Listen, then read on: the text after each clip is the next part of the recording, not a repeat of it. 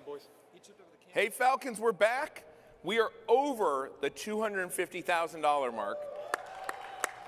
We're at 32% of our goal.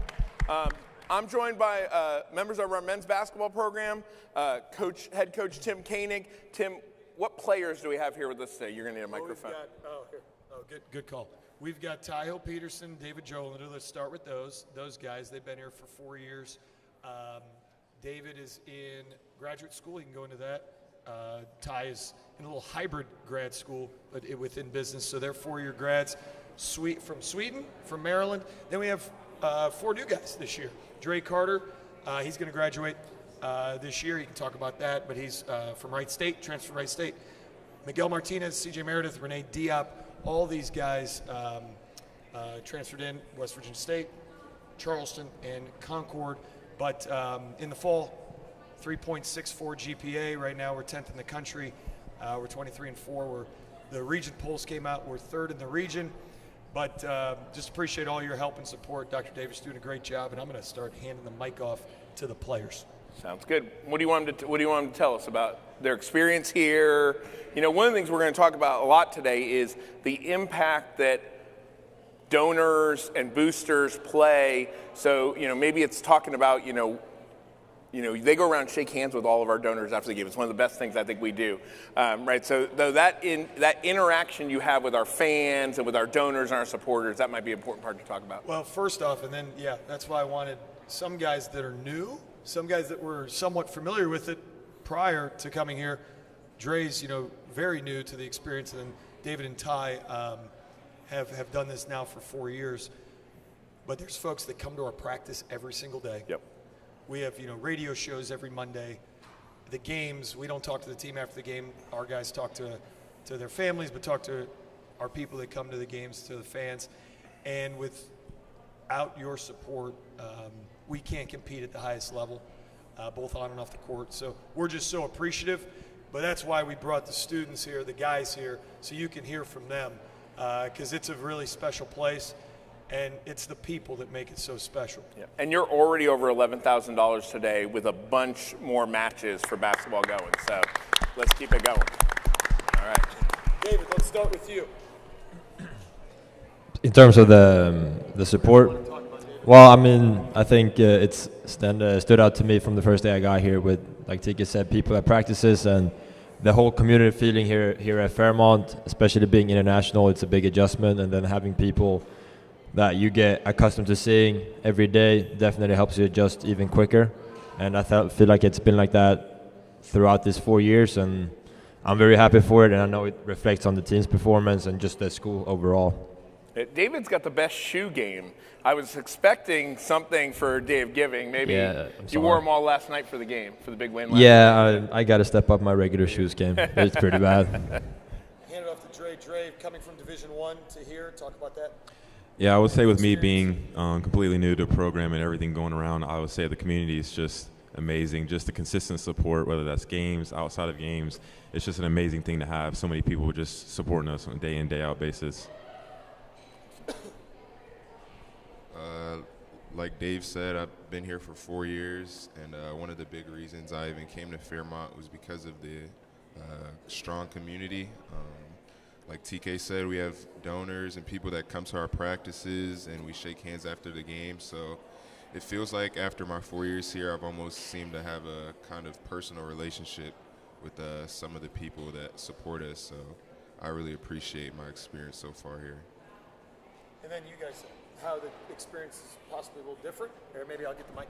How the experience is potentially a little different, but we're just so appreciative for all of you guys. Can you guys just speak on your experience? Obviously, Dr. Davis is coming to games. We have folks, administrators, professors, people that work here, obviously, but also the folks in the community that impact our experience and help us. But if you all, Miguel, CJ, and Renee, speak on your experience now coming here. Yeah, coming from a different school in the same conference, it's just the support here. It's just been amazing from donors, fans, always having our backs, win or losses. And, just coming here to a winning program, like it shows why they win, the support from everybody really in the town. So I just want to appreciate you guys for that. And after games when we're in the handshake line, you always have to wait for Miguel. Right? Miguel's always the last one. He's going to have extended conversations with everybody. It's great. CJ. Yeah, this is my third school I have attended in college. And I would just say that the connections and the donations that is made to our team and support we have is amazing. I mean, we have around like 30 to 50 fans at every away game, no matter how far away it is. We played in New York this year. We had fans travel there. And I know donors make it possible for somebody like me. My scholarship is given by a donor. So donors definitely help us be able to do what we love to do. You know, coming from Concord, I play against Fairmont every year, and like CJ said, like the support from the community is amazing. We have people that show up every day, whether that's at practice, games, and like he said, we have people traveling to our games. I remember we played at Salem earlier this year, and our crowd was almost as big, if not bigger, than their home crowd. So that definitely means a lot, and we're definitely appreciative for the support from the community. And we got our last home game is on Saturday. 7 seniors, is that right? We have 7 walking. Right. There's with all these red shirts and all the different degrees that you can get through red shirts. It used to be COVID, now the red shirts. Yeah. So some folks still have eligibility. Got it. Some don't. But we'll celebrate. But they're 7. graduating. We'll Yes. celebrate. And I think that's one thing that's really important. You and I have talked about this 100 times. Is not only do we have a successful basketball team, but our players walk across the stage, and that's the important part. Correct, and I think professors are incredibly understanding and work with our guys and all the students, the student athletes. The Academic Sports Center is just incredible, does great work and is extremely helpful, and we're so appreciative of that. The guys do great work. You know, they do great work, and you all, with your leadership, can guide the ship towards that. So you see a lot of the things on the court, of course, but the off-the-court stuff is really special as well. You know, and going back to Renee, and CJ, what they were talking about, and Miguel with the travel, back to those regional rankings, you know, how we want to compete at the highest level. You know, we had feedback that we needed to get out of our region and play teams that are top in the country. So, you know, these donations allowed us to go to Damon, allowed us to go to St. Thomas Aquinas, go into New York. You know, that cost a lot of money, but that really helped us, you know, in terms of strength of schedule and within the regional landscape and the national landscape. So off the court, on the court, who we play, who we're able to compete against is just so appreciative, and we're so thankful for your help and your support. What do you have going on next weekend? Oh, next weekend's conference tournament time. It's the best, but before we're going to go laser tag next week. So we're going to do our laser tag before the conference tournament. Just take care of your ankles. Don't you know, don't that's anything, so. in Bridgeport. A couple of guys requested that because that's what we did last year before the conference tournament. We're clinched the number 2 seed, right, in the conference tournament. So we'll play at 12:30 on Friday. Is that right? So right now we're 12 o'clock on Friday. 12 o'clock on Friday. We're 12 o'clock. The women's team, that's kind of up in the air. So it looks like as of today, Thursday night at 8:30. So there's a early March basketball at West Bank Arena. Nothing's better than that. We look forward to seeing everybody there. Absolutely. And go Falcons. Thank you. Thanks, Coach. Thank you. Thanks, guys. Thanks for being here. Thanks. Thank you. Thanks.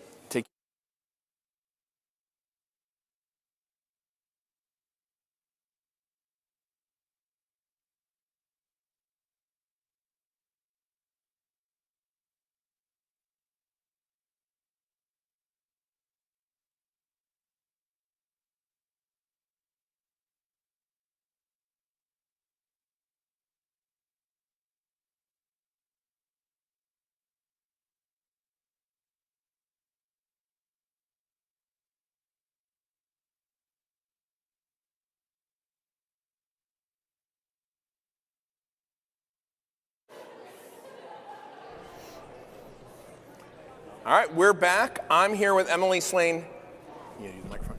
Emily, what do you do here at Fairmont State? I am the director of middle college and also advise our organization called RISE. So people might not know what those are. So can you do a little description? Tell people who might be tuning in for the first time. Absolutely. So middle college is a program for youth who are currently in the foster care system. They come to Fairmont State and earn their high school diploma and their associate's degree. And then RISE is a student organization for traditionally enrolled college students that have self-identified lived experience in care. And so we do a lot of activities to increase belonging, connectedness. We do some academic and social supports and just really provide a community atmosphere for our students. And I assume every university has something like this, right? So you were able to just go out and see what other people did and copy what they did, right? Sure, in a perfect world, maybe. But no, this is not very common. And in West Virginia, we have a really high rate of youth in care. We children go into care at a rate 4 times higher than the national average. So we have a lot of really vulnerable students when they come on campus, and our goal is to create this community, and it's really been something that we've built from the ground up, and we're really proud of it.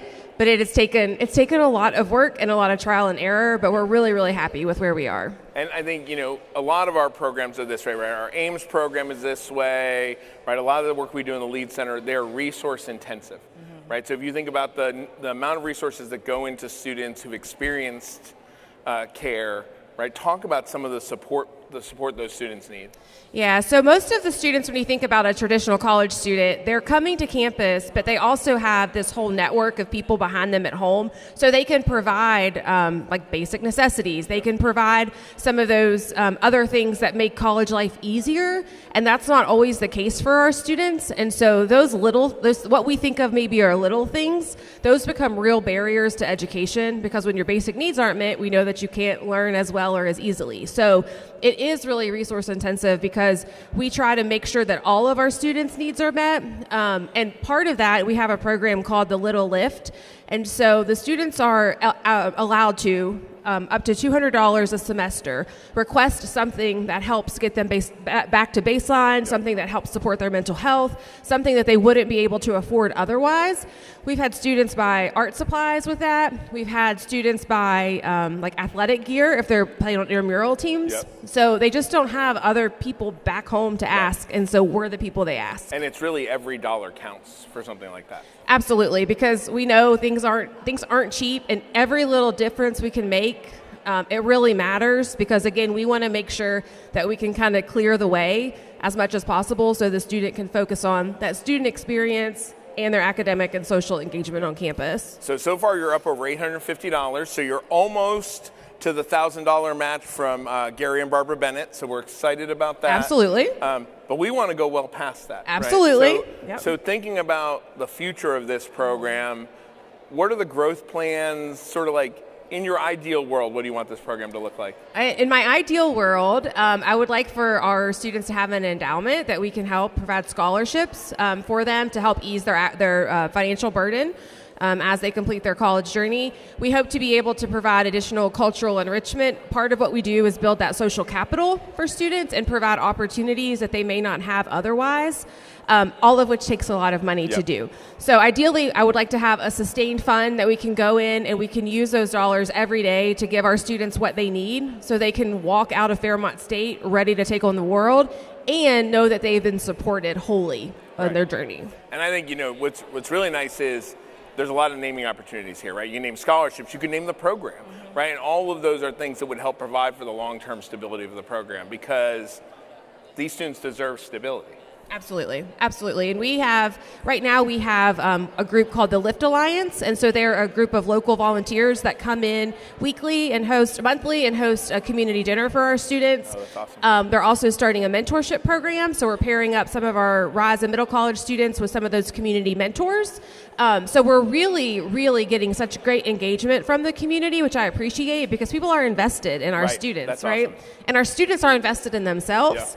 So there is so much room for growth, and I'm just really proud to be part of it. You take this work very personally. Yes. Yeah. Very personal. Very personally, yes. My daughter actually bought me something at the book fair yesterday at school because she said that she saw it and she thought of my kids.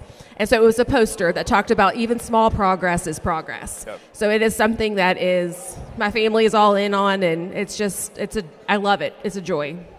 I can't imagine how emotional both of us will be when those first students walk across the stage. Yeah. Well, and we will have some walking across the stage in the fall. That's awesome. So we will have That's associate's degree, students that have earned it, and they will be getting their associate's degree in the fall, which is just amazing. And to see the progress and just that inner strength that they did something, right. and like so many people have said they couldn't do it, and they're doing it. I mean, it's just a testament to how strong they are and how smart and resilient and worth it. I learn something from our students every day. Yeah. I mean, it's our job to clear the way so they can succeed, right? We're not doing it for them. No. But we're removing as many obstacles as we can. Yep. And that's what they face, right? Like nothing has been easy. Right. If everything has been from the time they go into care, if everything has been a hurdle, other people making decisions about your life, like being able to do this thing and have the agency to do the hard work and to have people around you that believe in you and just tell you that you can do it, like that's all it takes. That's perfect. And it's amazing. So if you're out there and you're interested in giving to Middle College and Rise, there's a fund under participating areas, and then like I said, we're $150 away from that match. So please consider giving. Thank you. Thanks for joining us. Thank you.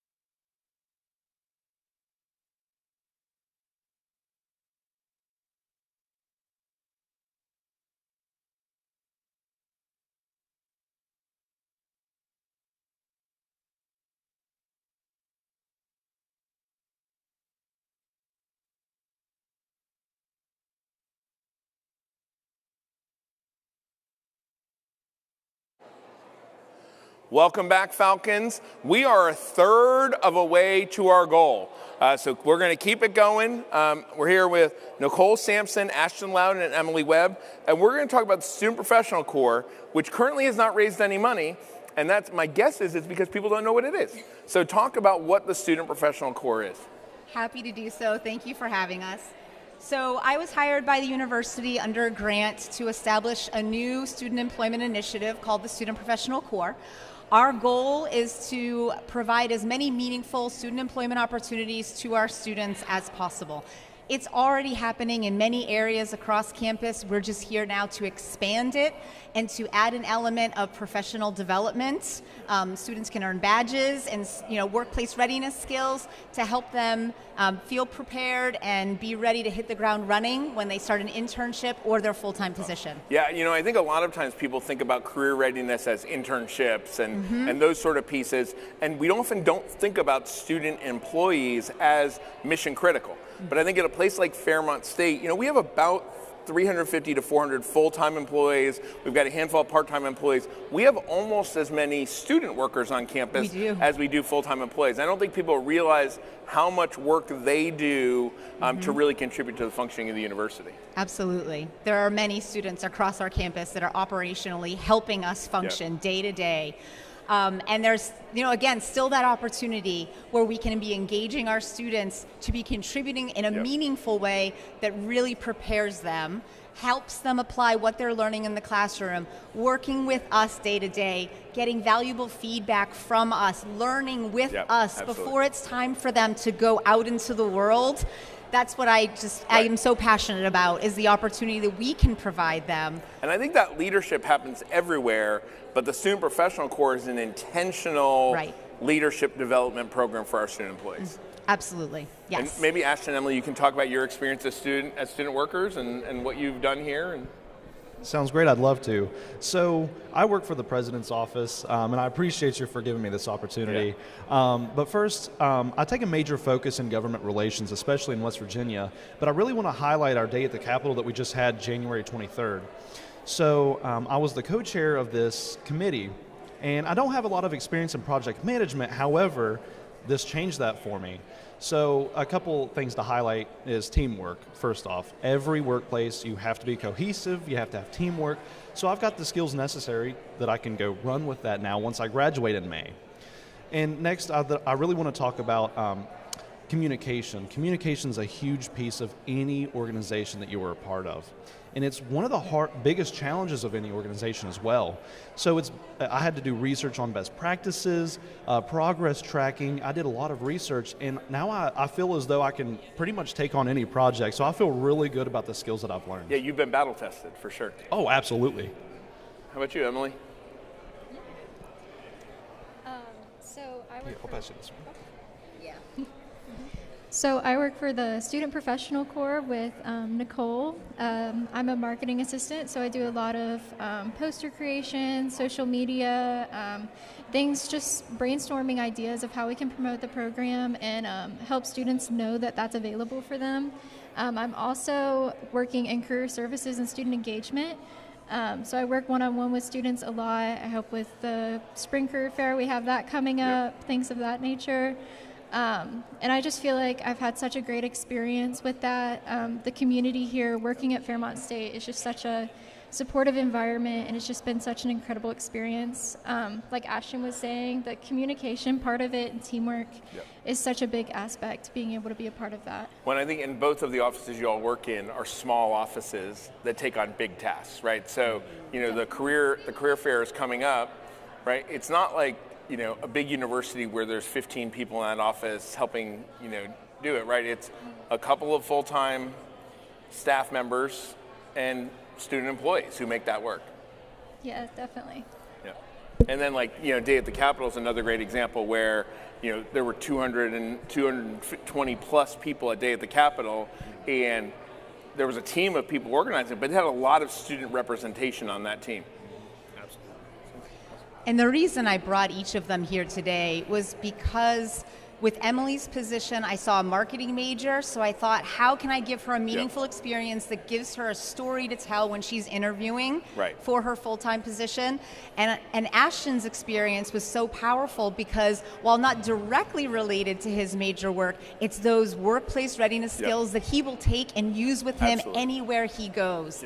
And that's really the core. You know, the Student Professional Corps really wants to focus on those two elements where we can offer direct experience to a student's career path goals. Let's do it. And then where it's maybe the direct opportunity isn't there, there's still so many fantastic skills we can give them. And I've talked through a working lot with about expanding student employment opportunities on campus. You know, because I think that while it's great that our students go out and work in the community, if they're working at Sheets or at Muriel's, those are great experiences for them, but they're not the workplace readiness experiences that we can make sure they have on campus. So it's really important that students have every opportunity to work on campus that they can, and that we're layering that professional development piece on top. Absolutely. And as Ashton mentioned, he took the initiative to prepare himself and be ready for the role that you asked him to take on. And our goal at the Student Professional Corps is to provide professional development so he doesn't have to take that initiative.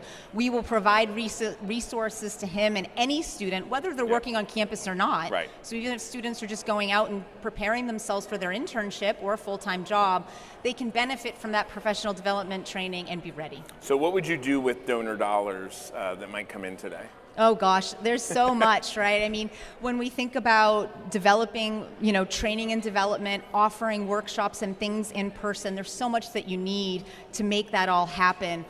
You know, we want our students to appear professional. You know, I'd love to make sure that any Falcon participating in career fairs and their own hiring opportunities, you know, have padfolios that have our Falcon on that, right? So finding, you know, and creating marketing gear and, you know, having them feel like they are professionally ready and representing themselves well. Nothing sells the university better than a well-prepared student who goes out into the workforce, right? Absolutely. Yeah, absolutely.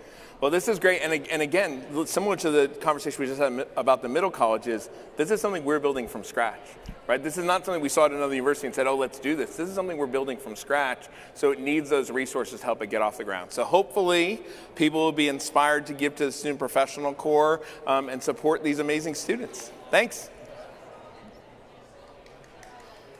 Thank you all for coming on. That was awesome. Yep.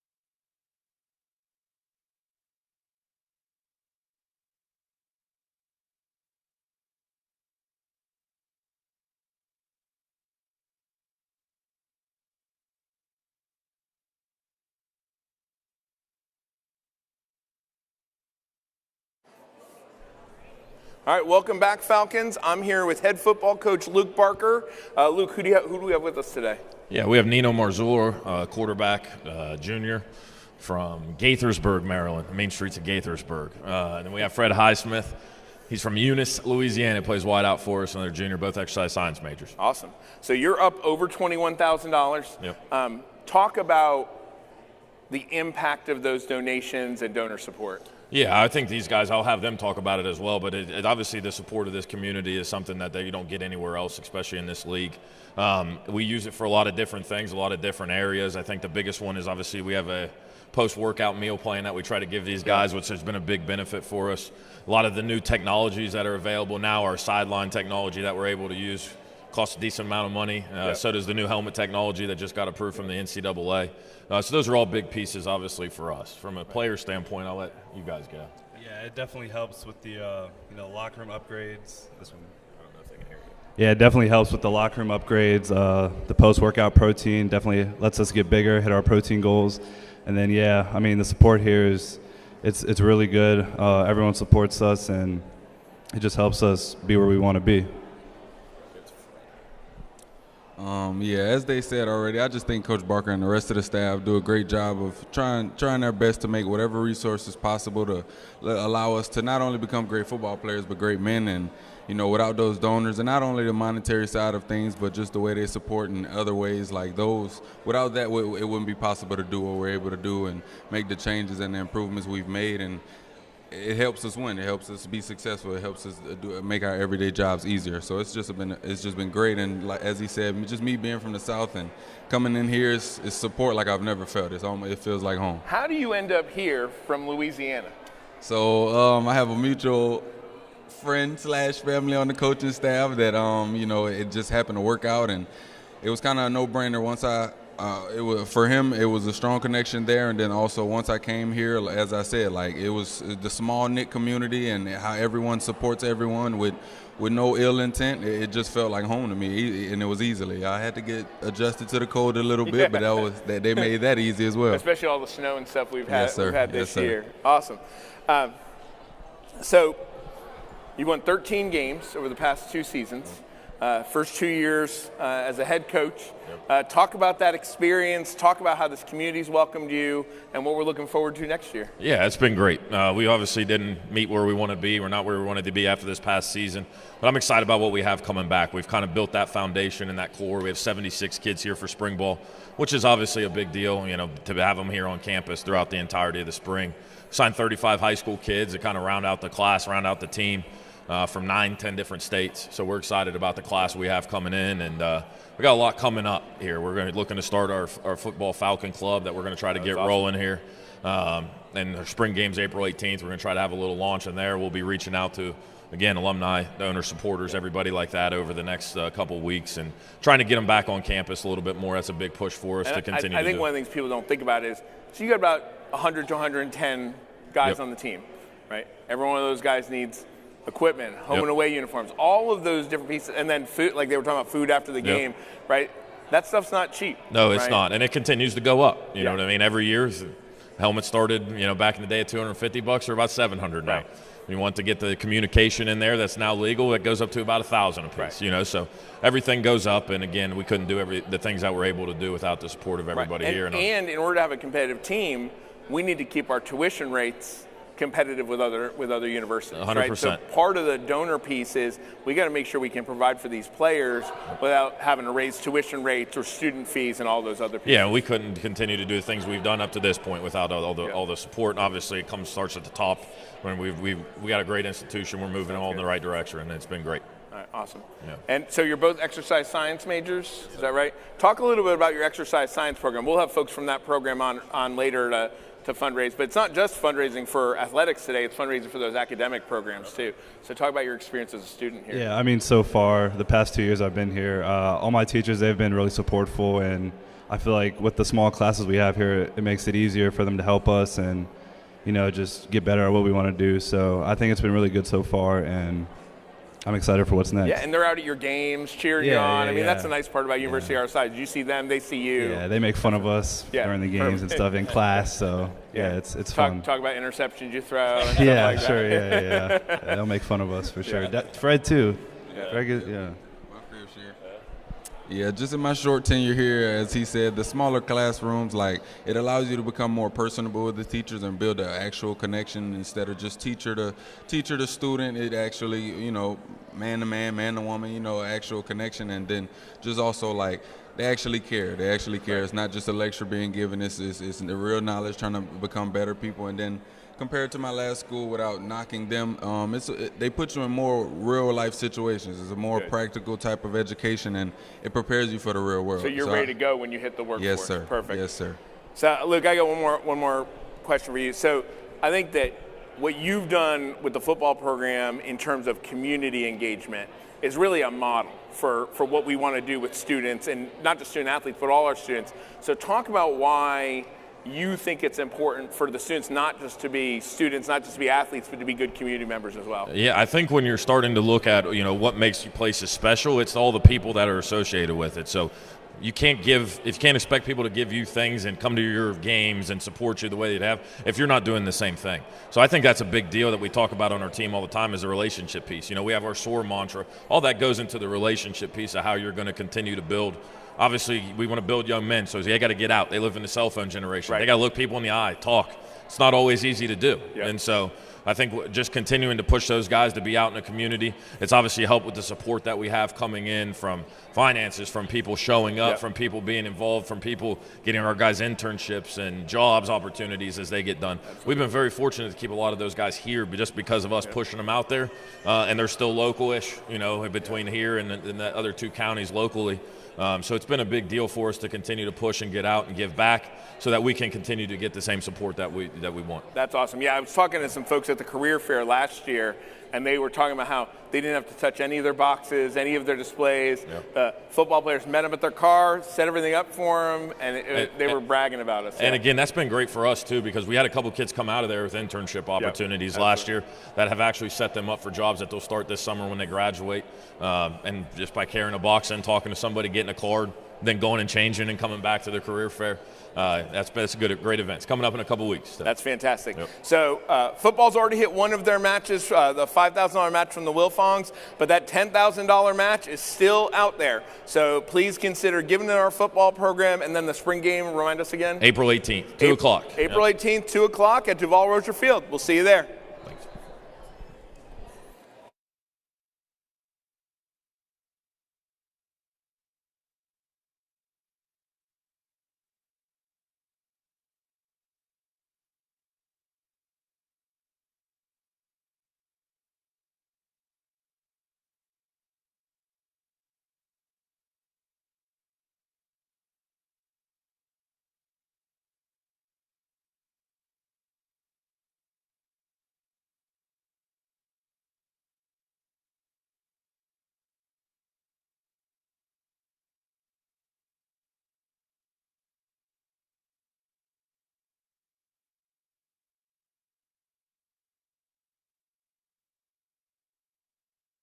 Back. I am here with our honors program, which is up over $1,800 already, which means they've hit that match, that $1,000 match provided by my wife, Dr. Alicia Davis.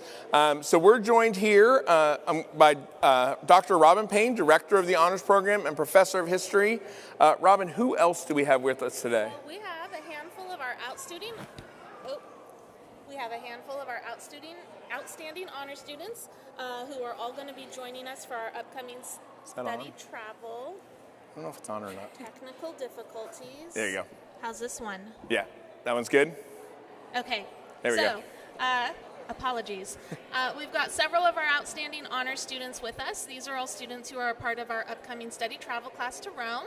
So we have Jaden Sharps, Sophie Stewart, Lauren Bailey, and then Angelina Maley and Colton Klingenpeel. Awesome. So, so talk about this upcoming trip. You're leaving in about a week? A week from tomorrow. A week from tomorrow. Yeah, how many students are going? So this is our biggest ever honors trip. We have 20 students who will be part of our trip to Rome. We'll be spending a week there. All right. And so you went on a trip last year. We did. And what happened? Well, you were in London. What happened? Well, the day of our departure, there was a fire at Heathrow Airport. So, as I think many in our community know, we had an extra bonus week in London. I think all of these students were on that trip. And I'll say one of the things that was just so amazing was to see them come together. I mean, it was a little bit stressful, a little bit anxiety-inducing, but everyone just came together. We made the most of that extra week, and we had such tremendous support from the university, but also our community. They have given donors from the past, and so we were just so thankful to have that support. And part of how our office was able to support were through foundation funds. Absolutely. Through money donated to the Falcon Fund. That's what we used to help you all extend your trip. And I remember when you reached out, you said, "We'll do things as cheaply as possible." And I think our response was, "Don't." Right, if students have to be there for another week, they should still have a great experience. It shouldn't be, granola bars and a cheap hotel. And because of that generous support, we were able to make the most of it. Yep. Our trips are an academic experience, so we were just able to extend essentially like the cultural experiences we were able to have, and And I think the real trick, too, part of the reason why this fundraising is so important is we want to keep these trips affordable for our students, right? We don't want money to be the reason why students can't have one of these experiences. Absolutely. We want as many of our honor students as possible to be able to experience this, so we do everything we can to keep the cost low. Awesome. And that's where our support of our donors really makes the difference. So maybe our students can go through, maybe say what year you are, your major, and then talk about the impact of being in the honors program and these trips have had on you. Yeah, who wants to go first? They're always going to make Sophie go. Good, Jaden. Good. So my name's Jaden Sharps. I'm a national security intelligence, political science, and history major.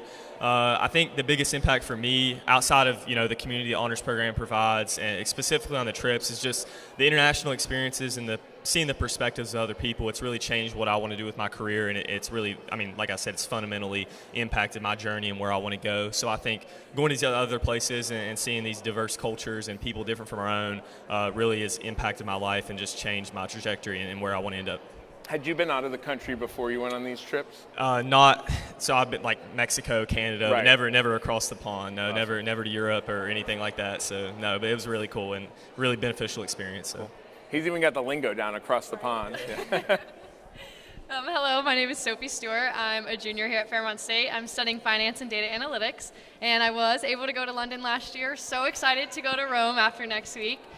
For me, being a part of the honors program allows us to get closer, tight-knit into more deeper discussions and deep dives into our classes. But of course, the travel study class is my favorite part of the program. I had never been out of the country before I went to London last year, and so going to Rome will be my second time traveling outside of the United States. And it's just something that I never would have expected I would do, something I don't think I'll do too much outside of college. So to be able to have that opportunity and experience, and like Jaden said, dive into other cultures and just grow as a person, watching other people and watching how they act, I think changes your aspect on a lot of things, and I think it's really important and a chance everybody should take for sure.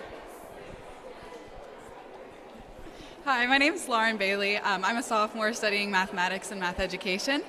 So I had traveled out of the country once previously before our London trip last year, but had never really experienced travel from the educational perspective. So it was really interesting. I enjoyed learning about the place we were traveling to in class before we went, and then going and actually seeing the history and the culture and the languages that we learn about in class is absolutely incredible. And so I can't wait to go to Italy and just see like the deep history embedded in the place and the culture. But it's absolutely incredible to be able to travel with the honors program as well and form that community with them. Awesome. My name's Angelina Maley. I'm a sophomore majoring in psychology and community health promotion with a minor in sociology. And like almost everybody else, I had also never been out of the country, so it was definitely an experience. And I definitely think we all grew together just because of that experience. Not even, I think we had grown together before we even left, really. And also just growing as an individual, because you build all these skills that you can use even after graduation. And that goes to say for all of the classes in the honors program, not just the study travel, bettering yourself as a person and seeing where you stand as an individual and what you can do to apply it to your future careers and aspirations. Awesome. Hello, my name's Colton Klingapeel. I'm a junior here at Fairmont State. I'm studying business administration marketing and a minor in French. Like what everyone else here said, the trips truly are amazing, and they just give you a different perspective that you truly don't see here. I mean, I've never been out of the country before these trips, let alone outside the East Coast of the United States. And these trips are truly a once-in-a-lifetime opportunity.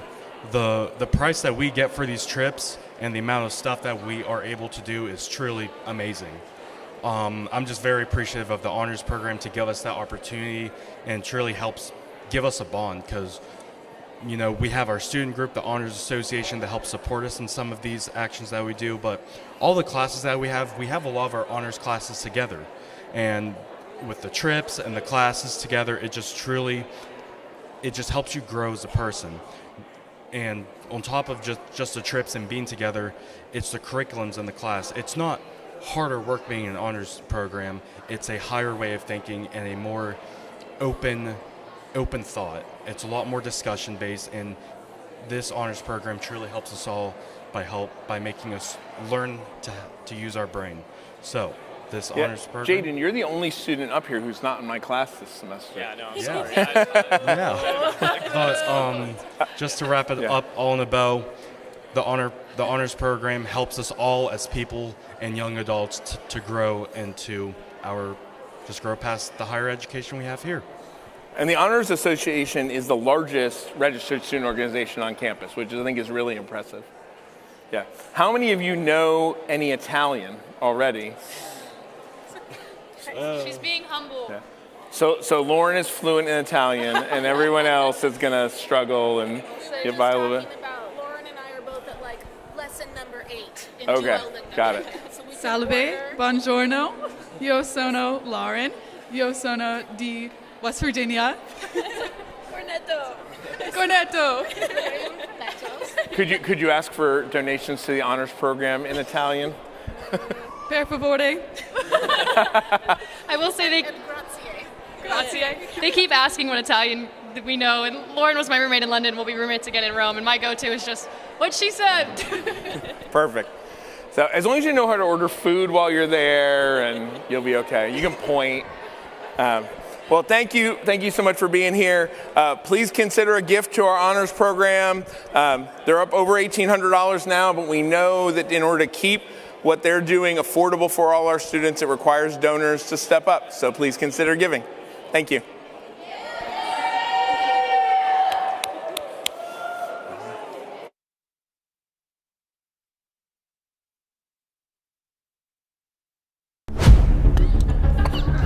I can feel this one in my brain. I just thought, why am I eating it so?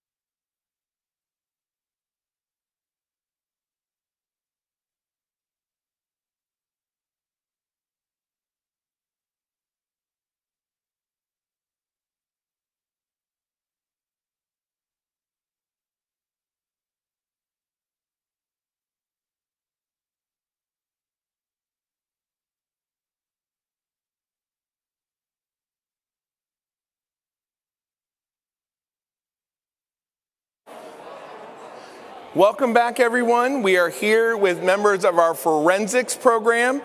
We're here with Mark Flood, who's the coordinator of forensics. Mark, what students do we have with us today? We have Megan over here, we have Addison, and we have Taylor. Awesome. So I did a video that we'll see later in one of the forensics labs, and the thing that stood out to me was sort of the hands-on pieces of the work you do. Right, and students getting that opportunity from the minute they step on campus, right? Other places, if you were in a program like this, you'd have to be a senior or a graduate student to do some of the work our students are doing. Correct, yeah, we're very much engaging the students from the very beginning in terms of investigation skills as well as lab skills, and then like we have sophomores and juniors here who are doing undergraduate research as well. Awesome. So yeah, we can get them doing hands-on stuff, and it's a great community to have. Yeah, maybe we can give the microphone to the students, and you all can talk about what experiences you've had. First, tell us where you're from, and then tell us about some of the experiences you've had as a forensics student. Okay, so I'm Megan. I'm from Hancock County. I'm actually a junior in our forensics program. For like the research, I also did a project. It's an experience I never thought I would have got in undergrad. Just recently, me and Gabby got to go to New Orleans to do a forensic conference, one of the biggest ones we have here. and it was actually very entertaining and very nice. I mean, you got to talk to a lot of people that can give you advice, you can network, and I just thought it's a really great opportunity for all of our students. That's awesome.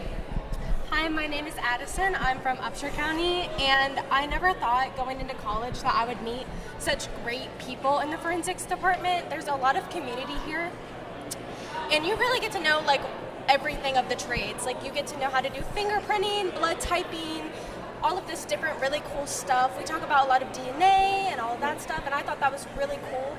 And it shows you different departments, and it'll help you choose what you want to do. And it's very hands-on. Like I'll do a lab more than once in different classes, which I thought was really cool. So you really are testing those skills that then you're going to use when you go out into the workforce. Yeah, and then we'll like sometimes do them in like events. Like we had the STEM fair, and we got to do blood typing, so it really just tested our skills. And that's cool. Yeah, got to do it with a lot of kids, so it was very nice. Awesome. I'm Taylor, and I'm from Monongalia County. And I honestly didn't think I would be here because I didn't even know this was a major until I got here and switched over to this major. And I just didn't think I would be able to actually be here and do it. And it's just like an honor to be here, honestly. Is it just like we see on like CSI, Miami, those sort of things? It's exactly the same, right? No. Right, it's not. I think a lot of times you watch those shows and everything looks very cut and dry, right? But I think that what you all are doing is a lot more fine tuning and figuring out those different pieces. The main difference from CSI and stuff like that, on the show they're like, oh, it's gonna take like 5 minutes. No, it can take up to like a few days to actually do some of the tests. Yeah. But we still can get like those results and be able to like help people in their cases. So I think that was the first thing I was ever told my freshman year by Flood.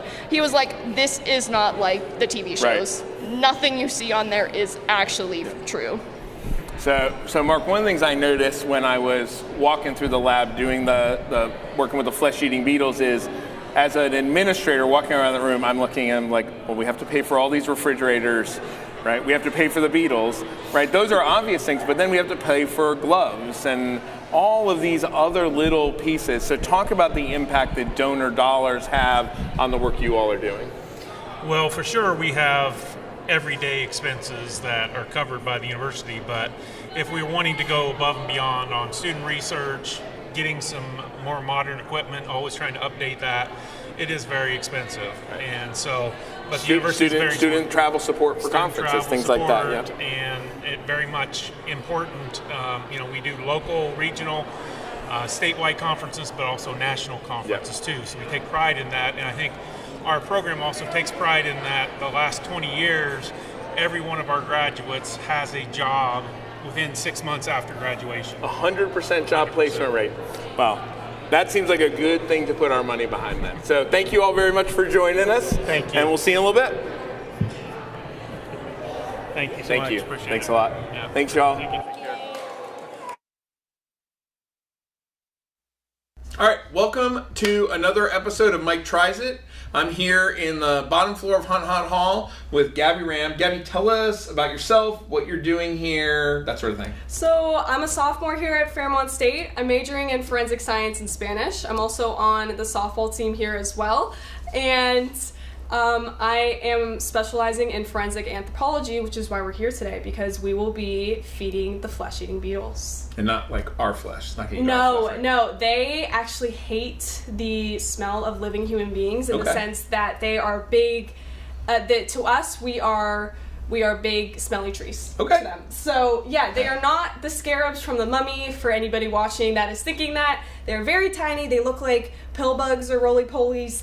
But yeah, I've tried to pick them up before and they will jump. So when they see you coming, they run? Yes, they aren't interested in us at all. Basically, they're not interested in us at all. That's good. Only in the stuff that we feed them. So it's perfectly safe going in there? Oh yes, all I've right. been doing this for 2 years now and haven't run into any problems. Let's do it. Yeah. Okay, so the room we're in right now is our lab used for trace analysis or any introductory forensics course. And then in here, we are starting to go in more towards research territory. In the freezer here, we have frozen deer legs and any other frozen animal that we will use to feed the flesh-eating beetles. So no lunch in these. So no lunch in these. Okay, it says research fridge here, and then on the microwave it says no food or drink for human consumption. So what are you heating up in the microwave? I actually don't know. That's more Okay. out of my jurisdiction. On this side we have more DNA research and all that sort of thing with samples. And I couldn't really tell you a lot about that, but it is very expensive. Yeah. So with that being said, we are coming into the taphonomy lab now, where we can see this is where we do the beetles research over here. Anything that is fed by the beetles is stored, fed to the beetles is stored in this this cupboard right here. Got it. So we have two pig heads and we have 3 bear skulls in here as well. And this one. And where do you get all these specimens? These are all donated. So yeah, these are all donated. We are fortunate enough to have a lot of hunters in the area.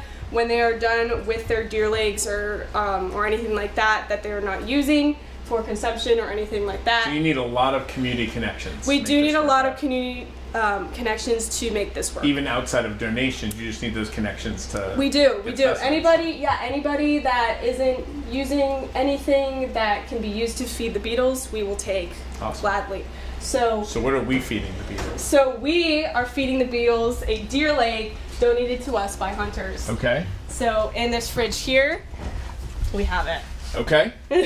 So do you want to take it out of the fridge? Sure, I can do that. Okay.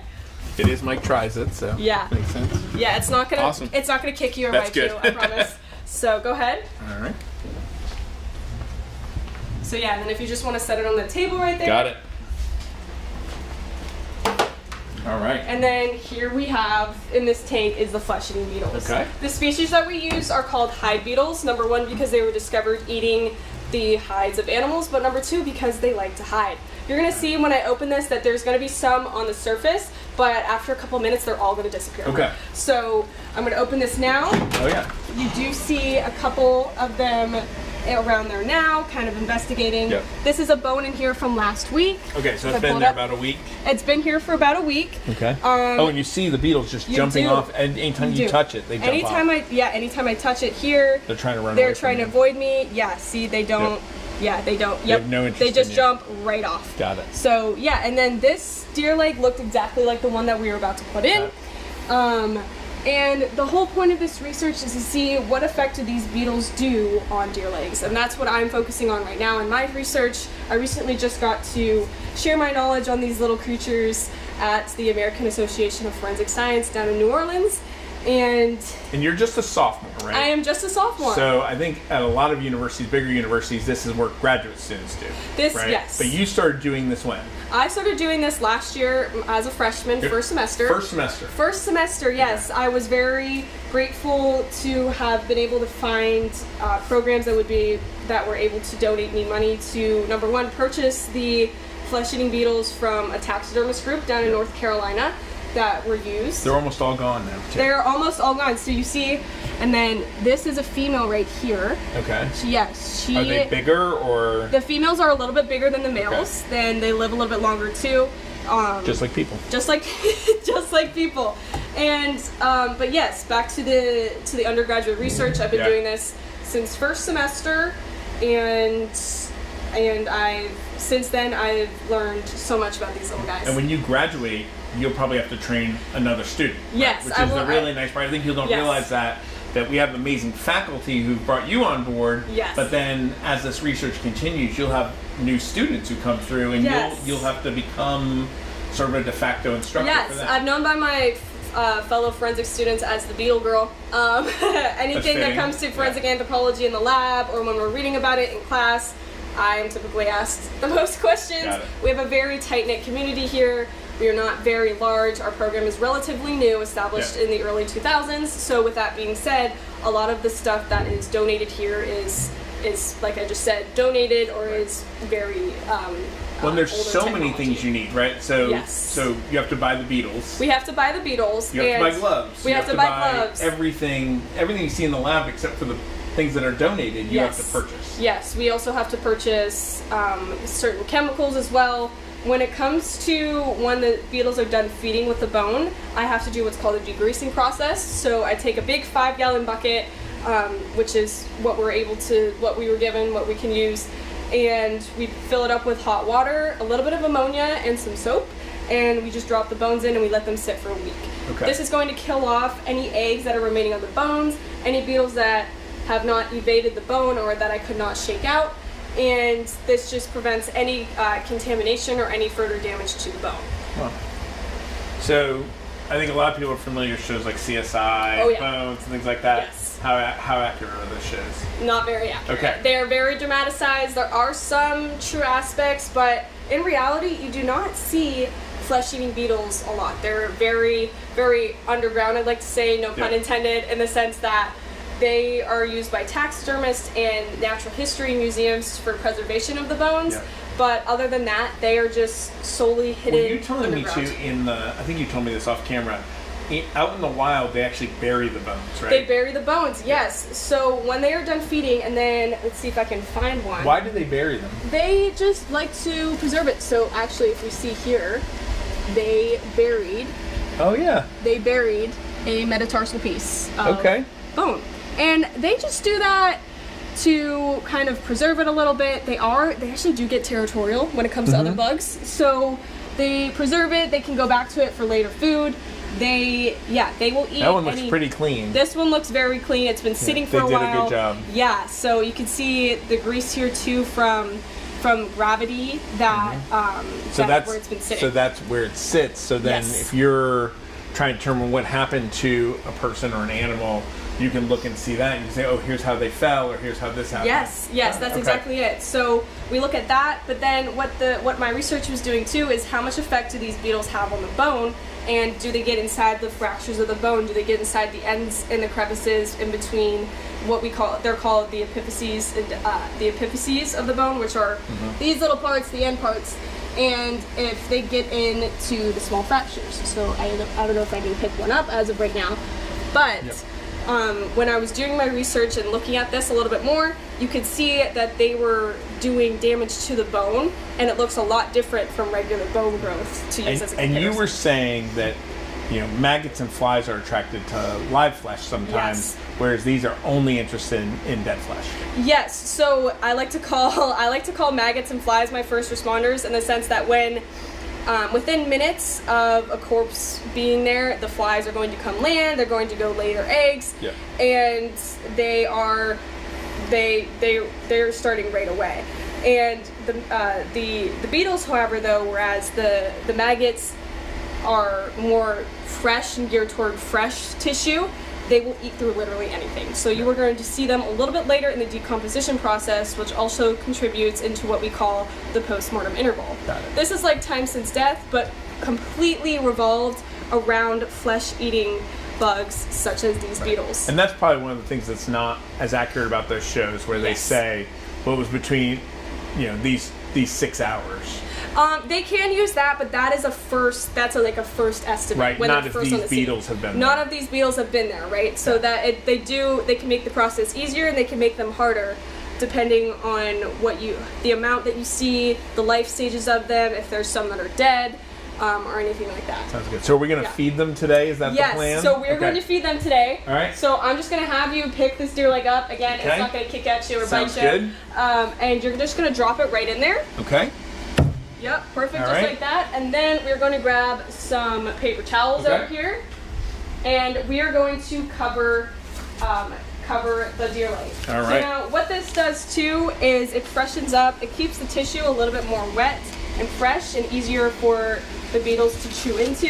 This is a controlled environment, so it makes it a little bit more easier to not only keep them alive, but also simulate a little bit of warmer weather. When you said they don't like the light too, right? So They do not like artificial lighting, and so this gives them a little bit of shade as well. Also gives them room to lay eggs or anything like that. Sounds good. Yes, All right. they work very much like ant colonies, in the sense that they're going to have a scout that's going to go investigate and see what those odors are coming off of the fresh tissue, and then they're going to go they're gonna go grab their buddies. They're gonna go over and start laying their eggs. Are they gonna like swarm? Because like when we opened it, because a lot of these bones have been in there for a while, Yeah. there were a few here and there. So will they really rush to a new one? Because this one is a little bit fresher and has more fresh tissue on it, yes. So like, like students at the calf. Yes, like students at the calf, they are going to come to this like a moth to a flame. Got it. So it is going to take them a little bit longer because the colony size is smaller. As you could see with the other bone, there was a lot of baby beetles. And Yep. so with that, it is going to be a little bit slower process, but within 20 minutes or so, they're going to be fully swarming. How long did the beetles live? So the male beetles lived around 45 days, and the females live about 3 months in the wild. Got it. In a closed environment and a controlled environment, their lifespans are going to be a little bit shorter depending on what they're fed, how long they're being fed for, how often they're being fed, and things like that. We also have a ventilation system coming through there as well, so they're getting constant air, a little bit of air conditioning. They're like. And you said they do reproduce, right? They do. They reproduce very fast. So some of them are homegrown. Some of them Like are homegrown. Okay. Yes. But you still have to purchase new ones, I'm sure. And Yes, we do. You probably can't keep up with the demand. Yes, yeah. They last year when we were ordering these, we ran into a problem because North Carolina at the time was dealing with a hurricane, and so with that being said, the first shipment actually we had to order a new one, and that cost a lot more money. Yep. And so with that being said, One lost research time. one lost research time. I started this research in October instead of September, which did set things back at the time, but overall worked out very well. So. Well, this is really, really fascinating. Yeah, yeah. What are we hoping to learn from the research you're doing? So the research that we're hoping to learn is how much effect do these beetles have on the fractures and crevices inside the bone? And how will this affect the postmortem interval when a forensic anthropologist is going to determine what they need to do for the human remains? And when you go to New Orleans, you're representing Fairmont State to a national audience, To a national audience. There was over 4,000 people at this convention. Got to spread my knowledge with a lot of people, and I was very excited to do that, especially from a tight-knit community here in West Virginia, down all the way in New Orleans, Louisiana. So it was very exciting, and I was very happy to explain what I was passionate about. That's awesome. Thanks for letting me invade your lab. I appreciate it. Yeah, you're always welcome. I like visitors. I don't know that the Beatles like visitors so much, but they got fed, so I'm sure they're happy. Well, maybe I'll come back in a couple weeks and see what happened to my leg. Oh yeah, of course. Awesome. So, all right, well, thank you very Thanks, much. Gabby. Yeah.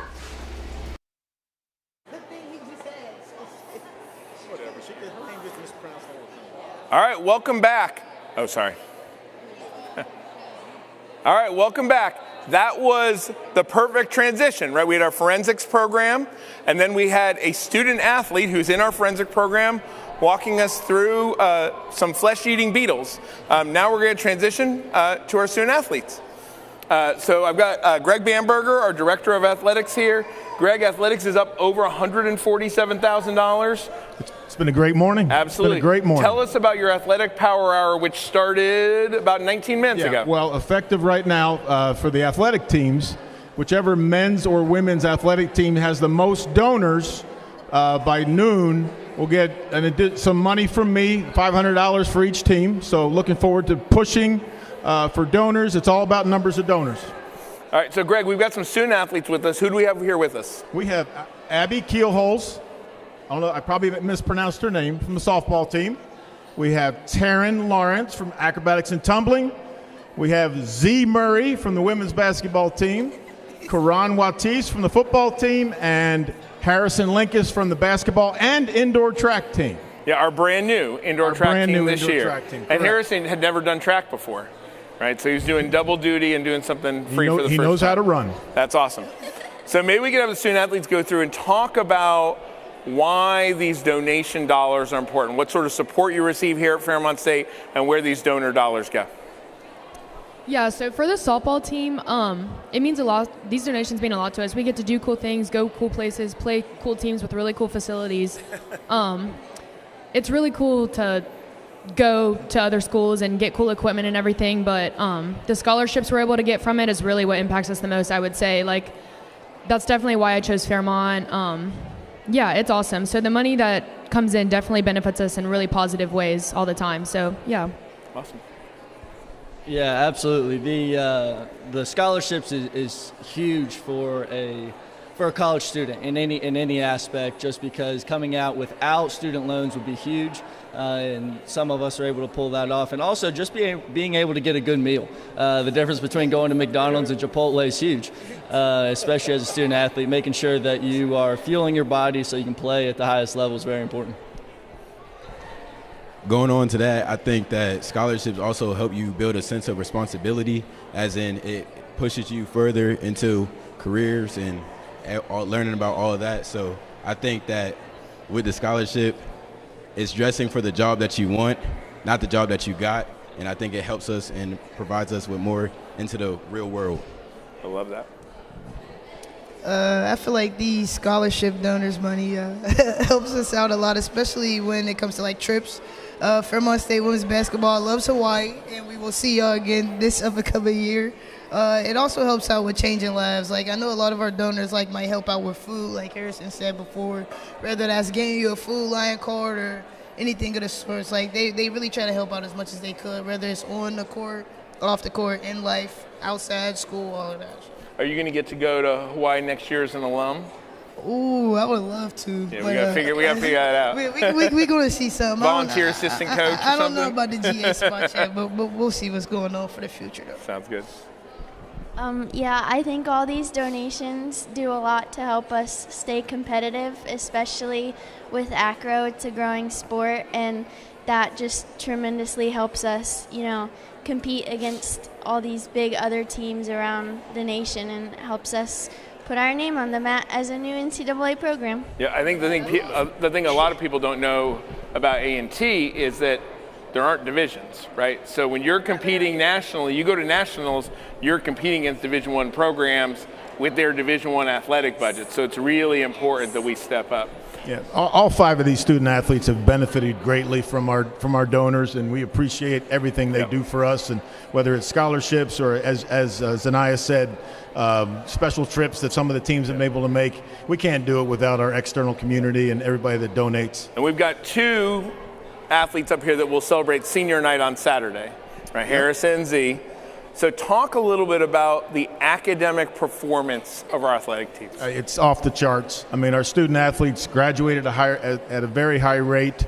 The NCAA Division II has what they call an academic success rate, and ours is right on the national average of like 80%, which means every student athlete that comes into Fairmont State in 6 years, 80% of them will graduate from somewhere, hopefully from Fairmont, but they could go to other schools in this day and age of the transfer portal and all that. But 80% of them graduate, and it's the highest in the MEC. It's highest in the conference. So real proud of what they do off the court, and obviously on the courts and on the fields also. I went to Syracuse, and we had more student athletes on the deans and presidents list than Syracuse did, with 50% more student athletes and more student athletes with a 4.0 than Syracuse had, right? And to me, that's really impressive.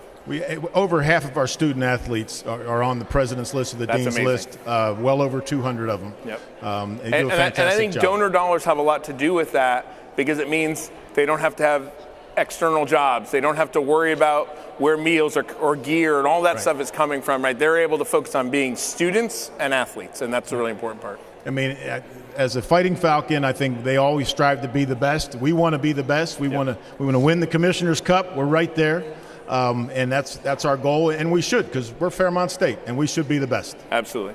So consider giving. It's Athletics Power Hour. Goes for another 35 minutes. The men's and women's teams that have the most number of donors get the bonus from Athletic Director Greg Bamberger. Thanks, everybody.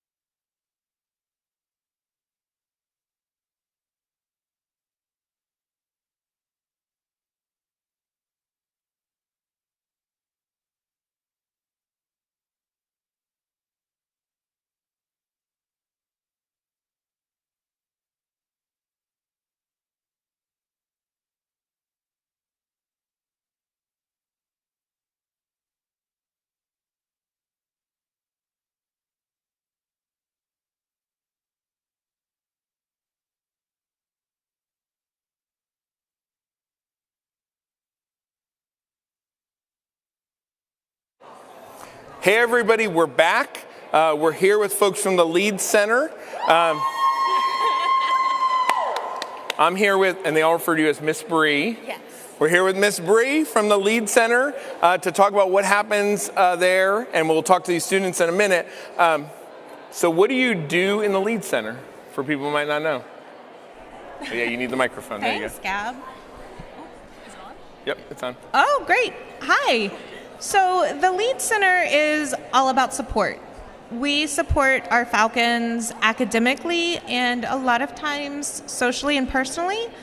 A lot of students come up and because they just feel at home there, they know they get the support, they have friendly faces, they get answers to their academic questions, they can get supplies that they need. So we do all things support. Yep.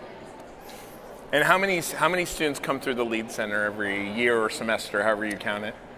So far this year, this academic year, we have seen 500 unique students. 500 unique students. And then Yes. how often do those students come? Repeatedly. So we have students who, yes, they come in once, but then they just can't stay away, so they keep coming back. Yep. So right now, we're at about 4,000 appointments. Wow. For the academic year. And you charge for every student who comes in, right? You charge them a tutoring fee. No way. Everything is free in the Lead Center, except for your hard work. That's right? awesome.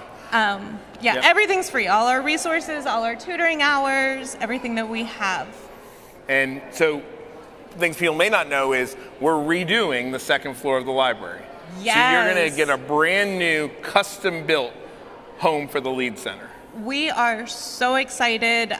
We're really happy to be part of the library renovation, and we can't wait to see what kind of upgrades we get to our resources and what better ways we can serve the Falcons with all the things that are going on. And that's part of the reason why this fundraising is so important too, is you're going to have to outfit that space. So if we have a space that's built for all of your needs, you need to make sure you have all the supplies to serve the increased number of students who are going to come through, right? You'll be able to service more students if you have the space you need. Yes, that's our whole goal. You know, we want every Falcon to come and use the Lead Center. Some of the things that we actually, this past year with our Day of Giving funds from last year, we purchased a new smart whiteboard for the tutors to use. It is interactive. They can pull up elements and science-y things. They can write on it. They can plug in computers and pull up class notes. Got it. It's going to be a great resource for our students. So that was one of the things that we did with our Day of Giving money from last year. That's awesome. So how many student employees do you have in the Lead Center?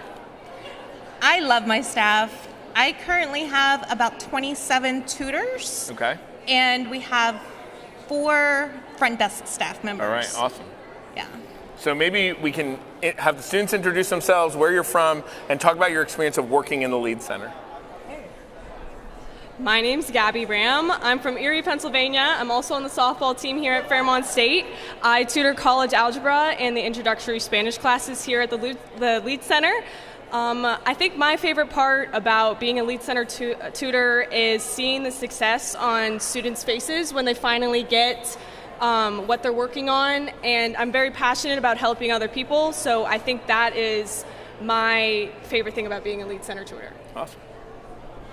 My name is Chelsea Blake. I am from West Hamlin, West Virginia, and I tutor most of your lower level chemistries, and like organic chemistry is one of the big ones I tutor, as well as college algebra and lower level math classes.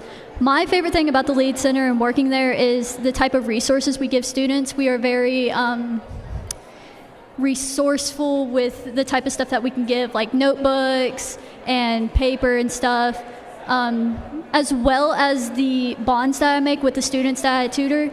I tend to have outer friendships with the 2Ds that I tutor, and it puts like a smile on my heart every time I see them out and they're like, "Hey, Chelsea, how are you doing?" And I'm like, "Oh, how are you doing in that class?" And they just come up to me and they're like, "Oh, it's going good." So yeah, that's my favorite thing about working there. My name is Angelina Moreno. I'm from Lost Creek, West Virginia. I actually started going to the Lead Center as a student, and it actually really helped me whenever I was struggling. And one thing that I've learned, like from going there as a student as well as working there, is you meet so many new people and you make so many new friends and you find a community there, and it makes you really feel like you belong and like you have home there, and it makes college genuinely so much easier and so much more fun. And I'm so glad every day that I found Bree. So you're paying it forward. Yeah. You're out there paying it forward. That's awesome. It's great. I love it. So right now, your fundraising is sitting at $55. And I think part of it is people don't know what the Lead Center is, right? It shows up on the webpage, but now you know. So now you've got no excuse to you got to show up and you got to give, because each of the things you do planners for students, right? You have school supplies they might need, all of those different pieces.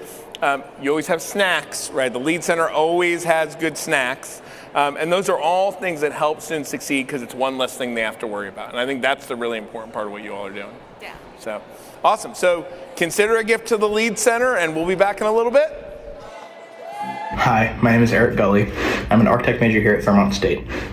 I started utilizing the Lead Center when I needed help for math, and from there it's been a cornerstone in my academic development. The tutors make sure that I understand the concepts that I'm learning. They make sure that everything that I am doing I understand. The atmosphere is wonderful, starting with a smiling Gracie Bagley at the desk, Miss Bree walking around, Aaron Rice welcoming me, Laura Masio welcoming me. I feel very welcomed. I feel like I belong there. The Lead Center gives students a space where we can talk, ask for help, and build confidence in our classes.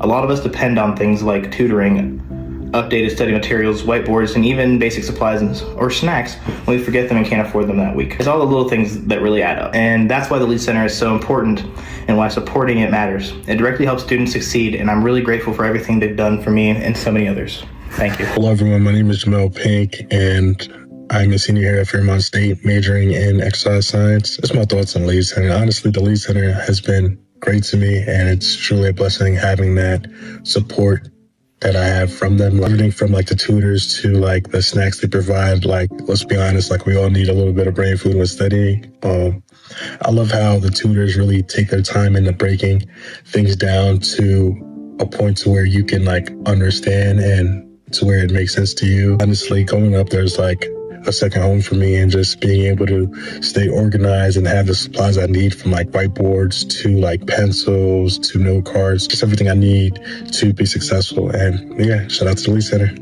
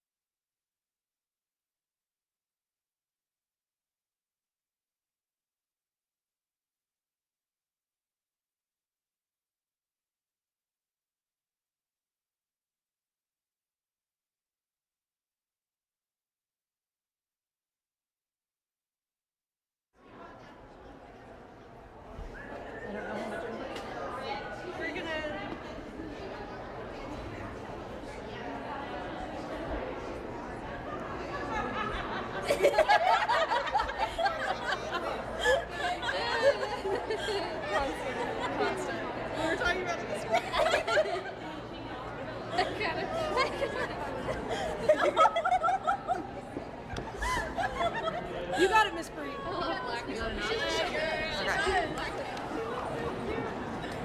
Interrupt now. Are you just gonna 10 seconds? What do you need me to do? Okay.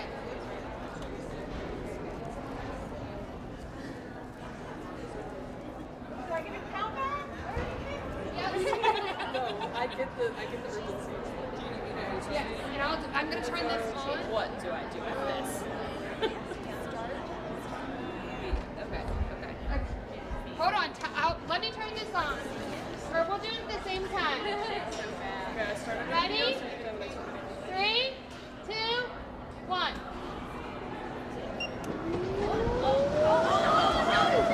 You got it, Miss Bree. Let's go. Get it, girl. Get it, girl.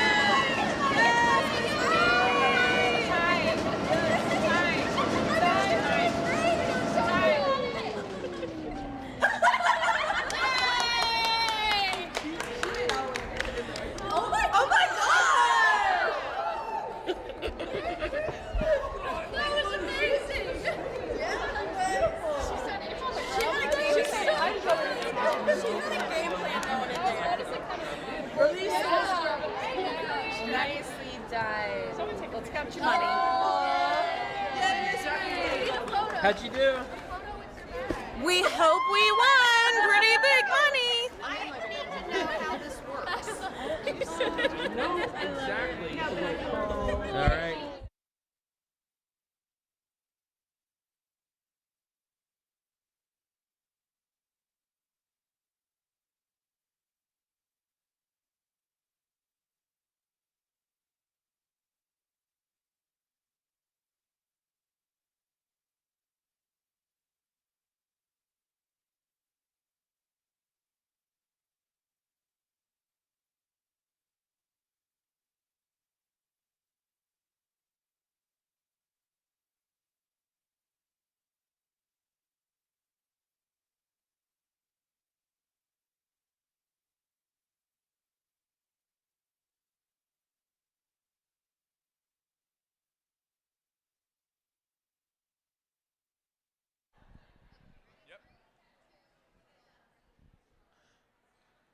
Hey everyone, we are back.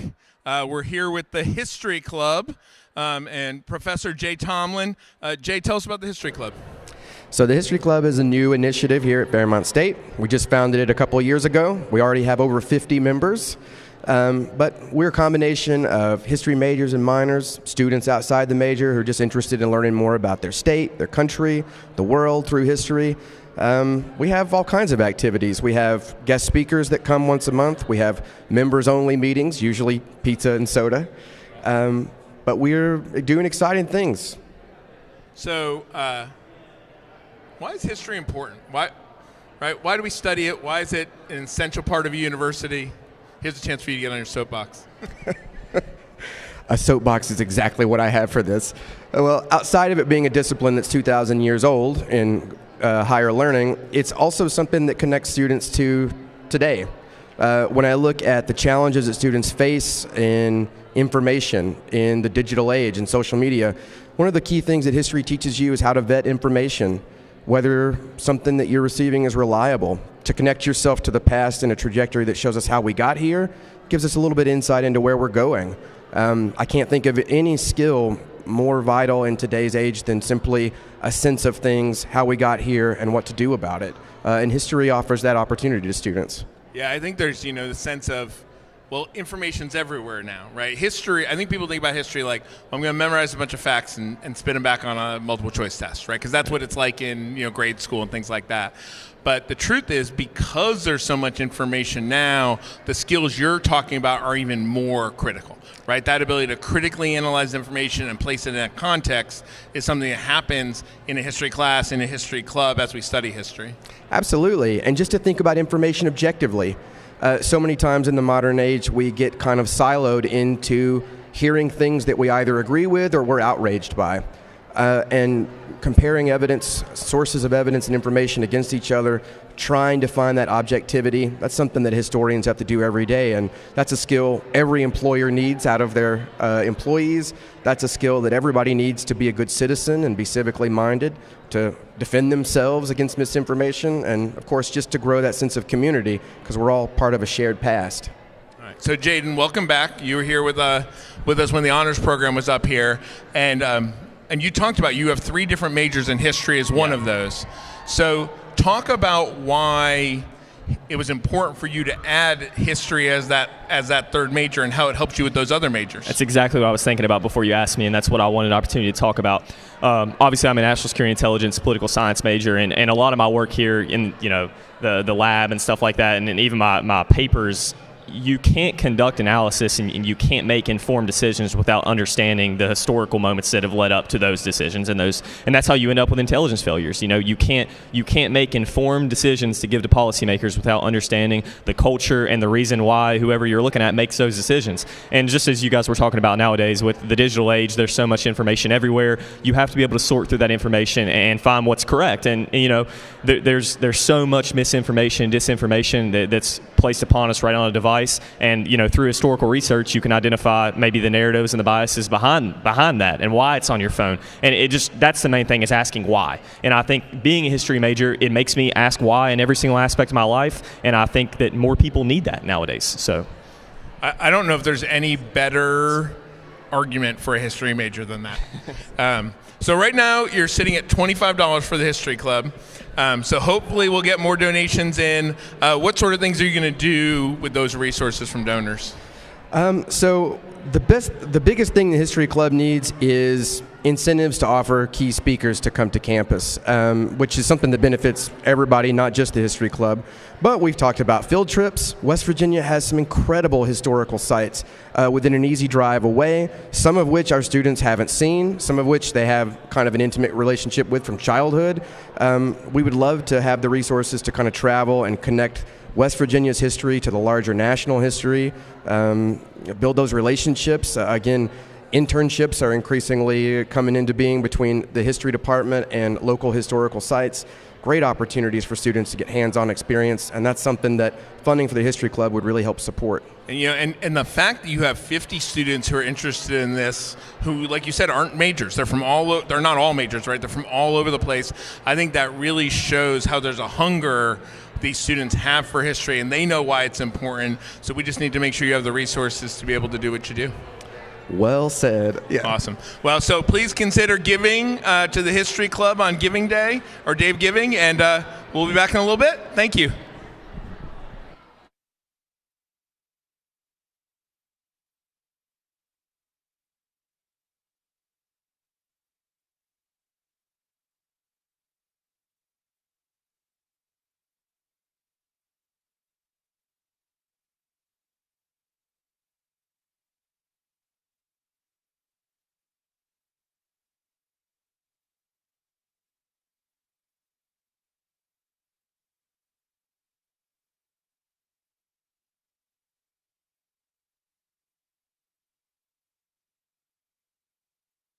I'll use this one. I'm the red mic, and you all will share that.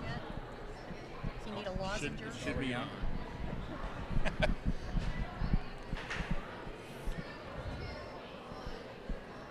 Hey everybody, we're here now to talk about some of our STEM outreach, specifically the work we're doing in the ERC.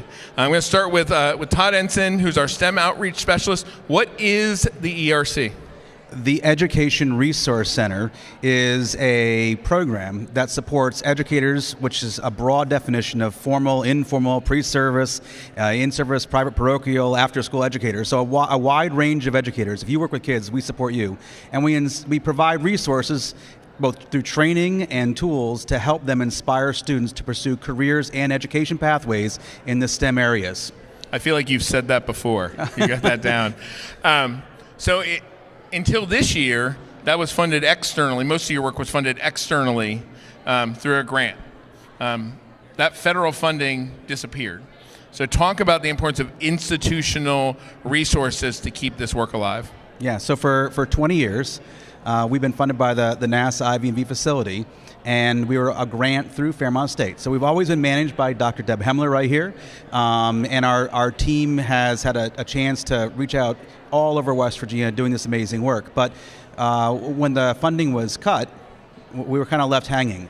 And it was, I mean, I can't tell you how many people came up to me and said, what will we do? Like, we won't have these tools or resources. We can't run these tournaments. It'll be a real travesty for the state of West Virginia. And thankfully, Fairmont State has provided the institutional support and backing. We've moved to campus. We are now here. We've established ourselves. We have office space and we have storage areas. We're able to leverage all the classrooms and resources at the campus. And of course, we're always here anyhow, running all of our statewide and regional championships. So we've been in this Falcon Center since 2011, hosting statewide tournaments. We've had as many as 1,000 students, from all over the world, in fact, here on campus. And so we continue that long tradition and legacy thanks to your support. That's awesome. So, Deb, you serve as the Dean of Science and Technology here at Fairmont State. Talk about why the forward-facing pieces are so important of what we do, right? It's not just what happens in our classrooms for our students, but all of the work we're doing externally as well. Yeah, so it's part of our mission statement now, right? That we want to reach out to the community, and we're trying to create a STEM pipeline for our students of West Virginia. STEM is critical, and our workforce is diminishing. We're having a lot of international folks come in and fill our STEM positions, so we want to home grow our own STEM workforce, and one way we can do that is to bring attention and awareness of the STEM resources that we have here at West Virginia, in West Virginia, and here at Fairmont State University. So training and getting those kids interested in things like programming and coding, and also biology and chemistry and physics, not just robotics, but all the other disciplines. We train the teachers then train the students, and we provide all the resources for them to do that. So hopefully we're building that workforce and reaching out to the community. That's awesome. I'm going to give all three of you a chance to introduce yourselves. I'm going to pose a specific question to you. So one of the things I talk a lot about is, as a public university, it's not our job to just help our faculty, staff, and students, but the entire community. So maybe you can think of some moments you've had when we're doing this outreach, when we're out in the communities. Is there a moment that stands out to you as impactful with either a teacher or a student out in the community, or maybe at one of our tournaments, whatever it might be? Sure. So I'm Josh Revels, and I'm an education outreach specialist at the SciTech ERC. And we have a ton of events that we bring the community in. I primarily work with teachers and their students through our Kit Loan program, and so I will bring them to campus, they'll do trainings, and they can borrow the equipment, take it back to their classroom to use. But we also have science-related competitions that those teachers can become coaches in, and so recently we've had the science fair here. We've also have an event called the Science Showdown. And so we are looking to continue those endeavors and fund them and give students an opportunity to win a scholarship through those programs to be a student here at Fairmont State. And so I'll also let John talk about robotics. My name is John Holbrook. I'm the lead for our robotics outreach. I think what I really love about the programs and the competitions that we run here on campus and around the state is it provides an opportunity for the students to find something they're passionate about. There are a lot of kids who are on teams who this is the thing that gets them excited to come to school every day, is they get to be on this team and meet other people with the same interests and do cool stuff, learn things. That's what it was for me. I am from West Virginia originally, and I was on a robotics team. I came here to campus to our events, and so it's really cool to kind of be the person who's making that happen now for the next generation. And my name is Benjamin Farley. I'm an AmeriCorps Vista working here with the SciTech ERC, and the AmeriCorps kind of program has been working with these people for about 12, 13 years at this point, since 2013. And I remember going to these events much like John did growing up, and the members of AmeriCorps and this team would come and help our teams get competitive, get, learn really how the system works and really foster a lot of engagement and curiosity in us, and I'm excited to be paying that back as well by volunteering here. That's awesome. So Todd, how many K through 12 students do you think come through your tournaments and your other events here on campus every year? Yeah, so we have a range of programs that we've talked about now. We have our Learn and Learn initiative, where we train the educators to utilize the tools, whether that be the Star Lab or our telescopes or our rocket launching apparatus, and then they impact the students. We've seen numbers as high as 16,000 students a year. I would say on average we're probably around more like 10,000 students a year that we know have been touched by utilizing the tools and activities that we train the educators on. With the competitive robotics program, I mean, John's first year competing as a middle school student, coming here to Fairmont back in 2011, there were only about 50 robotics teams. So there was about 500 kids across the whole state of West Virginia involved in competitive robotics. Today, we're almost at 600 teams across a wide range of programs. And a lot of those students have the opportunity to compete because we travel the state supporting qualifying events. We sponsor teams. We provide coach trainings. We do summer camps. So when you add all that up, you're talking about another probably 5,000 students that are being impacted, through these various programs. And we also have, as Josh mentioned, we have summer camp programs. So we have both educator and student programs. But when you add all that up, it's definitely probably in the neighborhood of about 15,000 students a year. And I'm sure all of the equipment you use and everything you do is very inexpensive, right? You just basically get it at Walmart, right? It's not no custom equipment or anything like that, right? Well, a lot of our expendable supplies, like styrofoam plates and stuff, are pretty easy to replace.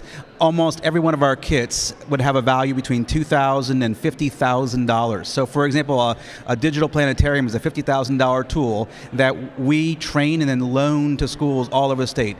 Now, what's the cost to those schools? Oh, it's all provided for free. Right. Yeah, so all those resources are made available. People ask, can I rent it? I go, no, it's free. You don't have to rent it. It's for you. It's like a library of STEM activities and resources. But if something breaks, we spend thousands of dollars trying to repair these things, or we have to replace, aging equipment. Yeah. That's what really does cost our program a lot of money. So right now you're sitting at $825, but if you're a donor out there and you want to support STEM education in West Virginia, this is the best way to do it. So please consider making a donation to the ERC, and we'll be back in a little bit. Thank you all.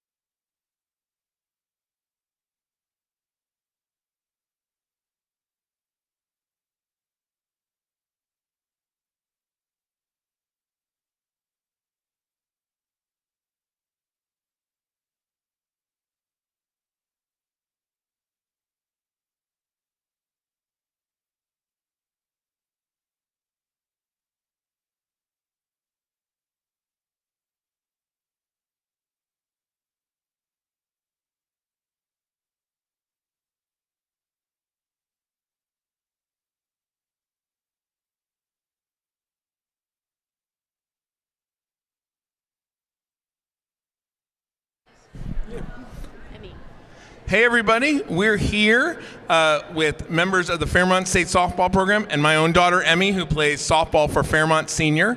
A little update for softball. Softball is almost to $10,000 raised this year, a little over $9,600. They had two matches which I believe have both been met, one from Veritas and one from Emmy, who chooses to support softball each year. So I'm here with head coach Brooke Lowry Brooke, talk about the impact that these donations have on your program. Sure. So the donations go directly to our student athletes. We use those for team travel, lots of new equipment. We really need a new pitching machine, so that's what we're going after this year. But without those, we'd be able to compete, but we love to, add in the additions. So.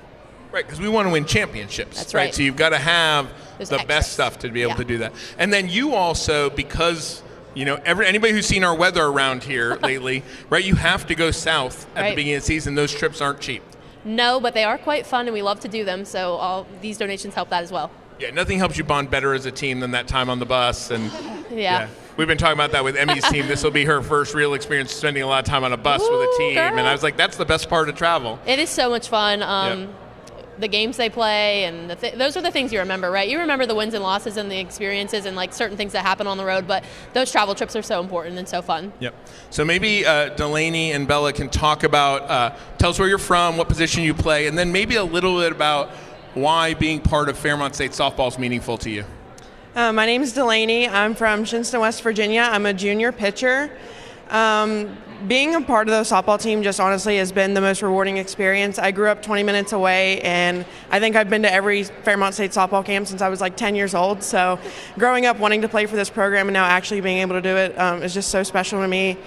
Being able to basically represent my hometown, considering I'm only 20 minutes away, but just everything about this university is so special to me, and I'm getting to live out my dream, and been having so much fun doing it. So. And you get to play pretty much every game in front of your family too. I Yes. mean, that's a meaningful part, right? Yes, so growing up playing in front of my family, that was a big thing when I was looking for schools. I wanted to be close to home, and getting to see my parents in the stands cheering for me every game is really important and something that I was really looking forward to. And I think they've missed less than 5 games since I've been here in 3 years. That's so. impressive. It's really impressive. My name is Bella Hess. I'm from Washington, PA, and I'm a senior. My favorite part about playing college softball is just living out my dream. Like every kid grows up wanting to play college softball, and I actually get to do it. And I'm only an hour away, so my family still gets to come. Not as much as Delaney's, but it's still really awesome to let them see me play like that. That's awesome. So, Emmy, let me ask you a question. We talk a lot about the public part of our programs, right? Our programs are supposed to do outreach, they're supposed to be engaged with the community. You've gone to probably a dozen Fairmont State softball camps. Talk about that experience and the connection you have with the softball team. It really is like an incredible experience. They're so like open and welcoming and just like helpful in general. Whenever you have a question, you can ask, and like it's an easy conversations, and it's great to be able to work in a space like that, especially like learning softball like I am. It's helpful to be able to have sort of role models to look up to that I live so close to and everything too. So. And Emmy's currently nursing an injury, so we may have to go see the trainer. I said catchers are supposed to be beat up. That's how they are. So Take care of that body, sweetie. Yeah. So your season's just getting started. Yep. We're about 6 games in. Yep. So 4-2, is that right? Mhm. All right. So talk to us about the team. What are you looking forward to this season? What do you have coming back? What are you excited about? Well, we have a large group of seniors that have been here. This will be my 4th year as well. So I don't even want to talk about the end of that. So they're awesome. They're great It's the leaders. beginning of the season. We don't have to talk about that yet.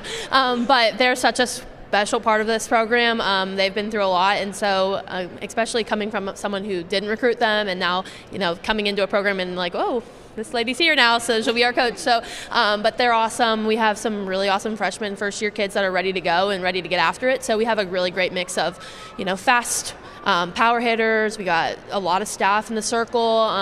Yeah, we're looking forward to it.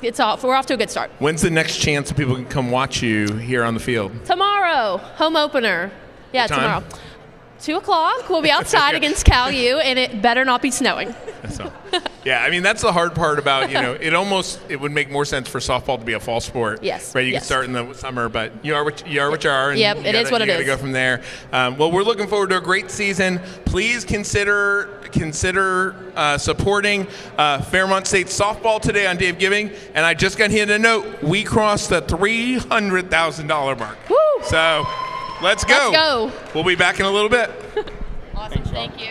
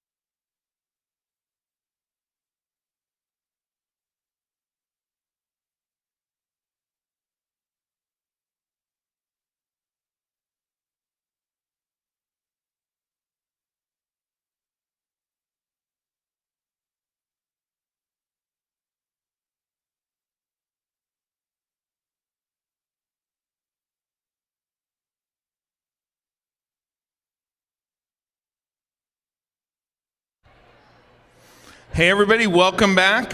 Update, the student from 12 to 1, the student organization with the most donors will get an additional $500 from our Chief of Staff, Brian Selmeski. So if you're interested in one of these student groups and you want to support them, make sure you give between 12 and 1.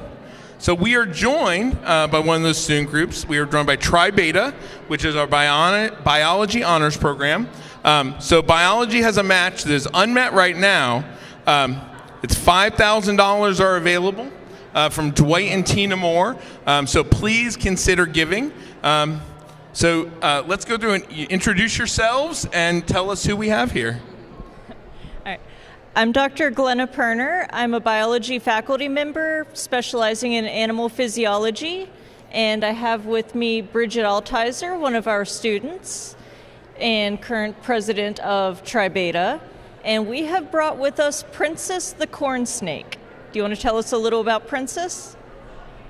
Sure. Princess is a really nice snake. Corn snakes are great if you're looking to have your first reptile as a pet. She's very friendly, even with children. She loves to be held. I know that you are not a big fan, so we won't be taking her out. I like Princess right where she is. But she's a really good mascot for our biology department. She belongs to Dr. Flaherty, who also has a hognose snake as well as a legless lizard. What does Princess eat? So Princess eats mice and rats, not live. I believe she does do frozen for her. Really? It seems like a small snake to eat a rat? Yeah. Wow. Her western hognose is probably about 1/4 of the size of her and also eats the exact same food. Wow. So the money that we're raising for biology here on Day of Giving, where does that money go? What are you supporting with those resources? So the money that we're hoping to raise for Tri Beta is going to go towards taking our students to conferences. Our regional conference this year is at Mount Aloysius College. We have right now 4 students who are engaged in unique research. They will present either a paper presentation or a poster presentation. So it gives them the background to do the research, to put the research together, and then to travel to a scientific conference and present that in a professional manner. That's awesome. So how many students are in Tri Beta? What do we have now? 16? 19? Somewhere around that. Yeah, we're somewhere between 15 and 20, and we do have 3 new applicants for this semester. So these are students who are choosing to do this additional work outside the classroom, right? This is a yes, absolutely. So what sort of things are you doing as a student group? So, of course, we are doing our research, but we also do a lot of community outreach. If you've ever been on campus at Fairmont State, then you might know about our plant sale that we do every semester. Yep. We're gearing up for that right now, just planted some vegetable plants, so hopefully we'll have those going really good. We also like to do outreach to the students. So we went to the regional science fair, and we had a table set up with our snakes and with a science activity for the kids to do. Why is that outreach important, do you think, as students? Like, why do you want to do that? Why are you interested in that sort of thing? Well, especially as a woman in Appalachia, I didn't have a lot of science resources when I was younger and when I was growing up. And so I find it really impactful to have the opportunity to be that influence, especially for the young women, because I have judged the science fair many times for this specific area. And it is always just so incredible to see the joy that these young people are having for science and their excitement to continue a future career. And so we really want to serve as a positive example for the biology program here at Fairmont State University to encourage these students to come here to attend and know that they will be absolutely welcomed in the biology department at Fairmont State. Yeah, I think one of the conversations we've had with some of our other students about their majors is the nice part about Fairmont State is really from the day you get here, you get to be in a lab, you get to be working with animals and things like that. It's not, some other places you're waiting till your senior year or your graduate student before you get these opportunities. So one of the things we need resources for is to make sure that every student has what they need, right? I think about it every time I walk into a lab, it's like somebody has to pay for every glove, every mouse, right? All of these different things that are expenses that we often don't think about that you have to have those resources to support. Yeah. So if you're moved to give, reminder, there's a $5,000 match out there. We got to start making some progress towards that. So please consider giving to biology here on Day of Giving. Thank you. Thanks.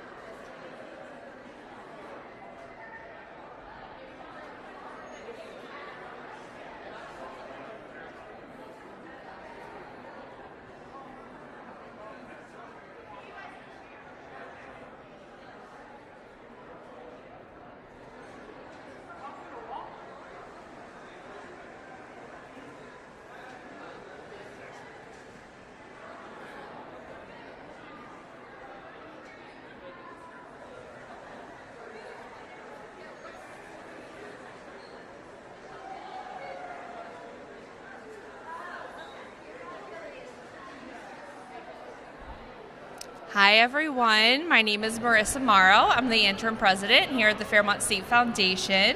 I am here today with our AIMS program. You guys want to go ahead and introduce yourself? I am Tanya Robe. I am a volunteer mentor. I'm Timothy Hendren. I am a student participating in the program.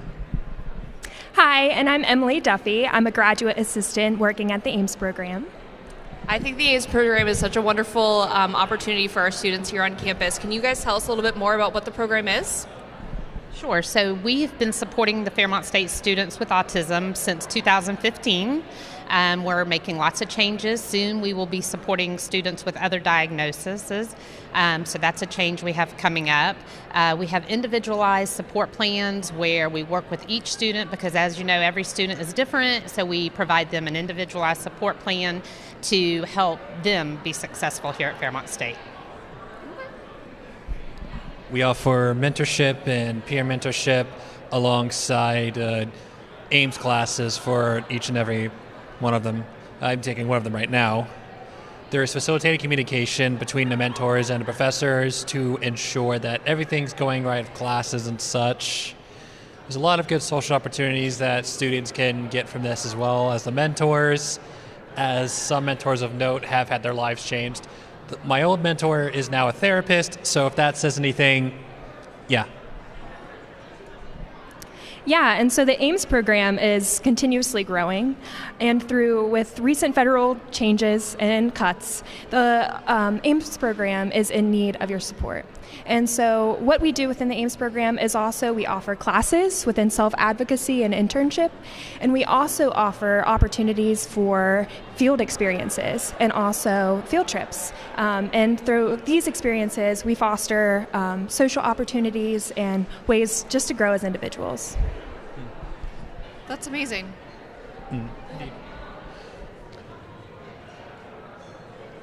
As well as giving students and mentors opportunities, they can also be helped with building a professional or before they graduate, and even resume building. Yeah, we are starting to offer internships as well. So that's something that we want to be able to give our students is the opportunity to do an internship and, like Tim said, build their resumes to make them successful once they graduate Fairmont State. That's wonderful. So if there's one thing that you wanted people to know about the AIMS program and one reason that you wanted them to give to the AIMS program, what would that be? The AIMS program is a wonderful opportunity for people for like neurodivergent people to be able to get like a better access to like help of education, more direct access to like accessibility services and stuff. If there's a reason to donate to us, well, we've had funding cuts at the federal level as well. As you know, a lot of our funding comes from the DRS, and as of recent, that's been receiving a lot of budget cuts. So if you could donate to us at least a little bit, that would be a bit appreciated.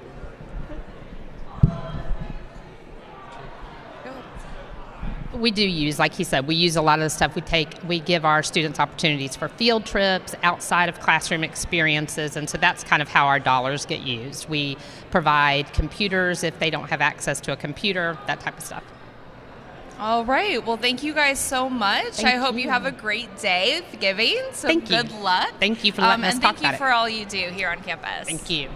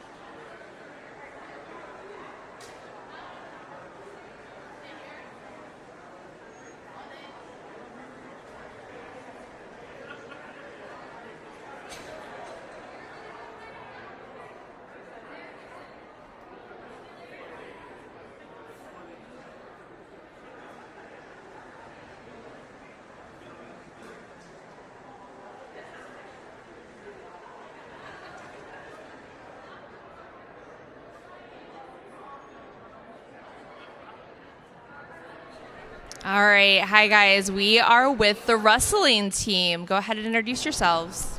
Hello, I'm Gennaro Bonaventura. I'm the head wrestling coach. I'm Justin Bishop. I'm a heavyweight. I'm Joseph Ha. I'm the 125. I'm Trace. I'm the 133-pounder. All right. You guys have had a really good season so far. You want to tell us a little bit about that? Yeah, it's been pretty good. It's a big week, obviously, with regionals this weekend. We head to East Stroudsburg, top 3 from there, go to nationals in South Dakota, Sioux Falls. And it's been up and down with the dual meets, but we had a pretty good showing at the MEC tournament and had a good showing at our Futures tournament, which was the first time we ever hosted that here.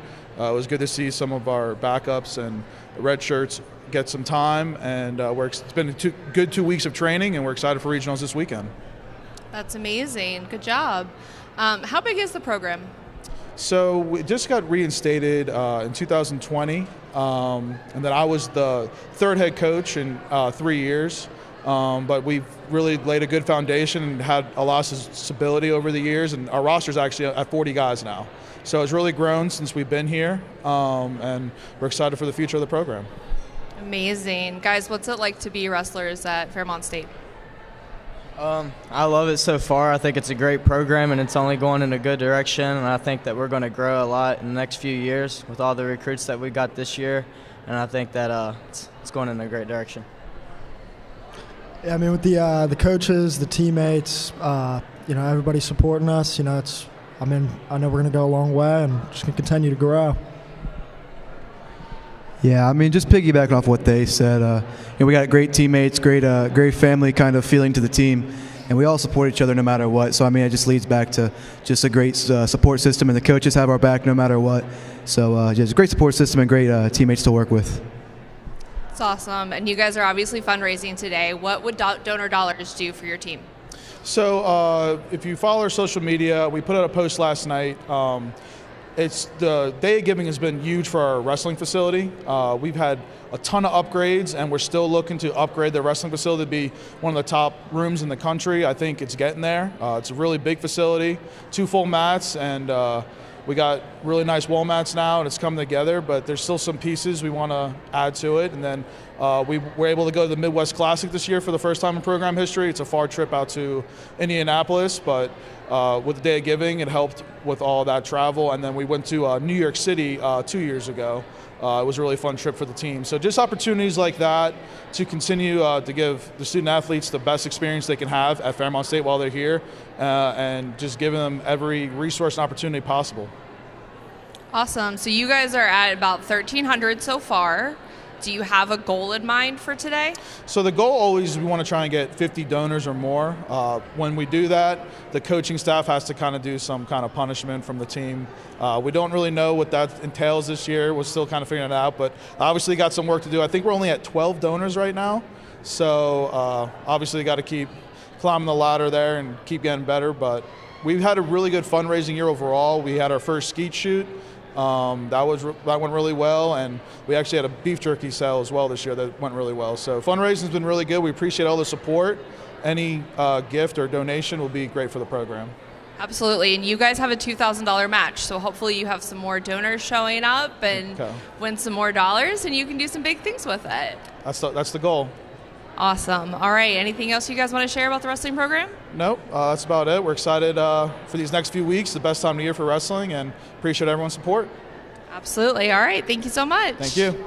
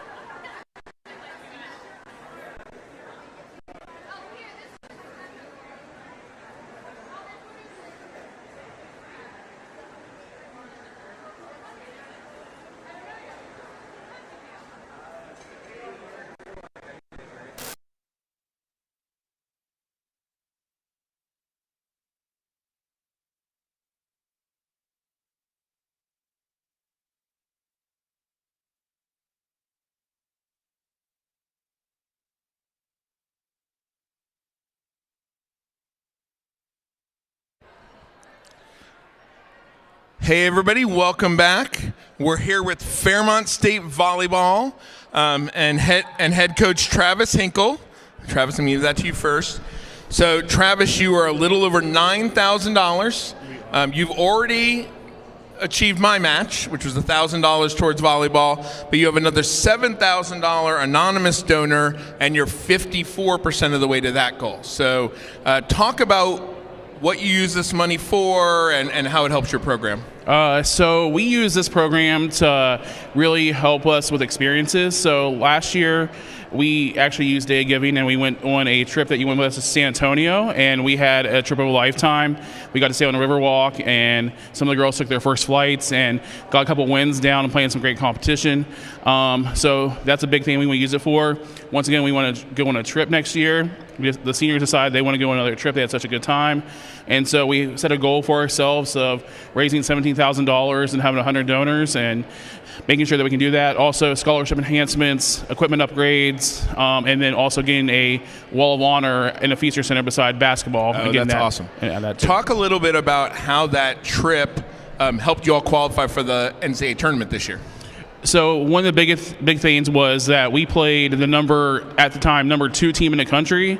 And then we also played 3 other teams that were in the top 100, and getting 2 wins against them really helped us boost our RPI and our KPI, which helps with our rankings of making a national tournament. So we picked up wins against them.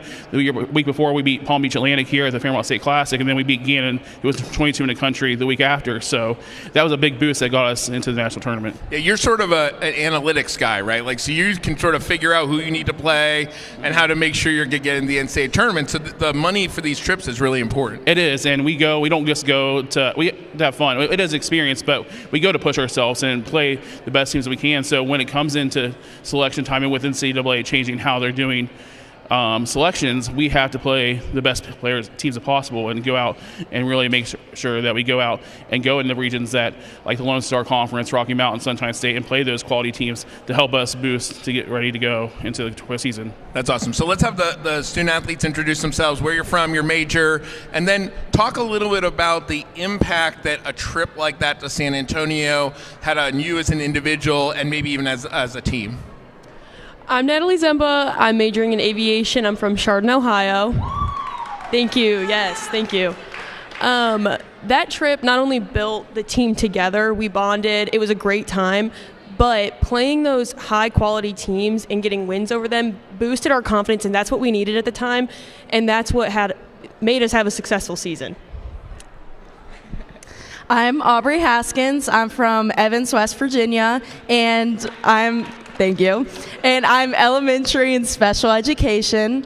And like Natalie said, I feel like the trip really helped us compete at a higher level, which made it not only easier, but just so much more fun to play throughout the season, because we saw us compete against the number 2 team in the country, so we knew that we could play really well against the teams in our conference. My name is Sinead Turner. I'm from Weirton, West Virginia, and thank you.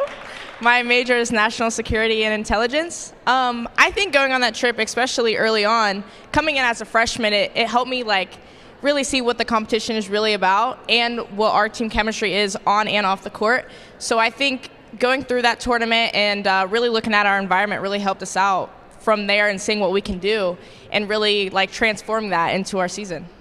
One of the things I really liked about that trip is I got to see you all interact with each other, and you have a large volleyball team. There are a lot of people on the team, but the way you all support each other really means a lot, right? And I think that's the thing that people don't realize, is that every member of that team is really important because you're all so supportive of each other. So maybe, Travis, you can talk a little bit about recruiting class you have coming in, how you feel about next year's team. Yeah, we'll be pretty big in roster size again. We return 18 players, and Bailey Ostwick should be back returning from the injury she got earlier this season. So we'll see a familiar face that was on the court this past year. And then we bring in 6 new players. We have a couple siblings coming in. Let's say, how many sets of sisters will you have on the team? We will have next 3 year? sets. We'll have the Duvals, the Martins, not Alexa Martin, but Mackenzie and her sister Avery, and then the 6 sisters, Brooklyn and Ashlyn. So we'll have 6 sisters, and then we have Kaylin Connolly, who is coming from Beaver, Pennsylvania, who played high school with Zoe Ringer, our setter. Taylor Durmit, who's coming from Cincinnati. She's a Reds fan, so that makes me happy. And then we also have Sasha Connor, who felt like she's been on the team with us for years because she comes to camp every year, and she became friends with the girls when they were campers too. So they'll blend right in, and we'll be ready to compete. Even though we lost some key players, I think that we'll see a different dynamic. We're more athletic, we're faster, we're stronger than we have in the past. I think what you're talking about there too is really important. Is a lot of these players aren't unknown to you, right? Because you're everywhere, right? You travel all around. You have camps. You and your players go all over the place to recruit students, and some of these donor dollars help you with that, right? You couldn't do that without these donor dollars. Yeah, no, absolutely, yeah. And getting out and being seen and building relationships with these student athletes is big, and going through and watching it play. Like last year, I think I watched Janae play 5 times. And just getting to know her and her family, and going through and building those relationships and being seen and getting to answer questions before they get here and getting to connect with their future teammates. So it really helps in the connections. And like Janae, 3 of her teammates were from her club that she went to in high school that's coming next year, and she had 2 that were this year. So that's awesome. Yeah, I stopped asking the question on the trip because when I asked people, why'd you come to Fairmont State, it was either Travis or somebody they knew on the team, right? And so those personal connections are really important. So again, they're over $9,000. Another thing is you should follow them on social media. So follow them on social media and then consider giving to help them get to that $7,000 match on this day of giving. Thanks, everybody. Thank you. Thanks, y'all.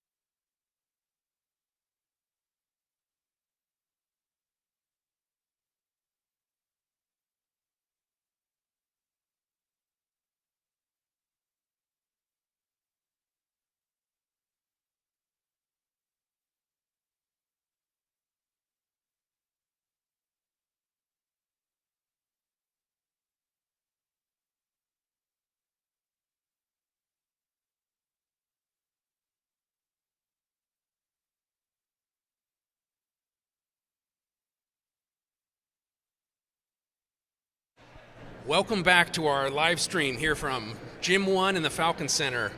As President Davis does his costume change, I'm your Chief of Staff, Brian Solmeski. I'm going to step in for a minute. I'm here with Glenna Pirner, Assistant Professor of Biology. Is that right? That is absolutely correct. And I understand that you met your biology match this morning, $5,000. We did. Thank you. That is fantastic. So that is part of our overall total, which looks like we are approaching $350,000. We're about 43% of the way to our $800,000 match. It looks like we just had a reptile incident in Gym 1. Is that your reptile? That is our reptile. That is Princess. What is Princess? Princess is a corn snake. She belongs to one of our faculty members, Dr. Flaherty.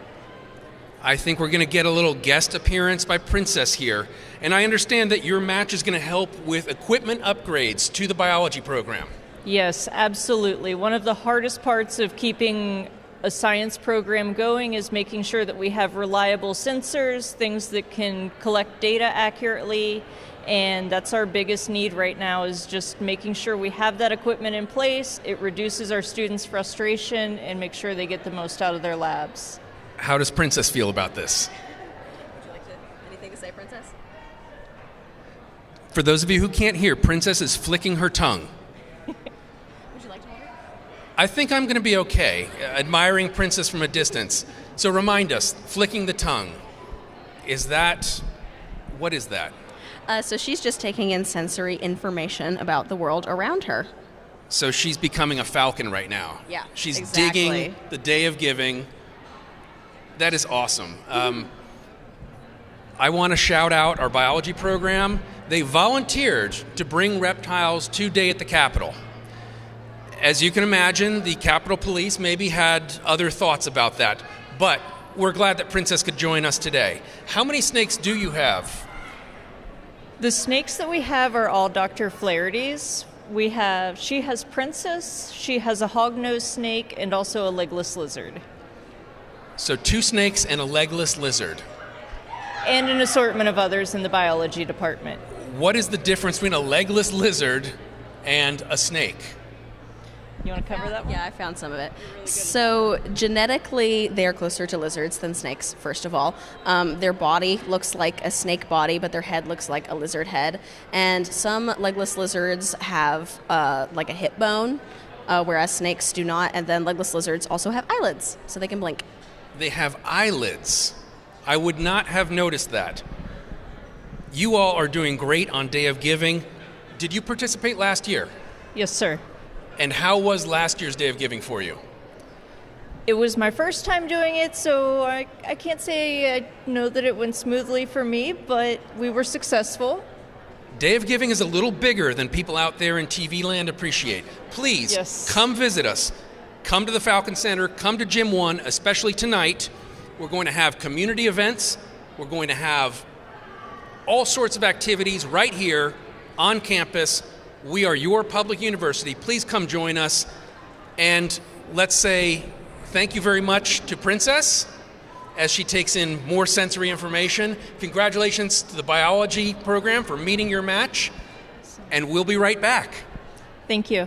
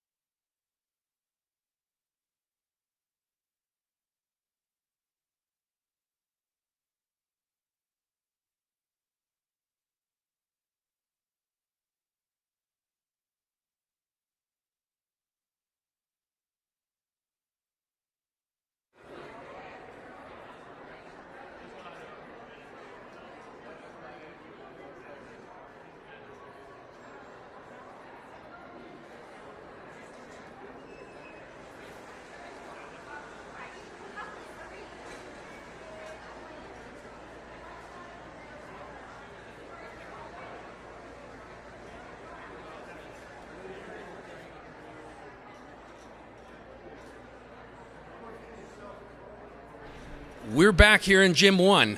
I'm here with 4 students who are members of Alpha Phi Sigma, and they're going to introduce themselves in just a minute. But first, what is Alpha Phi Sigma? It is the Criminal Justice Honor Society here at Fairmont State University. Fantastic. And please, introduce yourself and where are you from? I'm Skylar Harden. I'm a senior this year in Criminal Justice, Political Science, and National Security Intelligence, and I'm from Rochester, New York. And Skylar came here all the way from Rochester to study multiple majors. Yes. Hi, I'm Cadence Riggle. I'm a senior in Criminal Justice and Psychology, and I'm from Washington, West Virginia. Fantastic. Welcome. Hello, my name is Kendall Villers. I'm from Fairmont, West Virginia, and I'm studying criminal justice and national security and intelligence, and I'm also a junior. Fairmont, West Virginia, I've heard of it. I hear it's a nice place to live. A great place to call home, if you will. Hi, I'm Chris Drost. I am a senior majoring in criminal justice and minoring in psychology, and I am from Fairmont, West Virginia. Another local boy. So let me ask you all, what drew you to criminal justice as a program of study? So I've always kind of been interested in the public health aspect of criminal justice and just kind of having that background of what criminal justice can do for the community and just propelling the field forward as a whole. That's fantastic. I grew up watching policing around me, so I was very interested in that side, but I also wanted to learn about every other aspect of the justice system, which we definitely get here at Fairmont State University. So when you say watching policing, was that on TV or was that in real life? Yes, on TV, but also in real life as well through family members. Okay, we'll come back to that TV bit in just a second. So I've always been interested in criminal justice because I have family members that are in the criminal justice system, and I've always wanted to learn more things about it and help people and just be out there and help the community. That's a great point, too. This is not just about enforcing the law. This is really about helping our community. Yes, I agree. Great point. For me, it was something my grandpa introduced to me early on in life. He'd always wanted me to go to college. He said criminal justice would be a great opportunity. I took a look around, talked to people. I have family in law enforcement, cousins, and I decided to do it, and I haven't regretted it since. That's fantastic. My grandpa taught me to sweep the shop floor, so consider yourself lucky. That is true. So, last question. What do you all, let's say we have 2 seniors, a junior, and 3 seniors here. Okay, so the junior gets to opt out on this round if she wants to. What do you aspire to do with your degree? Very few students come to a place like Fairmont State University and say, I want to learn just for the sake of learning. Most of us, we've got to work at some point in our life, and I know some of you already are. Yeah. So what do you want to do with your studies when you leave here? I would love to work in the intelligence field, so much more on the state side, working with criminal justice and the intelligence kind of aspect. That's great. Yeah, so I have plans to get my doctorate in criminal justice and psychology, so kind of a criminal psychology kind of aspect. Like Criminal Minds. Kind of. Maybe not. All right.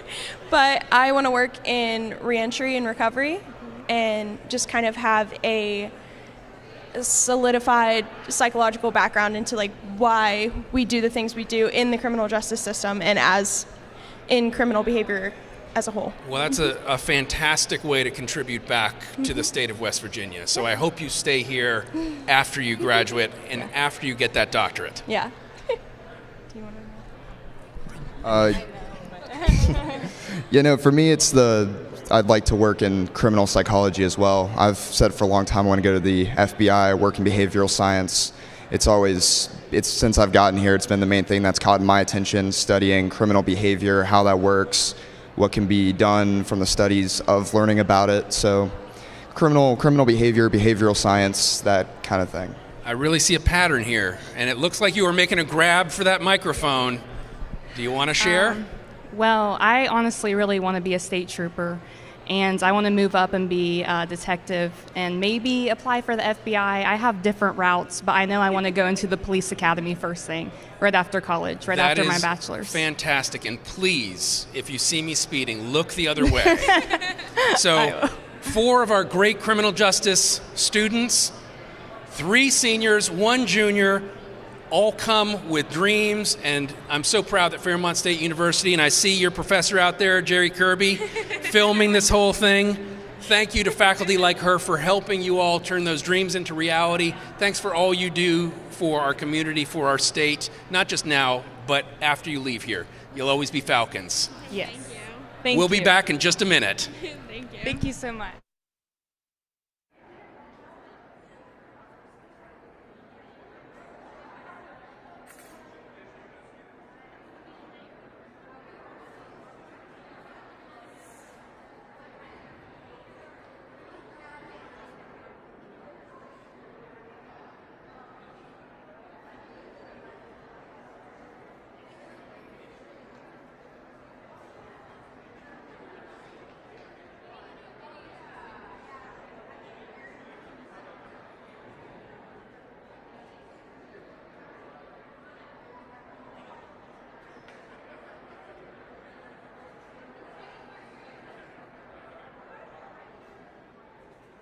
Hey everybody, Mike Davis, President of Fairmont State here, and I'm here with my good friend, Jana Bredesen, Vice President of Student Affairs. And we're gonna do Falcon Autocomplete today. Be ready.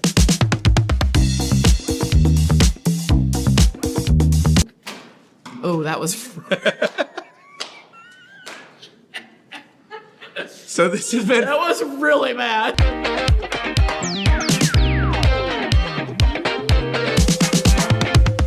So we've got, what is Fairmont State known for? Oh. Personal relationships, care for our students. Yes, amazing facilities. We work hard and we play hard. Yes, we definitely do that. So I think that's absolutely. a big part. Yeah, absolutely. So engagement probably is. Engagement's a big one. Awesome. All right, this one, the question's in the middle, so we'll see. Okay. What division is Fairmont State University?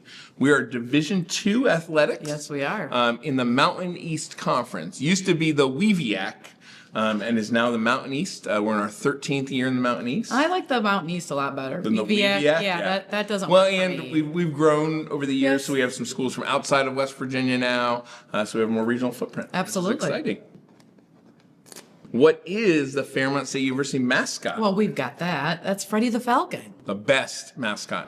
Yes, absolutely. Yep. Absolutely. Hands down. And we launched a new Freddie last year with a We whole did. new look for a modern university. And then the final one on my board is, what makes Fairmont State University a great place? Oh my gosh, the people. First off, absolutely the people. The students, everybody that works here, amazing.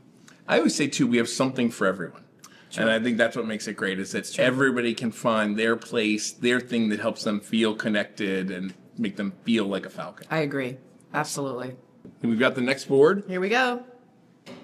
Nice job. Thanks. That was good. I didn't want to hit all the equipment. Okay, mine is, does Fairmont State University, and we'll peel one off and see what we got, have a nursing program? Fairmont State University does have a nursing program. It's one of our historic programs, right? Nursing and teaching are what Fairmont State was built on. We have a lot of new programs now, over 50 academic majors, but nursing is one of our original programs, and you can find Fairmont State nurses all across the state. Absolutely. Does Fairmont State have accreditations? Oh boy, do we. Yeah, all of our academic programs go through reviews every 3, 5, or 7 years. We have a national accreditor, the Higher Learning Commission, and then we have lots of specialized accreditations, including the only accredited architecture program. That's right. That's right. How many students does Fairmont State University have? So we have about 3,500 students, give or take, and that's across the board. Some are full-time students, some are part-time students, some returning students, some are dual enrollment students. We have undergraduate and graduate programs. We have everything. Off campus. Yeah, we have students from 16 to 86. Yeah. Everything in that range. So yes, We have 3,500 students of every imaginable West Virginian and beyond that you can imagine. That's right. Does Fairmont State University care about the community? Oh my, absolutely.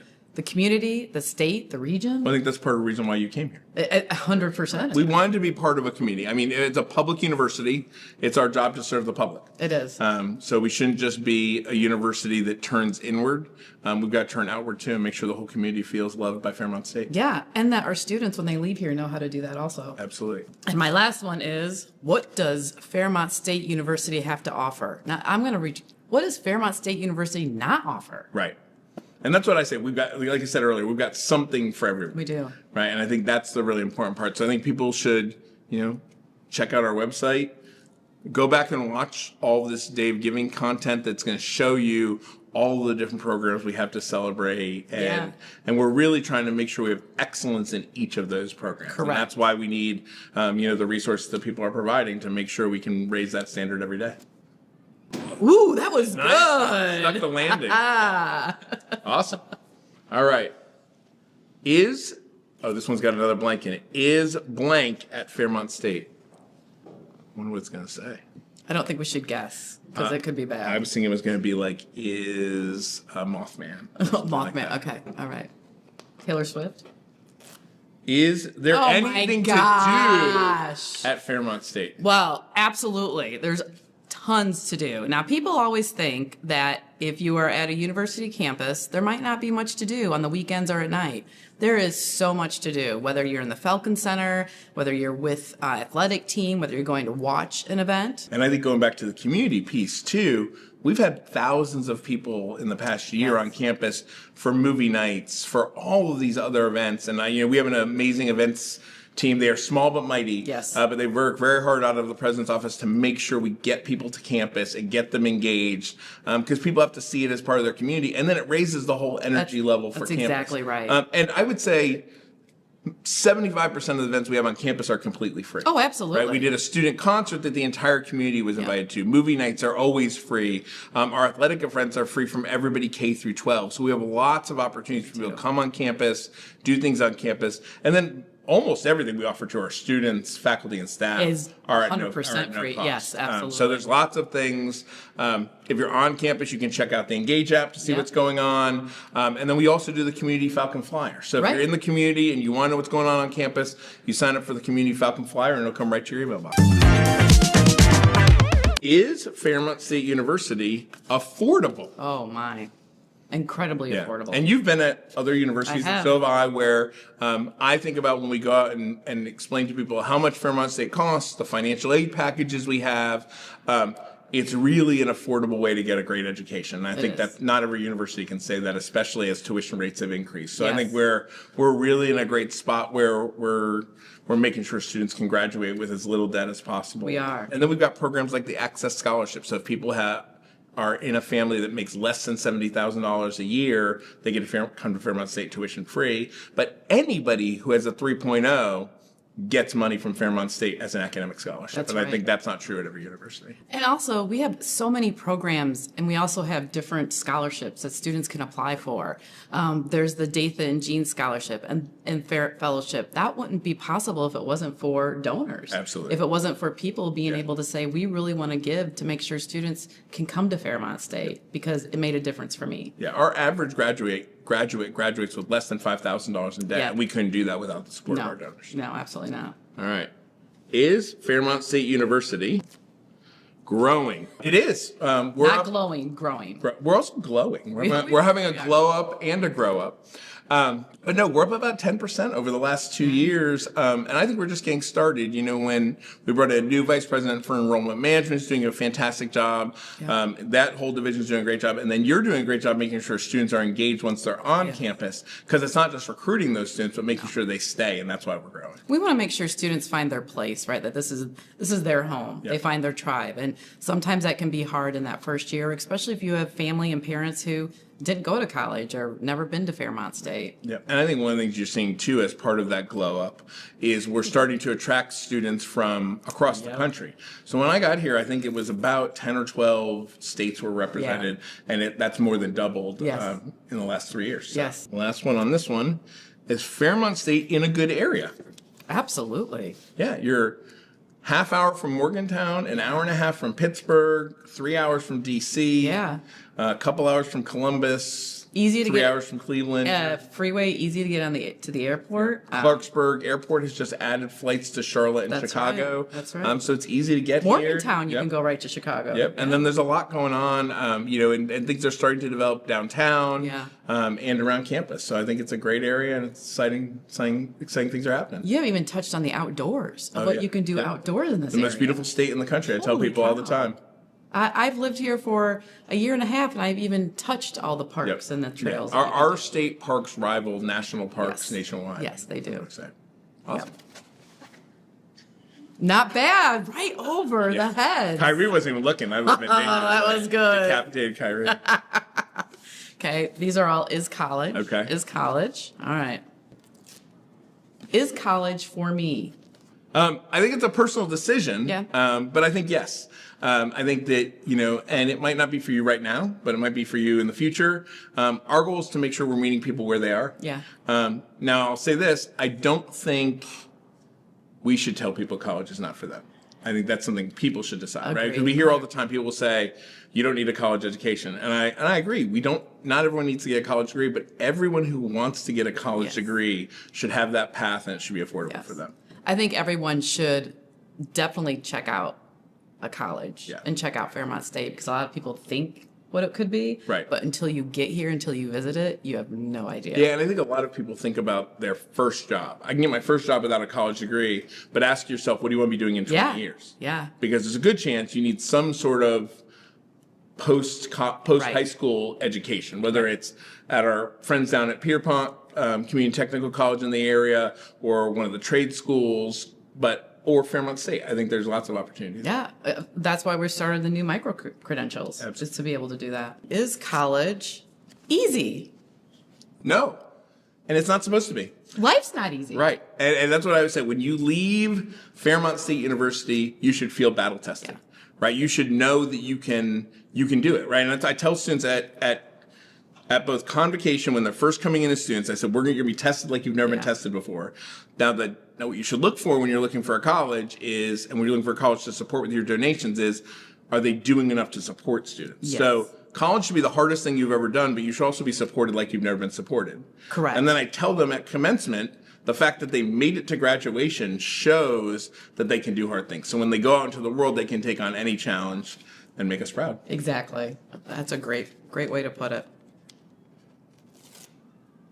Oh, I love this one. Is college a good place to build relationships? What do you think? I think that's one of the best things. I always tell students that it gets really hard when you get to be an adult to make relationships, but it's really easy in college if you put yourself out there, if you go to some of the events, if you talk to folks in class, if you come out of your residence hall or your apartment. Yeah, live on campus, or at least be on campus Correct. a lot, because you'll get to meet people. You're supposed to meet people who aren't like you, right? A lot of our students come from hometowns that are smaller in population than some of our residence halls. Correct. Right, so it's really important that they come on campus and they get to know people and meet people who aren't like them. That's exactly right. All right. Is college going to make me a better person?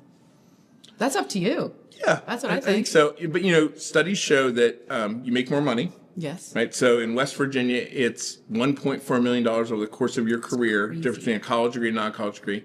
You live 17 years longer. So Yeah. you've got 17 more years to work on yourself. You build better civic relationships. You're more likely to be engaged outside the world. Health outcomes are better. People are happy. All of these different pieces. And I think the really interesting part, and something I think a lot about being a public university, is it doesn't just make students who come here better people, but they go into their communities, and those communities live longer. Those just communities gonna say make more, that. and those communities have Absolutely. better outcomes because there are people in those communities who are college educated. That's exactly right. That's exactly right. All right, last one.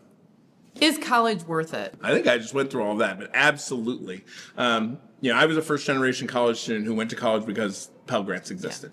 Right, and I wouldn't be where I am. I know I wouldn't be where I am today without it. And I think that there's thousands, hundreds of thousands, millions of stories of people who went to college and it changed their lives. And that's I mean, we're in the life-changing business. That's exactly Yeah, right. I absolutely. think that's one thing that attracted me, is to be able to do that and to be able to help people find all the opportunities that can make them what they want to be. And it's our job to get up every day and figure out how to make sure college is worth it for our students, faculty, staff, communities, everybody. And it changes, right? Absolutely. It changes. Yeah. We won't look like we do now in 10 years. No, I'll look better And we're than not this. supposed to.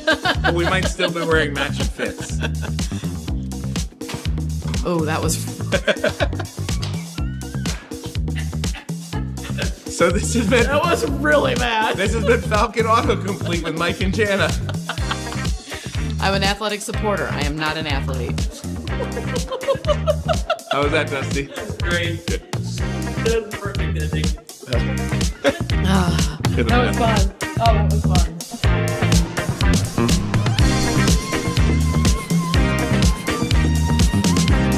Jams going on.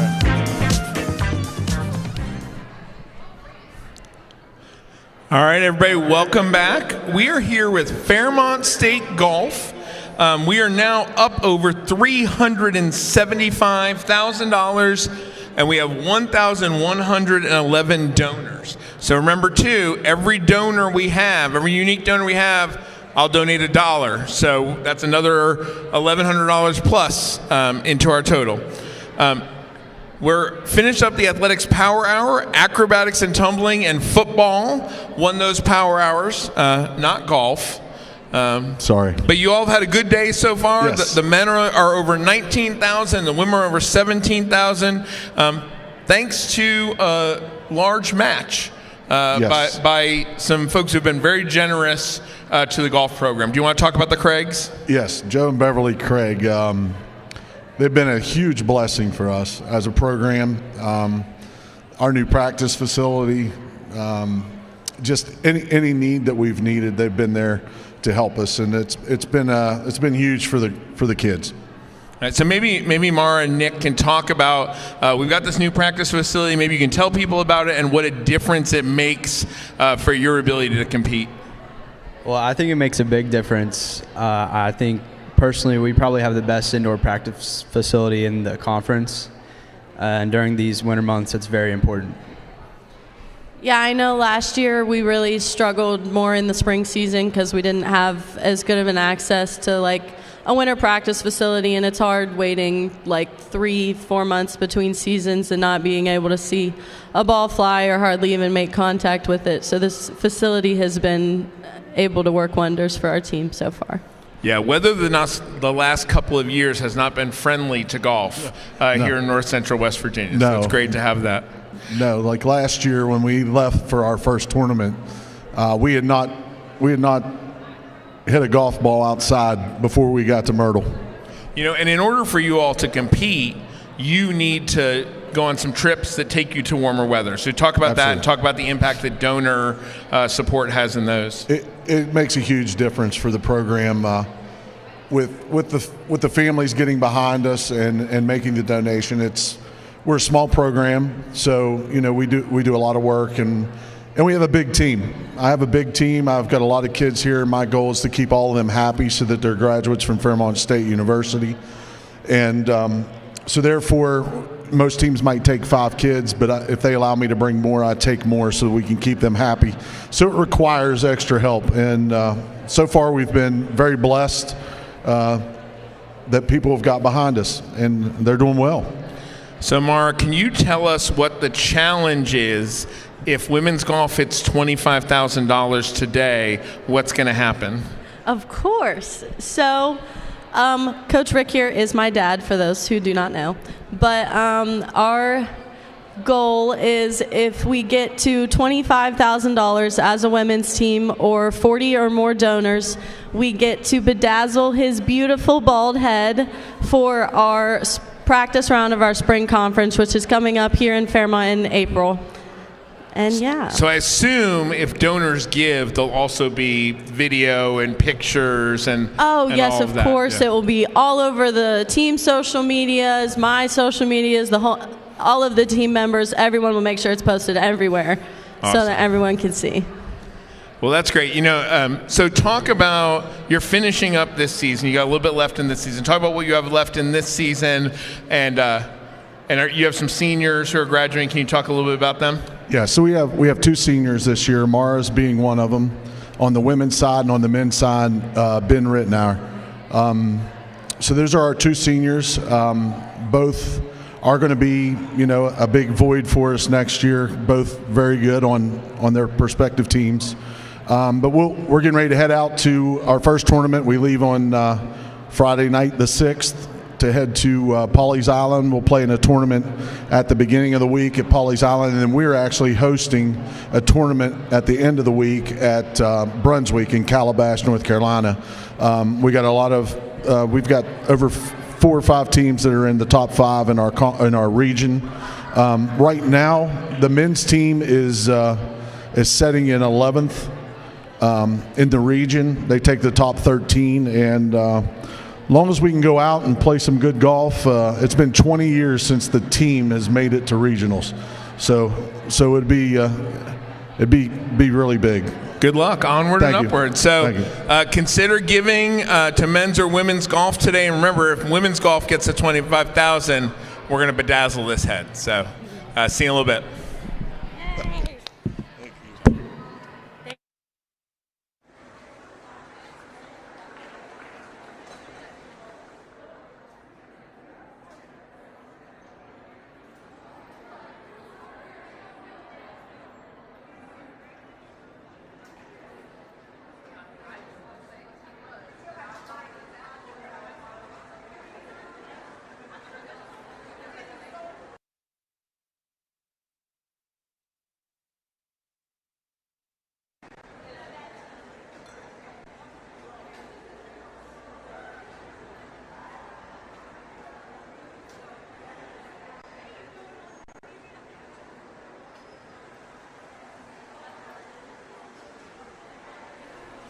Hey everybody, we are back. We are here with the acrobatics and tumbling team.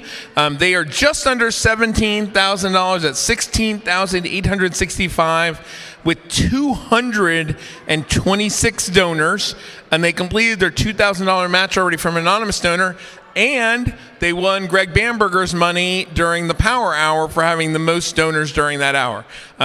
So just like everything you all do, Danielle, you are killing it, right? So we have Coach Danielle Coutry, who's the head coach of Fairmont State Acrobatics and Tumbling. So let's start with the biggest news for acrobatics and tumbling. We voted in January to make you all official NCAA sport. Yep. Can you hear me? Okay. So, yeah, it's probably the coolest thing ever. Being here watching it from the beginning, Fairmont State being a founding member, having Christy Kiefer here help create that sport, and just being able to watch it flourish into what it is today has been awesome. And I didn't know when this day would come for us, and it's really cool that I'm still here, a part of this at where I competed, assistant coach, now head coach, and now I'm just, I don't know, so lucky to be here and see it become a full NCAA sport. Yeah, you were a Fairmont State student athlete. Yes. So how has, let's talk about all of it. How has acrobatics and tumbling changed since you were here? How has Fairmont State athletics changed since you were here? And how has the university changed? Let's answer all 3 of those. The biggest thing is the opportunity for students. When I was a student athlete here, there were 5 programs, then 6, and then there was 10 when I graduated, 10 or 11. It was more cheer-based, a lot of stuff, like a lot of stunts in the air, which you see now, but a lot more of the cheer background. But now we're seeing more acrobatic gymnastics happening, and we're kind of putting our own spin on what acrobatics and tumbling is, which is really cool. New skills being created just about every single year. And I think the biggest change right now is the opportunity for women. At this level, it wasn't like this when I was an athlete. We were still supported, and it was the coolest thing to have that support here. But now seeing where it's at today, the future is really bright for women's sports. That's awesome. You know, I think if anybody hasn't watched acrobatics and tumbling, you have to, because it's not what you think it is. No. The power moves are the ones that are most impressive to me, right? The lifts and back bends, and you know, some of the stuff that some of the teams are doing with splits and all these other. I mean, they are. It's absolutely amazing, and I had no idea. You know, one of the things when I was applying for the job here, I just did a Google search about Fairmont State, And the article came up that was in The Athletic that talked about the founding of acrobatics and tumbling. So I had a little bit about it, but like watching it, and we hosted nationals here, those sort of things. I really want us to host the first official one. So Me too. So can you introduce us to your student athletes? Yes. And I'd love to hear about what the impact of these donor dollars are on them from them. Yes. So yeah. Hi, I'm Jacqueline Kelly. I'm a senior here on the team. I'm Alexa Wilson. I'm also a senior on the team. I'm Cassidy Price. I'm also a senior on the acro team. I'm Lizzie Maurer, and I'm a 5th year on the acro team. Should I just? Yeah, you go ahead and start. Yep. Yeah, so I've obviously been here for 5 years, and I've seen this program evolve to kind of like where we are now. Last year we ended top 5 in the nation, which is just insane. We traveled twice last year to California and then to South Dakota for nationals, and we're hoping to travel to California again this year for nationals. We're still early in our season, but things are looking really good, and we're super excited to be where we are. So your donor funds help us travel and do things like that, and also like the gear, the matching gear we're wearing. That's like the best part. Danielle loves to shop, so your donor funds kind of help with that, and it's really the best. I was looking at the shoes too. Yes. Most of you have matching shoes. Yeah, we're all wearing different versions of the travel shoes we've been given. Got it. So we're just super thankful and all of your support. Yes, it's the money, but it's also the support. Just like 200 donors, that's insane. 200 people that want to support us. So go ahead, Cass. Something else that your donor money can really help us out with, I don't know if you're aware, but the mats that we compete on are 2-inch foam mats. It's called a dead mat floor, and they're held together by Velcro strips. And those, they struggle to hold up over time sometimes, and sometimes you need to revamp the color and make sure that when we're tumbling they're not splitting apart, and keeping everything safe and making sure that we're nice and trendy and looking fresh and new to all the people that come visit us at Fairmont. And we really just want to keep making those traveling appearances and making sure that we are a top 5 in the nation, so we want to ensure that we're going to those spaces and putting ourselves out there and being Fairmont State like we always have. I think that mat piece is really important too, because the Feaster Center is a very busy facility, right? So it's not like you all have your own practice facility where your stuff is set up, right? As soon as the match ends, you have to roll everything up because there's some other team coming out to practice. Yes. Another thing too, not only the mats, but the other big chunky mats that we land on. You know, we have to protect ankles, Achilles, ACLs, and so we need those things brought up to date just to ensure the not only level 5, but to continue to progress through the nation. So those things really help. Also, the money is so awesome, but we just thank you for your support to be here and to do what we get to do. One more bonus that your donation could help us out with. Last year we were honored to be MEC champions, and that is a really cool accomplishment. And because of that, we were able to achieve rings, and they were absolutely beautiful. We're hoping to achieve that again this season, and it's just a symbol of all of our hard work, and it really emphasizes how much of a accomplishment this really is. It's a demonstration of all the hard work we put in, so your donations are really appreciated for that as well. So Danielle, maybe you can talk a little bit about this year's team. Okay. You lost a ton of experience last year, including a bunch of 5th-year seniors, right? So that's a lot of experience you lost, but you came right back, and you're ranked about the same place as you were last year. Talk about how do you do that? They make me look good. They're just the group that I have right now is one of the most hardworking groups that have ever came across Fairmont State, and we always don't want to say, we never say rebuilding, we're reloading. So we want to reload into what we were, but also make it better. This team is driven. It makes me want to continue pushing them to do more. Like the other day, I was like, guys, 2-rep max. None of us are satisfied with our 2-rep max, and anytime I say it, we're like, Danielle, we're probably not going to do that. But it's them. They push themselves to be at this level, and then it makes it my job easier to coach, you know? And then it's all about the culture, right? So I always say a player-led team is the most successful team that you can have, and you're seeing some of our leaders up here right now that lead this team to where they're at today, and they push each other to be better. And it's just a competitive environment, and it's when you come into this environment, you want to be there, right? And anyone looking from the outside in, you can tell that it's fun. We're not just putting on a show, but they truly make my job easier because they're good kids. One of the biggest changes for you this year is you have a assistant coach. Yes. So talk about the impact of having How many women are on the team? 37. Right. So talk about the impact of having another full-time coach alongside you. It has been a game changer. I didn't know how much it would change my life and their life, but it's in the best way possible. Like, to be able to have a full-time assistant now, if I'm at the front of the mat working on what's happening, like game time, she's on the side working with them, and I feel as if it's prepared our team. Like, unfortunately, have had injuries this season, and she's been able to prepare my athletes to step into that position, to come right up. And like the office work, the little things, like I didn't realize how much I needed help. Emotional support pieces. Oh my I mean, gosh. so we added full-time coaches to softball and acrobatics and tumbling because they were some of our largest teams that had a single head coach. Yeah. And we know that every time a student gains an additional contact point with a faculty or staff member, they're more likely to stay and graduate. Yes. So that's part of the reason that was so important for us. Oh, and also, like, she has taken over our grading, making sure that everyone is getting their study hall hours in, and she's just really been on top of it. She's awesome, and it's been so helpful for our program. That's awesome. So last thing I want to talk about is you said you have 37 student athletes. Yes. How many scholarships do you have? 2.2. 2-ish? Yeah. 2 and change?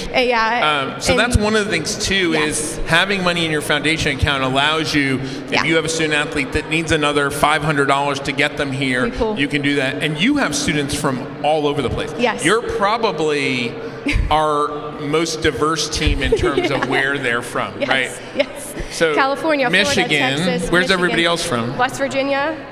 I'm from Pittsburgh, Pennsylvania. Okay. And then we have Texas, Florida, California, Canada, Oregon, Canada. Kansas? There's somebody from Kansas? No. Yes. Surrey's Kansas. Yeah.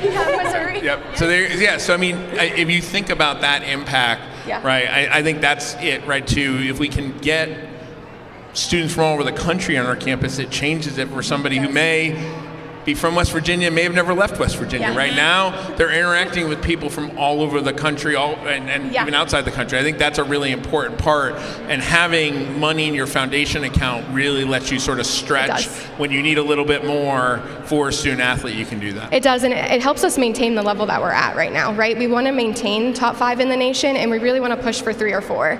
And we're at that spot in our program where we can continue to do that, but these funds also help us to be able to give these athletes the experience, at the D2 level, the best experience that they can have. And I think that's something we didn't talk about. When we're saying 5th in the nation, this isn't 5th in the nation in Division 2. No, it's right. All divisions. There's one division right now. Yeah. We're hoping that sometime soon there'll be a separate Division 2 national championship. Because then we get national championship rings, not just conference championships. Awesome. Well, thank you all for being here. Please consider a gift to acrobatics and tumbling, and come out and see them. When is the next time you're competing here in Fairmont? Monday against a top 10 team. Monday here in Fairmont? Monday here. Monday here in Fairmont. Come out and see them. Thank you. Awesome. Thank you. Hey everybody, we're here with Mike Trizet. I am with the Concrete Canoe team in the chamber in the Concrete Canoe Lab here on Fairmont State's campus. We're going to get to know some of our students. So if you can tell us your name, what you do in relation to the Concrete Canoe, and maybe how many years you've been doing it. We'll start over here and we'll go this way. I'm Gavin Titchener. I am the back paddler of the canoe and the co-captain of the canoe. And I've been a part of ASC for 2 years. I'm Drew McLeod. I'm the front paddler, and I've been doing ASC for 2 years. I'm Colby Gwynn. I'm actually the bridge captain, but I just help out. I'm John Heft, whole design lead for the canoe this year. I was a past assistant captain, and this is my 3rd year with ASC. I'm Brady Epwin. I'm co-chair of bridge, but I help out, and this is my 2nd year with Concrete Canoe. I'm Hayden Ridgway. I'm also a front paddler, and I'm on the bridge team just helping out also. My name is Luke Bessinger. I'm the compliance manager for the canoe team, and I've done canoe for 2 years. My name is Phoebe Rusnak. I'm a back paddler and a co-captain, and I've been in this club for 2 years. I'm Nate Johnson. I'm the Concrete Canoe captain, and I've been on the been with ASCE for 3 years. So what stage are we at in Concrete Canoe construction? Where are we at? How long have you been working on this canoe? Let's start with that. So the physical canoe we've been working on for probably 2.5 or 3 weeks. We've been working on it in like the design since October. so quite a while. Right now we're in kind of the finishing stage. 2 or 3 weeks ago we poured the canoe, and now we're working on sanding the inside while it cures to get it nice and smooth. And maybe y'all don't know, but how long have we had a concrete canoe team at Fairmont State? Approximately. About 20 years, might be closer to 17. So you're doing a similar thing every year. Mm-hmm. So what are you learning from year to year? How is this canoe different from the previous 17 iterations of canoes? This canoe is a really big departure from the recent ones we've had. The whole design is completely different.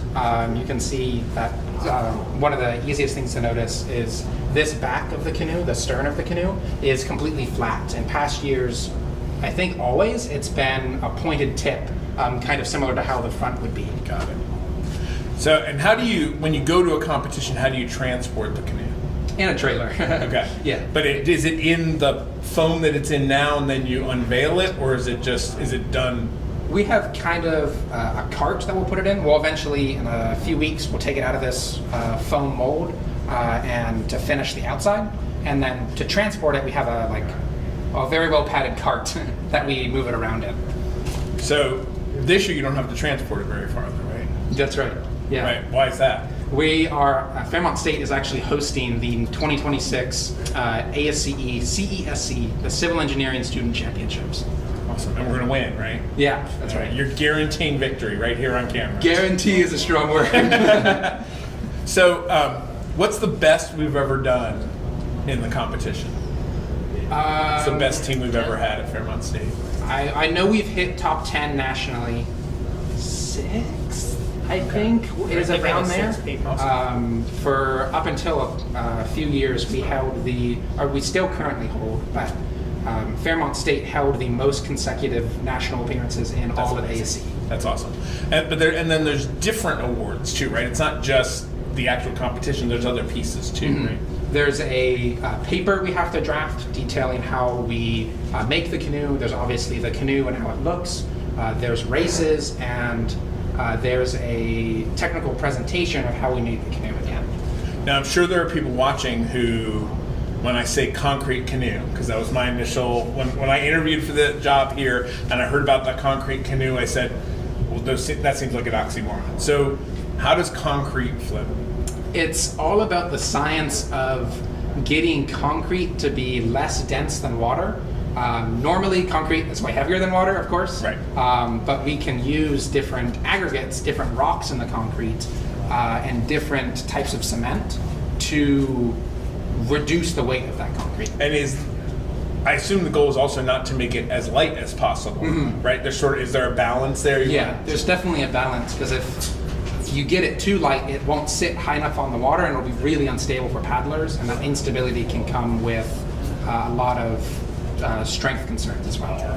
And so that was my next question. How strong is a concrete canoe? Do they always stay together? Are there ever, malfunctions? To my knowledge, Fairmont State has never had a canoe break due to the strength of the canoe. We've hit some, there was once we hit a tree or a log in the race and it cracked and broke. But they can crack. Unfortunately, last year at the national competition, one of the canoes cracked in half. So it is definitely a concern. Do you have more than one canoe? No. There's way too much work to make more. Yeah. So if one cracks, you're just out of the competition. That's duct it, tape. right? Duct tape. Yep. All right. Well, duct tape fixes everything. That's right. So, yeah.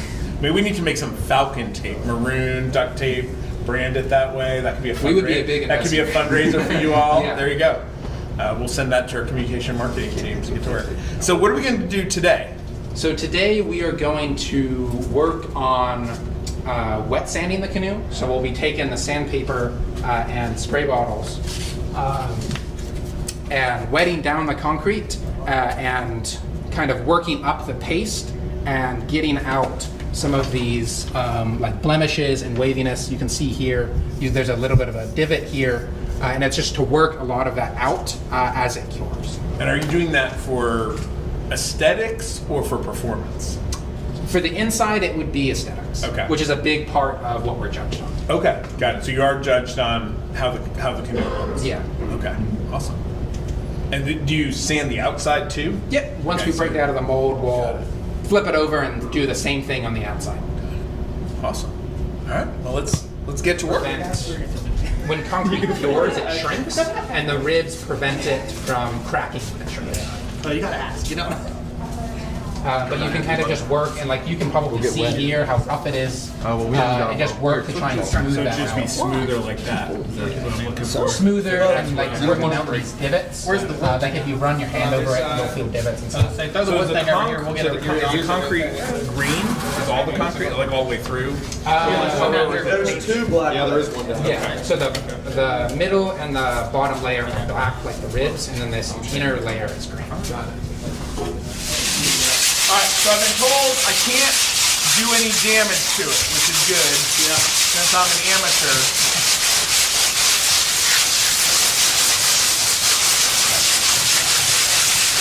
So how many hours of standing are there on an average concrete canoe? Probably close to 100. And kind of the more you stand, the better it is. You can't really stand too much. Yeah, you can already see it. That's interesting. You can't stand too much. Not really. Like as long as you're careful, don't stand it away. Right. It can really always be too smooth. And as you work through the sanding process, we'll change grit sandpaper to get it a smoother finish. Wow. So this is mostly for working out the high spots and removing a lot of material, and we'll move grit to get it smooth once it's level. Well, it's really interesting. I think you don't think about all of the different supplies you all need, right? Little stuff you have to pay for: water bottles, gloves, sandpaper, duct tape. You were talking about earlier. I think those are the kind of things you don't think about. There's a lot that goes into making a canoe. And this year was the first time in almost 10 years where we have created our own canoe molds rather than ordering them. And that was really in-depth as well. So what goes into that process? It's combining a lot of, you can see on the molds behind you or below you. These are all individual foam board sections that we glue together, and then we trace with a homemade hot wire cutter kind of along this cross section to get the shapes we want. So when you take the mold off, how rough will the outside of the canoe be? It will be a little rough. After we created the foam, we went over it with a body filler, Bondo, to give it a nice, smooth, hard finish that we could easily place again. And that should help prevent it from being too rough. But it will obviously have some imperfections we have to work on. How am I doing? Great. Bringing up a lot of material there. Good.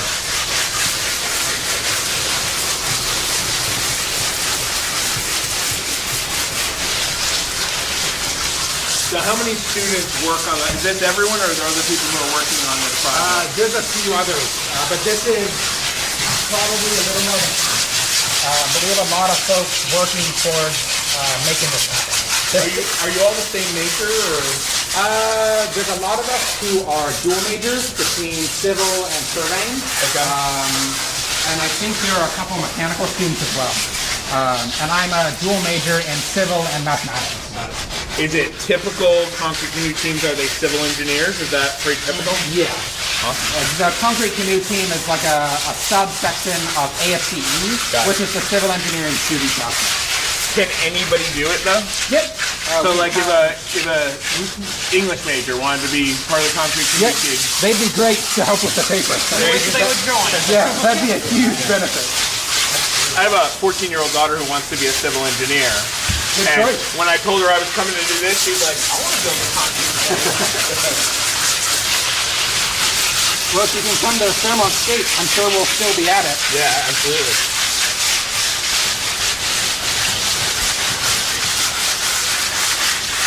What I think is interesting too is we have Fairmont State concrete canoe alums who are working on campus.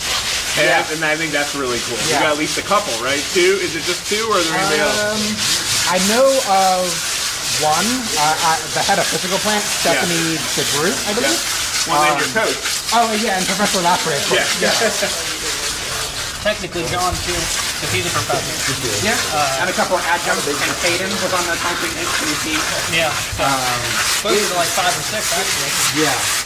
Then talk to them about, like I said, all the different aspects of the competition. And even you mentioned the teams who on the bridge team. They didn't really talk about what the bridge team is. Just talk to them about what you guys do with the bridge rowing competition. You want me to ask that too? Yeah, you can ask that. Okay. You can talk about the bridge team if you want, Colby. I don't know very much, or Luke. Either. So a couple of you, when we were doing introductions, said you aren't you help out Concrete Canoe, but you're you have leadership positions on the bridge team. What is the bridge team? So we make a bridge out of steel. It has to be completely steel, and they give us certain rules to where we have to put this bridge into. So for instance, this how big? Like a model bridge? Is that what it is? Or sort how of, big but it's 24 feet long. Okay. And it's like 4 feet high. And then do they put stuff on it to test it, or is that how it works? So they'll load it with like 2,000 pounds. Oh wow. Yeah. And how do we do in that competition? Are we as successful in that competition with your on Concrete Canoe, or is that a growth area? It's a growth area. Okay. I just started it last year. So. Okay, so this is only our second year doing that competition. Yeah. How did we do last year? We did okay. Yeah. For our first year, we beat a few schools, so I'll take that. That's awesome. And you learned lots of lessons for this year, right? Yeah.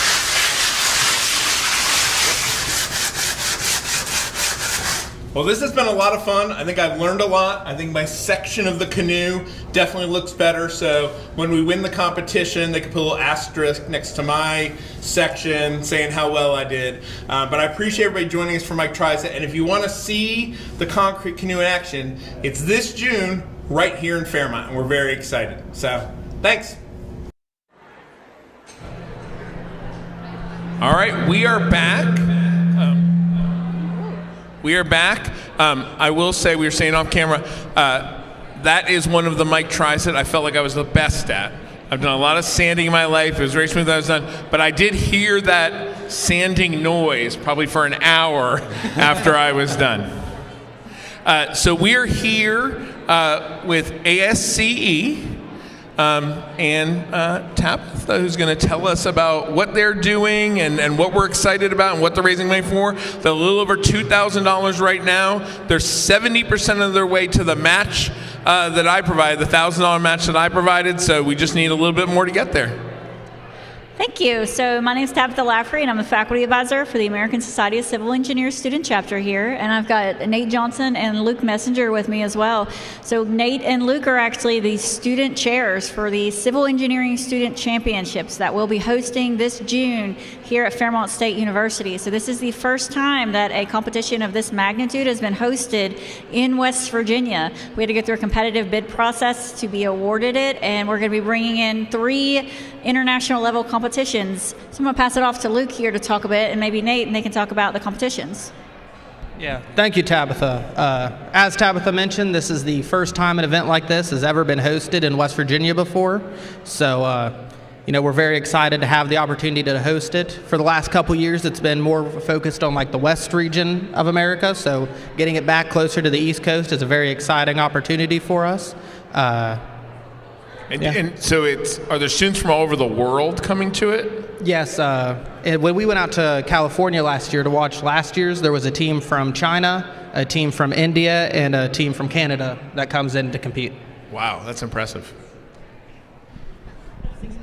Yeah, so the competition will have about 600 students attending here on campus with a total estimated participation around 750 students. Split across the 3 competitions. We have the concrete canoe competition, which you just watched, seeing us make our own concrete canoe, Beak of the Abyss this year.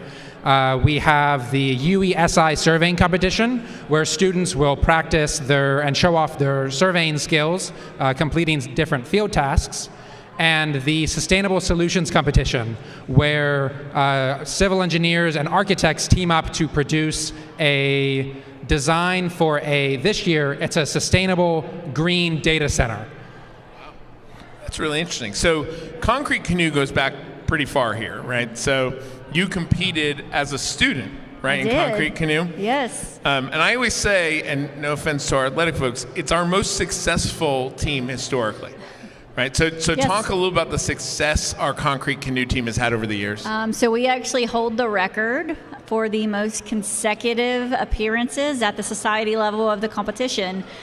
So we in order to attend the national, it was national, now we call it the society level. In order to attend that, you have to win your region. So we won our region for about 18, 19 years straight. I was a student chair 3 years. My 3 years that I was here, I was a concrete canoe chair.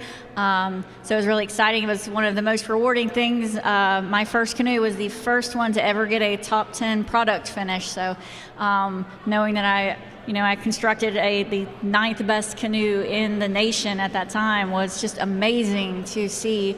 And it's not just the canoe. You have to participate in races. You have to give a technical presentation. You have to write a technical paper. That's another thing.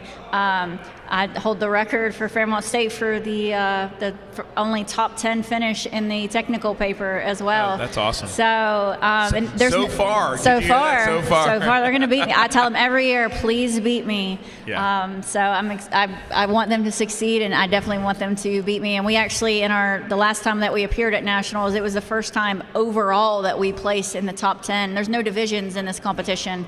We're up against any engineering school in the country. Yeah, so when I toured Fairmont State during my interview, I got walked by the SciTech building, and there's halves of concrete canoes out front. So I'm going to let you all answer the question I asked is, what is a concrete canoe, and how does it float? Concrete canoe is just as the name suggests. It's a canoe we make every year made out of concrete. A lot of the engineering and science behind it is about getting the concrete to float. Concrete is made up of kind of 4 base ingredients, normal concrete that is.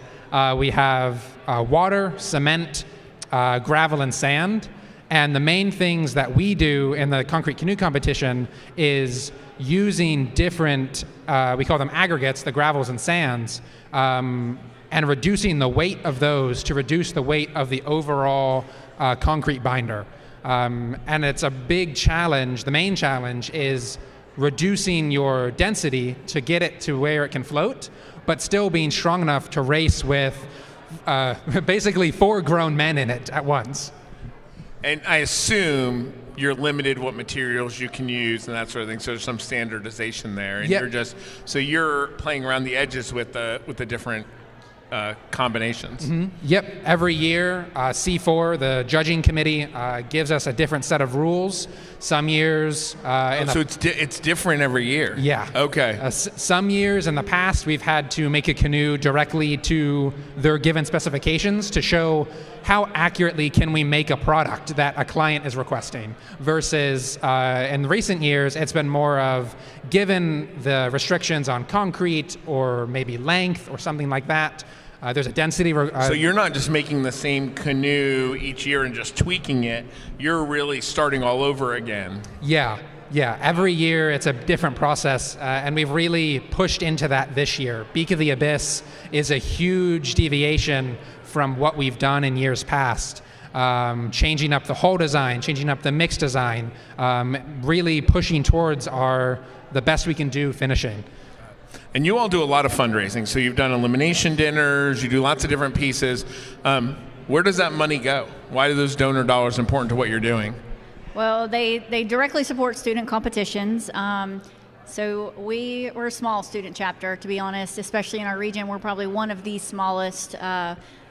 And so I'm taking, I believe, 25 students that want to go to regionals, and they want to compete in all of these competitions that can go to the society level. So we have the 3 for ASCE. ASCE also partners with AISC, which is the American Institute of Steel Construction, and we have the Steel Bridge competition, where the students have to design, construct, and weld their own bridge, so they're working on that. Steel's not cheap. So we purchased some actually higher grade steel this year because they asked and they worked hard on their design. I'm not going to tell them no, because they worked so hard. So it goes into the travel, it goes into the materials. If Nate comes to me and says, hey, he did. He said, I want to construct my own form this year, and here's how much the foam will cost, and here's how much the glue will cost, and we want to do this. And I said, okay, let's do it. So we went to Lowe's, and we got all of the stuff on hand to construct the form, and they made that themselves this year. So it goes directly into the raw materials for the competition. It goes into the travel for the competition and any support things, and also for the resiliency of the ASCE student chapter, we have a lot of social events. And so we went axe throwing, actually got some Buffalo Wild Wings and went axe throwing. We had a bunch of faculty and students show up. So a lot of social events to engage some of the younger members and say, hey, you don't have to just dive into building a canoe. You can just come and hang out with ASCE and have a good time. And if you want to go travel and do one of what we call local competitions, so it's not just the big ones. There's going to be a geotechnical competition our team's preparing for, environmental competition, and those don't move on to a society level, but last year we placed in every single competition. That's amazing. It was really exciting. Like you were saying, there's no divisions. It's not like athletics, there's division no 1, divisions. 2. Our region consists of the 5 West Virginia schools, so WVU, WVU Tech, Bluefield, Fairmont, and Marshall. On the Virginia side, we also have Virginia Tech, VMI, UVA, ODU, JMU. I know I'm missing some, but you get the idea. Wow. So there's no divisions. We are directly competing with these other schools. And I will be honest, some of them have some very large budgets compared to us. But the fact that our students can show up and build a canoe for $5,000 when other schools are doing it for $20,000 speaks volumes to the engineers that they'll become out there in the field. That's awesome.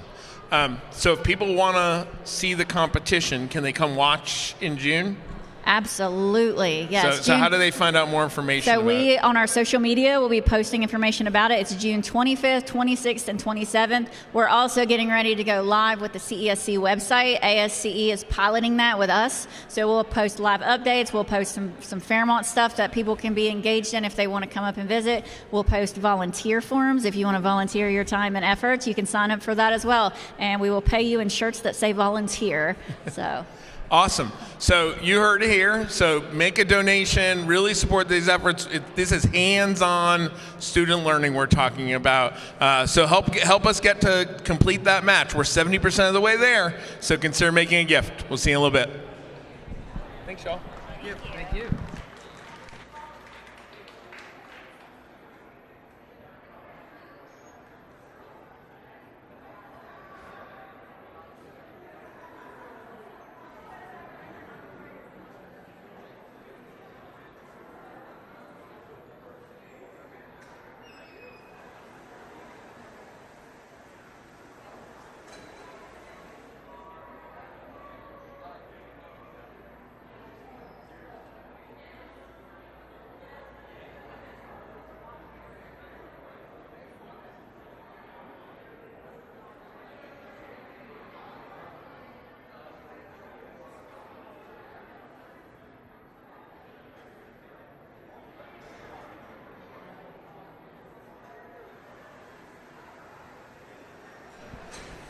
Hey everybody, we're here with members of our student veteran organization.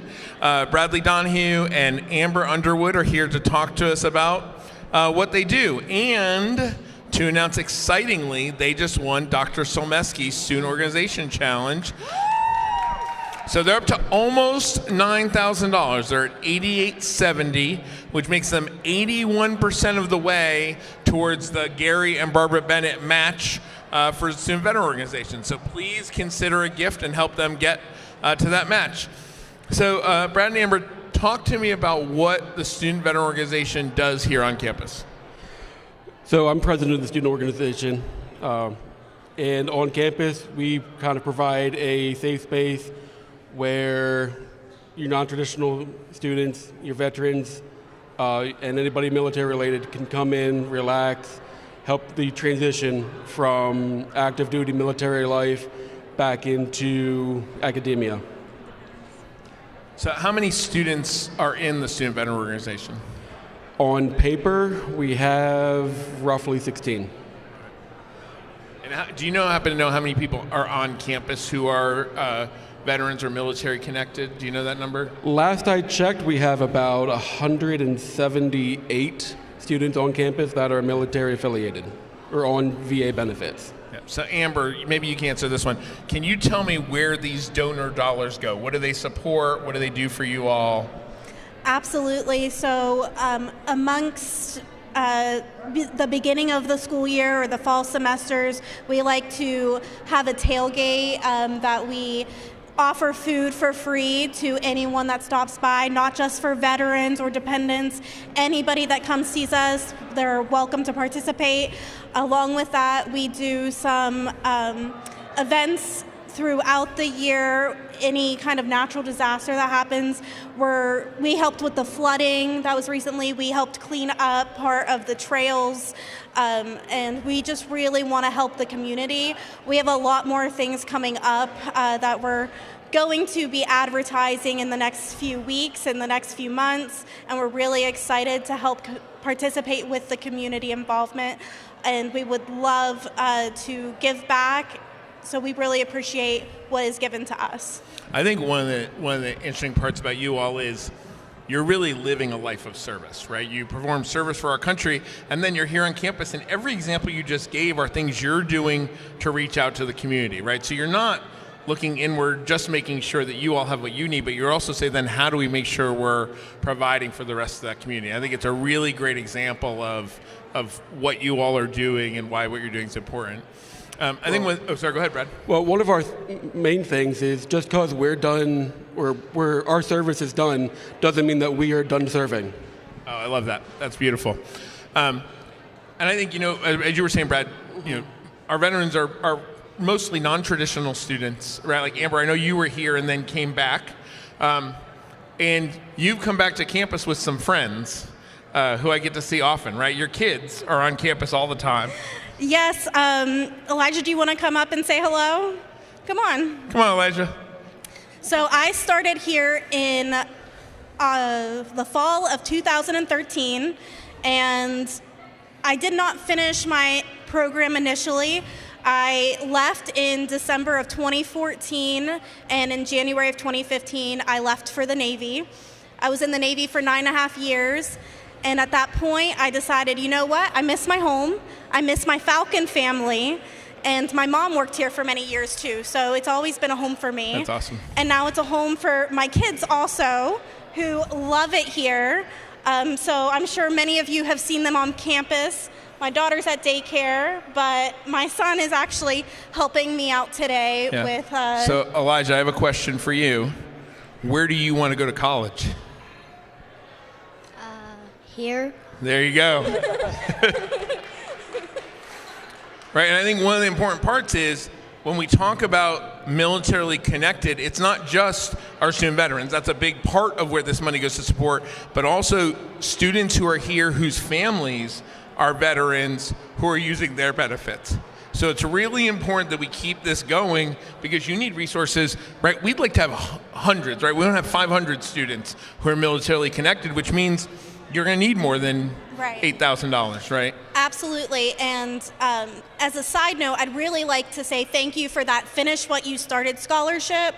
It's a big help for us returning that were prior Falcons wanting to finish our degrees here. And so along with the military benefits, the scholarship's been a big help for me and my family. Awesome. Well, thank you all very much. Remember, we're 81% of the way to their match, so please consider a gift to our student veterans. So thank you all for joining us. Thanks. Thanks, Brad. Thank you. Thanks, Elijah.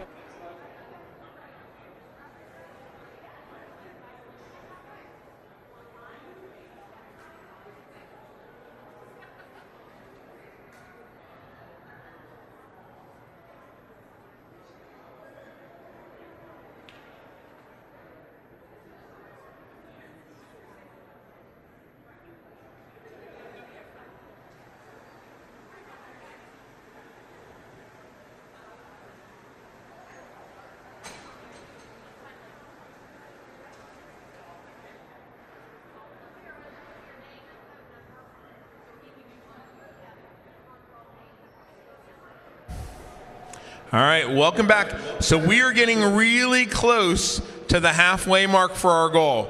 We're about $6,000 short of $400,000. So let's keep those donations rolling in.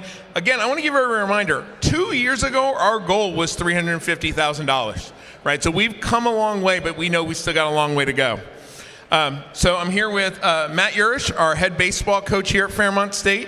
Currently, baseball has raised $740. They've got 2 matches out there, an anonymous match of $2,000, and then a Natter Nicola masonry match for $2,000. The masonry match is up to 14%. That anonymous one hasn't started to kick in yet because I think we have to finish one before we get to the other one. So. We got a little bit of work to do for baseball, but that's why you're here, to tell us what you're going to do. So let's start by talking about the team this year. Last year, you made the NCAA tournament for the first time in school history and won a game. Yes. That's a big deal. It was a huge deal. You know, it was a big win. Westchester's a great program.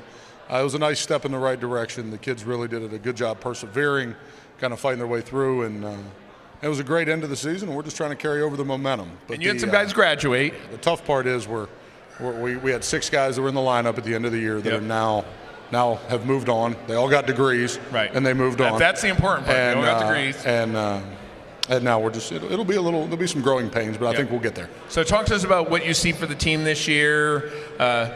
Who are the players we should really watch? Well, yeah, we return. You know, Connor Bailey was in the lineup last year. Maddox was in the lineup. Chris Sutton's back.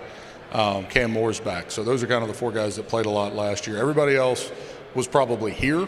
We got some freshmen, but then we got a couple transfers. Transfers. You always do at this point. At this point, and we're working with some young guys to build pitching depth, and that's why we play these games at the early point in the year.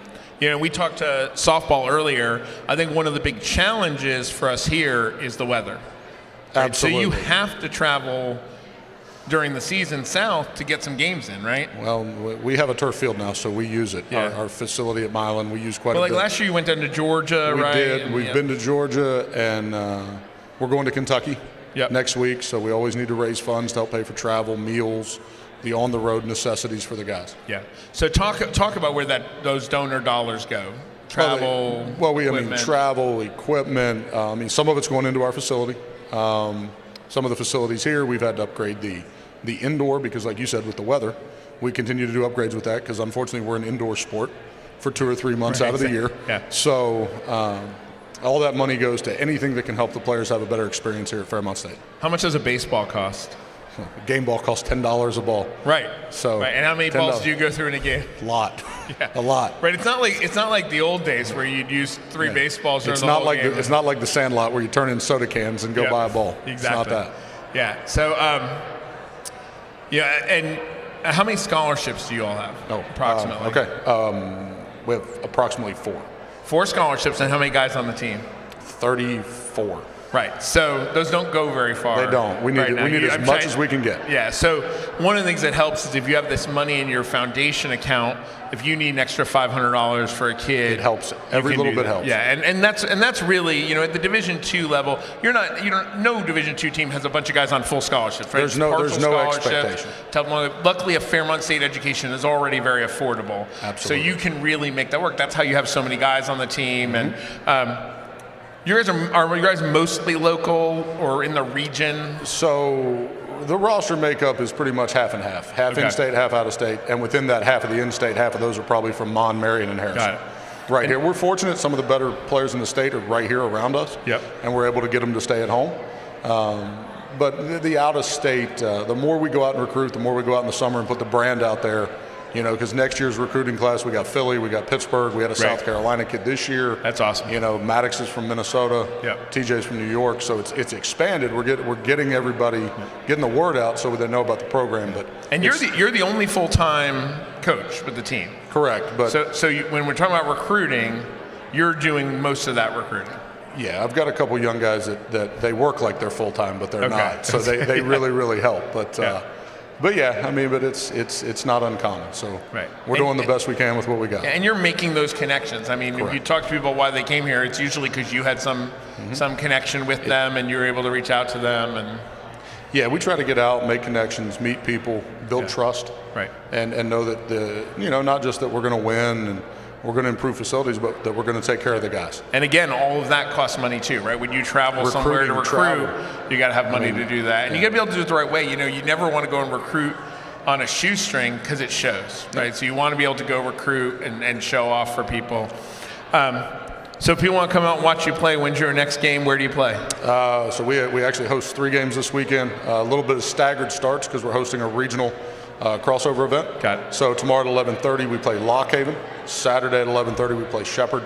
And Sunday at 3 o'clock we play Lake Erie College. Yep, and we play up in Milan Park. Morgantown at Milan Park. Dale Miller Field at Milan Park. Awesome. Thanks, Coach. Thanks, Dr. Davis. So please consider a gift to baseball. They're on their way to those matches, so let's make sure they get them. Thank you.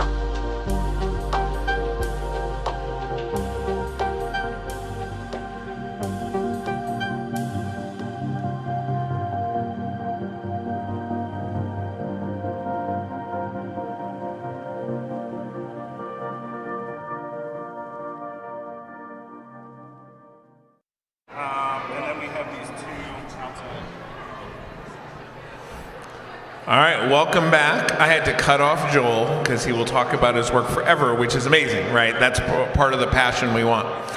So we're here to talk about studio arts. We're here with Joel Dugan and Josh Bartlett to talk about, let's talk more broadly about the work you're doing in the community as part of studio arts. Talk about the murals, even just you've completed over the last year or so. You think you're on? Okay, so my name is Joel Dugan. I am the chair of Architecture, Art, and Design. I founded our public art program that over the last 7 years we have completed 15 projects.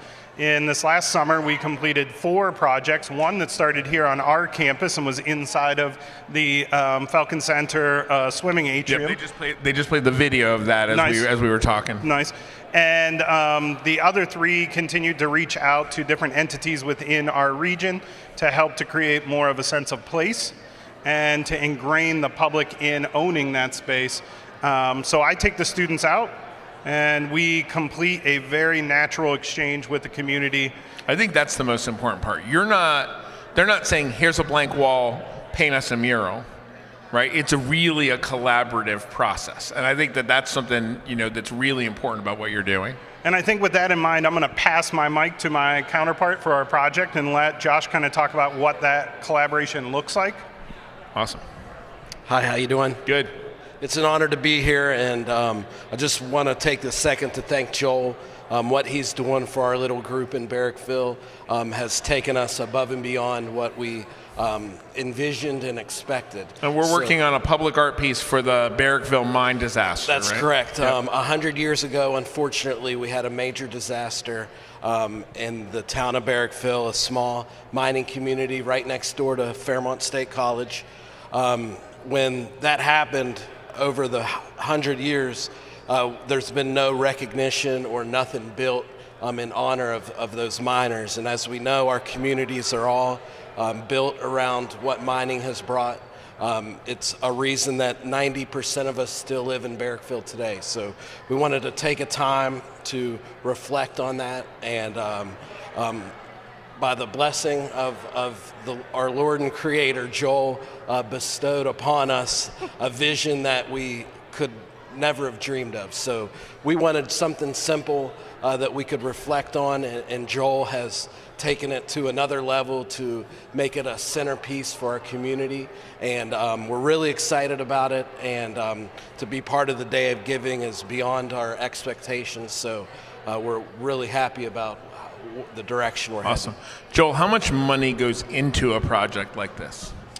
So we do typically look for match partners within a project, but this project individually, we're looking at a budget that right about is $23,000. Right. Now we have a stonemason coming who is going to help to construct part of the wall that we need and to create 2 eternal light locations made out of an old coal miner's helmet that allows the light to burn 24 hours a day in commemoration of those miners that lost their lives in that soil. So what we're doing is backfilling the second half of the funding. The community was able to get some of their funding from one of our local senators, and then what we're doing is we're backfilling it with the university to pay for the physical materials and also allow the students who are participating to have a stipend. Right. So we're employing not only our students, but we're also using local students from the middle school to help to collaborate in the project. That's really awesome. That's great. So we're up a little over $7,000, which is a little over halfway towards the goal. Correct. Right? You need about $12,000. We already hit the Vandalia Health match for this, which we're really excited for their generosity. But I think, you know, you and I have talked about this a lot. There's really more demand for these projects than we could ever fill, right? It seems like every time we turn around, there's more people who want to do it. So growing this program is really a big priority for you. Correct. Because there's so many people who want to tell that public history piece through art. Right? I mean, I'm sure you could work on one of these projects every day for the entire year. Right. Yeah, we could, and we're ready to be positioned to expand our outreach. I think we also, it's very important that we instill a certain calling to our students, that they make sure that they are always putting the public before the art when doing any mural or public facing pieces. And you and I have talked about ways to expand this program so that you have more student leaders out there, because that's one of the ways we can start to expand projects we can do. If you're, you know, sort of overseeing 3 or 4 of them, but don't have to be doing the day-to-day work because we have student leaders who can do some of those pieces, that can really expand our capacity. Well, and this also echoes, I believe, the strategic plan that you helped to lead here at the university on enriching our communities and leaving lasting legacy of that impact. You know, if this project is able to captivate young minds in the way that we think it will, it'll be inherited by generations that come long after us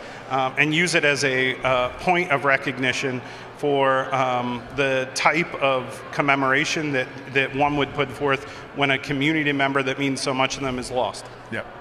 So Josh, maybe you can talk a little bit more about what Joel was talking about getting the local, was it middle school students? Correct. Local middle school students involved, and are they excited about this project?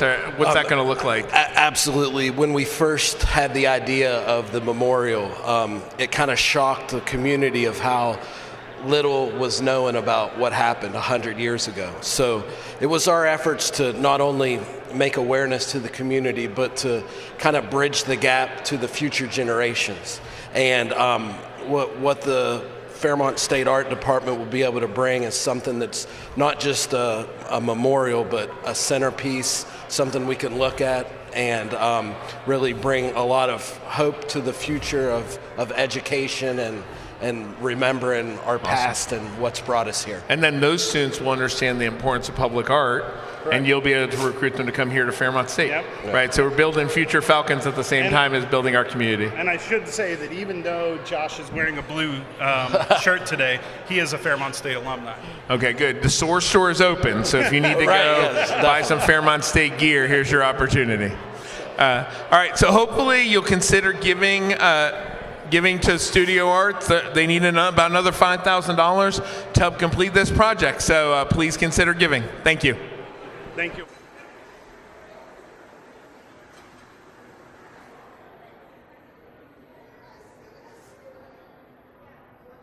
President, Fairmont State University, Dr. Michael Davis. Appreciate you stopping by. What's happening up at Fairmont State these days? Lots of things.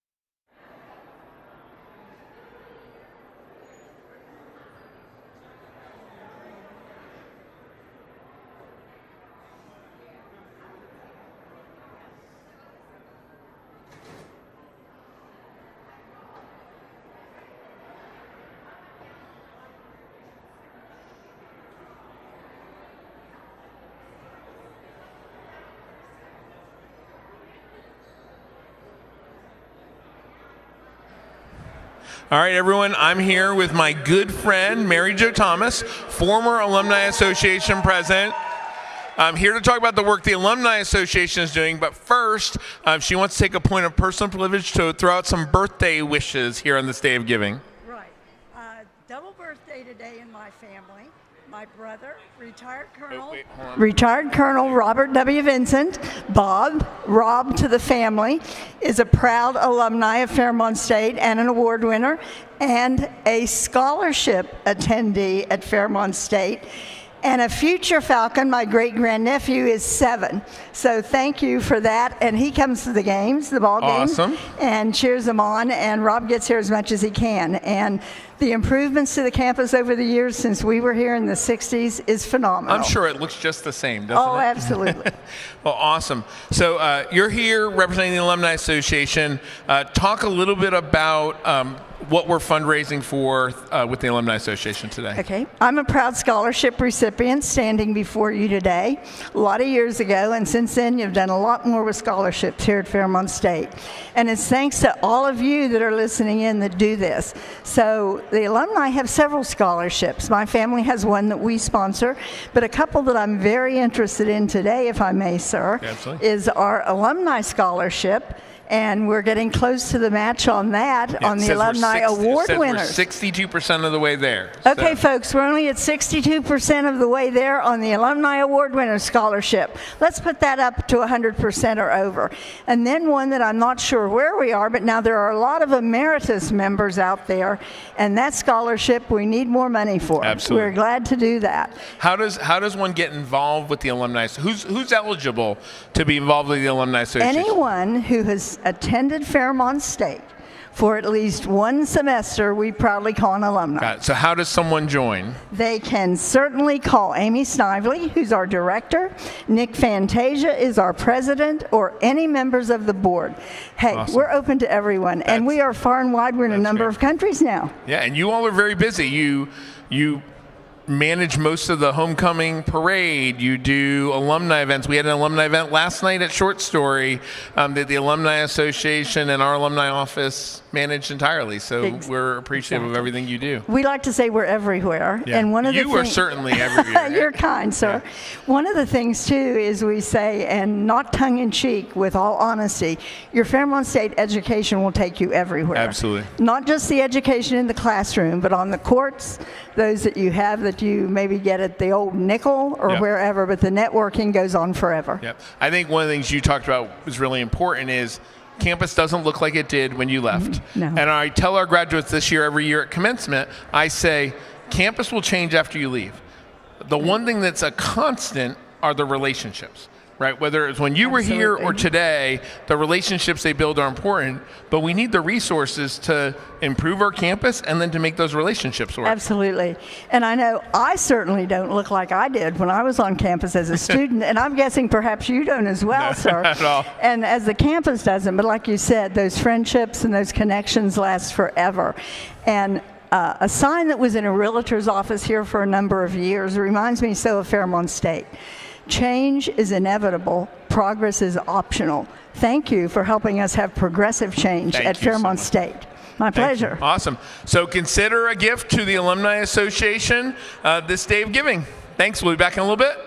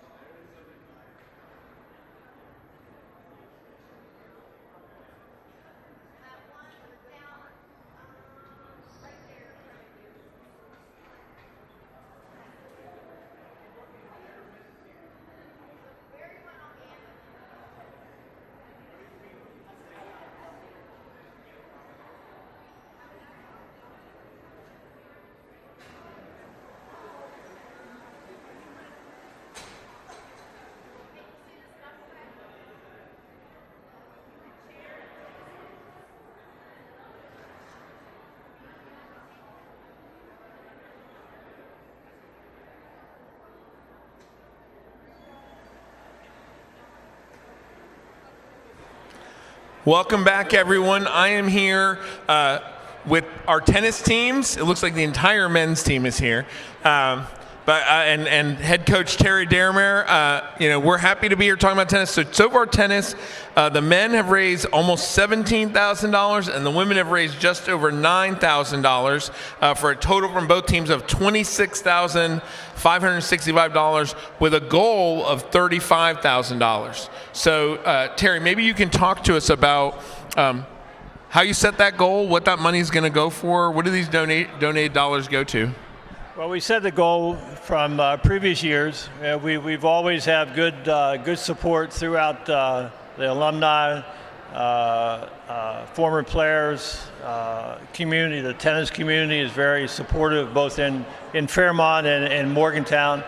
I've been teaching a long time, so I know everybody. I know right? a lot of people. So, and the donations go. It's a big part of our program. It goes to scholarships, it goes to travel, equipment, clothes, indoor court time.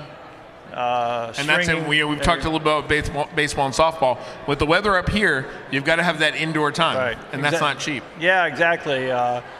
We don't even go every day. We go. Mostly 3 times a week. Okay. 3 times for the girls, 3 times for the guys. So that runs about $2,000 just for indoor court time. Well, maybe we can have everybody go ahead and introduce yourselves. Tell us where you're from, what year you're in school, what your major is. Everybody here is from West Virginia, right? Western Hemisphere. Yeah. So let's go. Let's start down at the end there, and we'll go. Yeah, or wherever you want to start, Terry. Hi everyone, I'm Hope Bax. I'm from Australia. I'm a junior and I'm a double major in National Security Intelligence and Political Science. I'm Luisa Parreira. I'm from Brazil. I'm a senior and I'm majoring in exercise science and minoring in psychology. Hi, I'm Jacob Smolder from West Virginia and I'm majoring in biology and I'm a freshman. Hi, I'm Minwoo Lee. I was born in South Korea, raised in Australia, and I'm majoring in accounting. Me? Oh. My name's Jasper. I am from the Netherlands. I'm a junior here, and I'm majoring in business administration. Hi, I'm Haruto Kusunoki. I'm from Japan. My major is business, and I'm sophomore. Hi, I'm Kal-El. I'm from West Virginia. I'm a double major in architecture and civil engineering, and I'm a freshman. Hi, my name is Noah Liedtke. I'm from Germany and a freshman at Fairmont State University with a major in psychology. Hello, my name is Muhammad Al-Hilali. I'm from Cairo, Egypt, and I study here computer science and math. I'm a senior.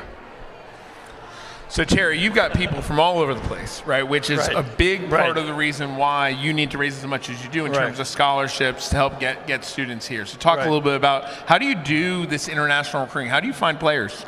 Well, it's basically on the internet, on the computer. All the players usually sign up with an agency, a recruiting agency in their countries, and that agency will they have contact with all the coaches.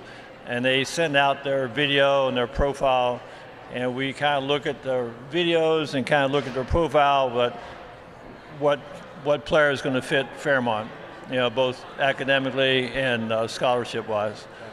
And then when they get to campus, I assume you and the entire athletic department has to help students, especially who are coming internationally, adjust to being on campus, adjust to being in the United States.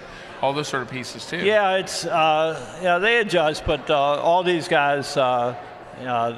First of all, they're great. They're all great students, and they've been around. They kind of know how to handle themselves. And I'm sure they help each other, right? Yeah. The tennis community, our community is very close, and we definitely help each other with any problems, both in school or outside of school.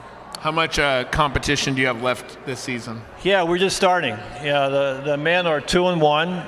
And the girls are 2-0, and we play tomorrow. Tomorrow evening we play Wash, in Ohio. Okay. Tomorrow, then next week we start our spring break trip that we go to Hilton Head, and that's part of our fundraising.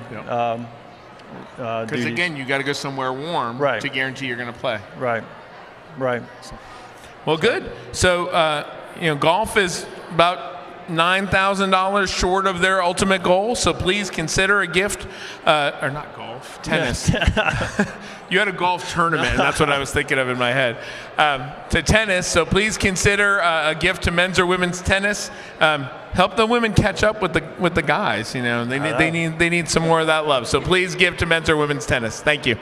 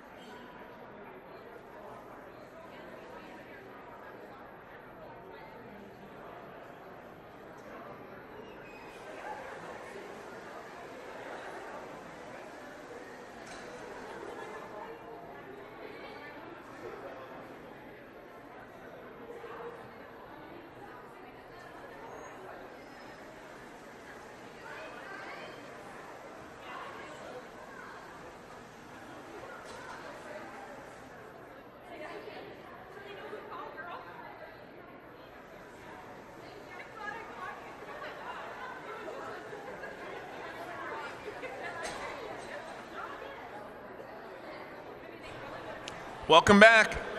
We're really close to $400,000. So if you're out there, be the one who puts us over that mark. We're about $1,200 short of $400,000. So please log in and give that gift to push us over the top. So we're joined now by engineering. So Tabitha's back. And then Abby Chapman and Caden Statler are here. They've already raised $5,000. And what are you going to do with that money? And probably you need more than that, because I know engineering equipment is not cheap. We're expensive. We're going to be using that money in the upcoming school year to really continue to upgrade our laboratories. We offer a lot of experiential and hands-on learning experiences for our students. You saw in the video earlier, Concrete Canoe is part of it, but we use those labs all the time for our courses as well. So it really lets our students get really great experience, and it fosters that learning, and they get 100% job placement after all of our degree programs. So it's kind of a big deal, so we want to keep that relevant work experience going on. Yeah, I notice when I'm down in those labs, there's some new equipment, but a lot of it looks like it's been there longer than any of us have. That's correct. But that does mimic real industry experience. Absolutely, yeah. I'm sure when our students go out into the workforce, that's exactly what they're encountering. So they're like, oh, I've seen this before. I know how to fix this, that sort of thing. Yes. Yep. Yeah. So Caden, talk a little bit about, you were a student here, and now you're a faculty member here.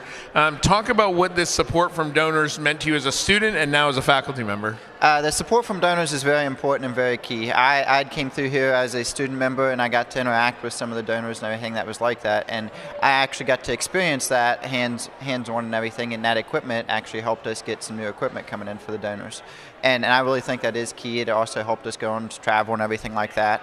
One of my greatest times that I went to was actually going to Washington, D.C. for a surveying competition, and it allowed us to be able to go out there and actually experience D.C. and see what it was like.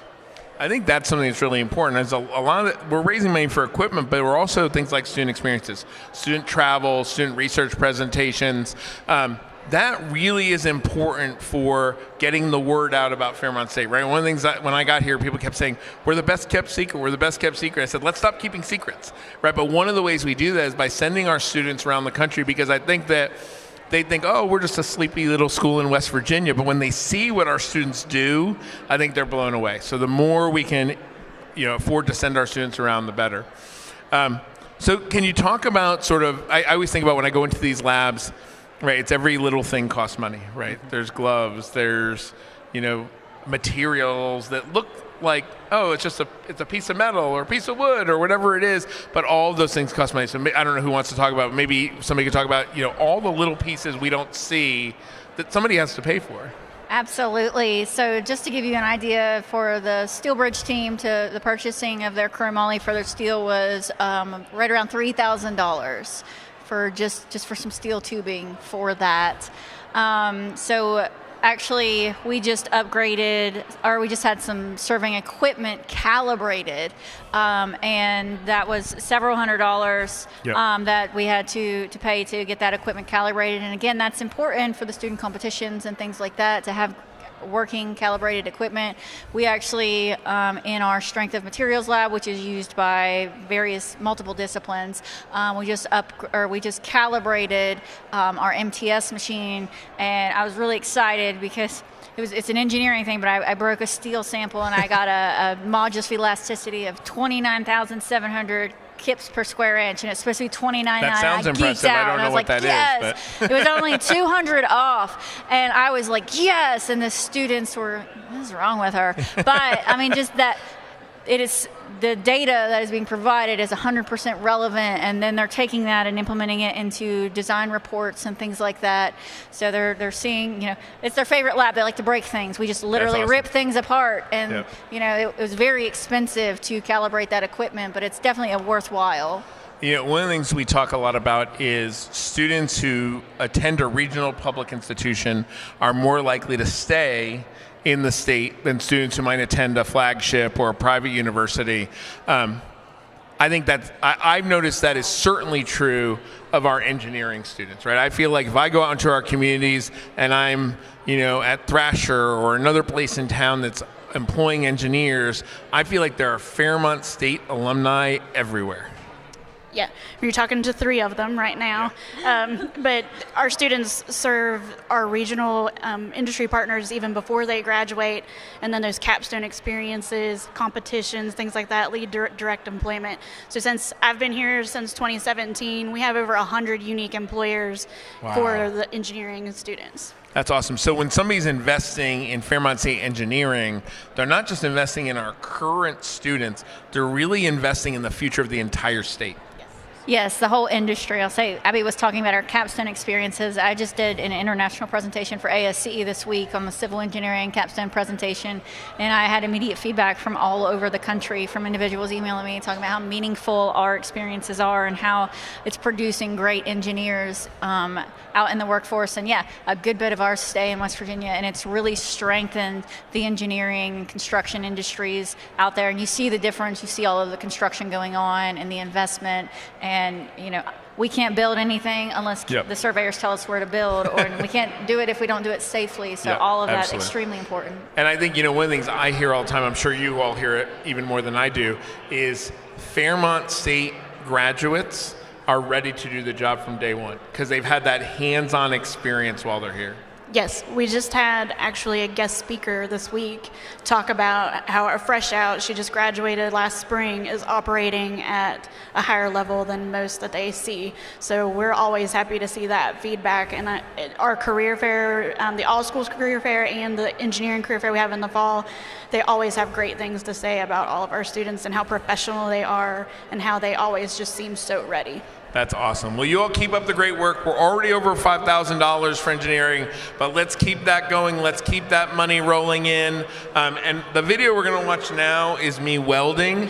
And as good as I was at the concrete canoe, that's how bad I was at welding. I should have worn glasses. I couldn't see what I was doing. You'll see all of that in the video. So no, you'll be able to tell how bad I was. All right. So thank you all. Please consider a gift to engineering. Thank you. Back on the first floor of engineering technology with Luke and Colby. Colby, right? Yep. Luke and Colby, and we're going to do some welding. First, I want to talk about a little bit about we're doing a bridge competition. We did it for the first time in 15 years. I hear last year. What goes into that competition? What do you have to do?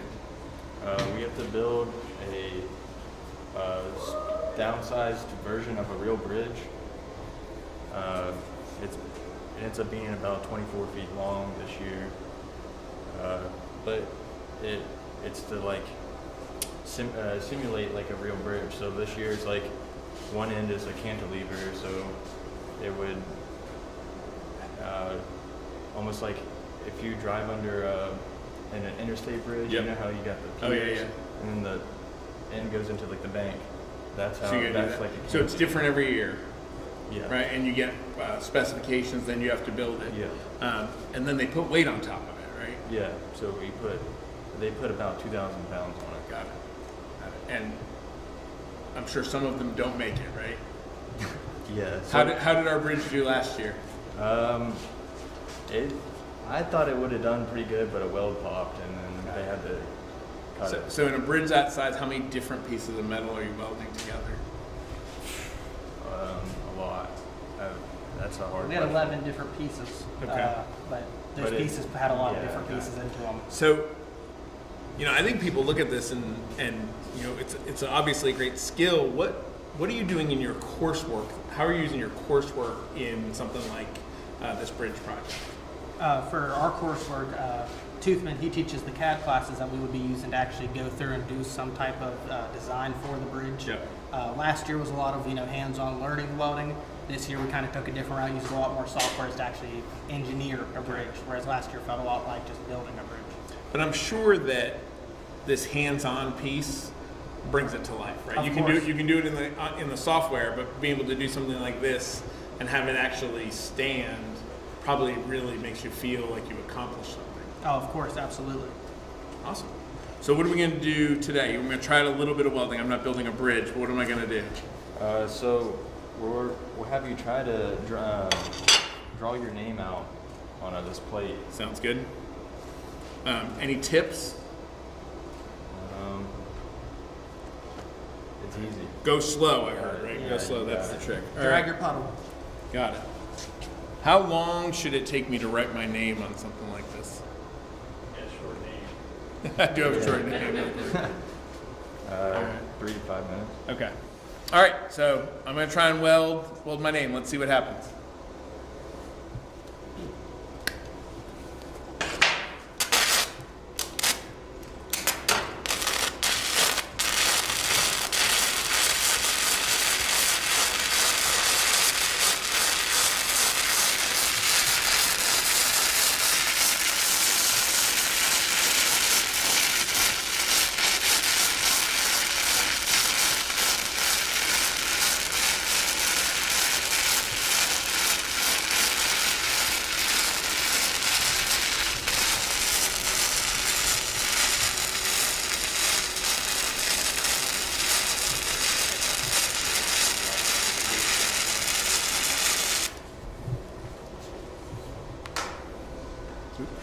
Hard to flip this up.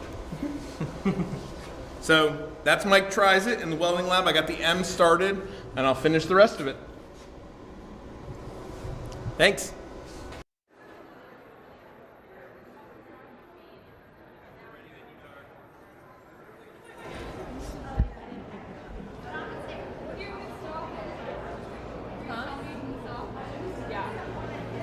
Yes. You guys ready? Alright. So she's gonna start the blower first.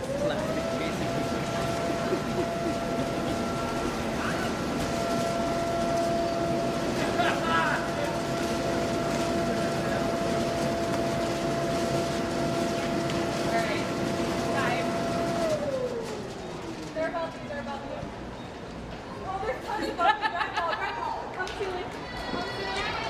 Yay! You can put them in the bag, too. Does the money have to go in the bag? No. Hey everybody, welcome back. We're here with Lindsay Morris. Lindsay, what do you do here at Fairmont State? What's your role? Dr. Davis, what do I not do here at Fairmont State University? I actually am a proud member of the College of Liberal Arts. I'm a staff member. I work in operations and programming and whatever the students and faculty need. Awesome. So, but you're here today not representing COLA or the College of Liberal Arts. You're here today representing the Staff Council Scholarship. Tiffany's waving wildly. So I assume that means, yes, we hit $400,000. So we are halfway there. You must be our lucky charm. That's exactly right, yes. Awesome. But I also need to clarify, I'm always representing COLA. I just need to clarify that. No matter what, I'm COLA through and through. But you're up here. I'm sure we'll have people talking about COLA later. Yes, yes. But you're up here talking about the Staff Council Scholarship. Yeah. So I'm really excited. I was actually just recently appointed as the chair of the fundraising committee. We used to have one a while back, but something happened and we just resurrected it. So people are excited to engage again and get money donated back to this cause. Who's eligible for the Staff Council Scholarship? That's a great question. So we've been awarding it, phenomenal. We've been awarding it to staff members and eligible family members, so dependents, since 2003. Oh, wow. Mm-hmm. So how much do you typically give out, if you know? I don't know if you know how much you typically give out in a year. So there's two versions. We have the part-time scholarships, which I think is around $1,500 maybe, and then we have the full-time, which would be double that. Awesome. So we have a match currently that Spencer Flanagan and I are sponsoring. It says in here there's $890 remains to get that match. You're a little over $200 now. I think part of it is people don't know what a Staff Council Scholarship is. So talk not just about the scholarship, but what does Staff Council do? What role do they serve at the university? Absolutely. So I need to plug this really quickly, though. Dr. Samantha Gabi bet me that I couldn't raise $500 for this fund. She bet me an Alani Nutrition Energy drink. So at least we have to get to $500. I just need to plug that. She's over there, and I don't think she realizes you're calling her out right now. It's true, though, and I can always take a bet. So $500 at least, please, because he's going to match it. Make Spencer Flanagan and I pay. Exactly. I mean, that's really and I love that. what you want to have Frankly, happen, I love that. So, yeah. But Staff Council is an important entity on campus. It's a like partnership to Faculty Senate. We ensure we have an executive council that makes sure we are looking out for the interests of staff members. And this fund specifically is going to give everybody the opportunity to engage in the scholarship in higher education here at Fairmont State, but also we're expanding it to be professional development opportunities. Oh, that's awesome. Mm-hmm. Yeah, so have you worked other places? Have you worked here since you graduated? I spent 1 year away. We don't need to talk about that. But you've been here for most of your career. Yes. So talk about why professional development is so important to you personally and to the average staff member. Definitely. I don't think that most people, or some people, don't think they're going to end up in higher education. So you don't train and prepare for that. So when you fall into a great job at Fairmont State, you don't know much about much, right? So the opportunities to understanding our platforms, our applications, student services, all of that, it's really beneficial because, your onboarding is really in your department, but then you need these other opportunities at a university level to kind of figure out where do I want to go with my career, and it really helps us decide where is your passion in higher ed. That's awesome. So this is a great opportunity to give to this Staff Council Scholarship, support higher education and professional development. I want to ask you a question not related to Staff Council. So we all saw your carpool karaoke. If you didn't see it, you can go back and watch it. Have you sung professionally? Is this your first time singing on tape, or? I've been waiting for you to ask this. Obviously, no. I am obviously a professional. And I'm waiting for my royalties from that. I think, one of the things that I think is important about, the other work that you do is you do a lot of the social media for COLA. And I think, it's fun, right? And I think that's, a lot of people think higher education is really stuffy, right? But I think things like this, we're having a good time today while we're raising money for important causes. You're having a good time in COLA while you're doing the serious work of educating students. So talk about why you think that balance is important for a college campus. Definitely. This is my mantra, right? You can be productive and fun at the same time. Yeah. I actually saw this quote the other day. I wanted to bring it up if that's okay with you. Yeah, it basically said that company culture is not words on a wall, it's how people feel on a Sunday night. Absolutely. And I really enjoyed that because you should want to come to work, and you should want to come to your job and feel empowered and inspired and feel like you're heard and you're seen. So we try to, although we're doing very serious things and we're here awarding degrees and helping students, it can be a great experience along the way. I love that. Well, thank you very much, Lindsay. You're fantastic. Hopefully people give to that Staff Council Scholarship. Make Spencer Flanagan and I pay. Please. See you in a little bit.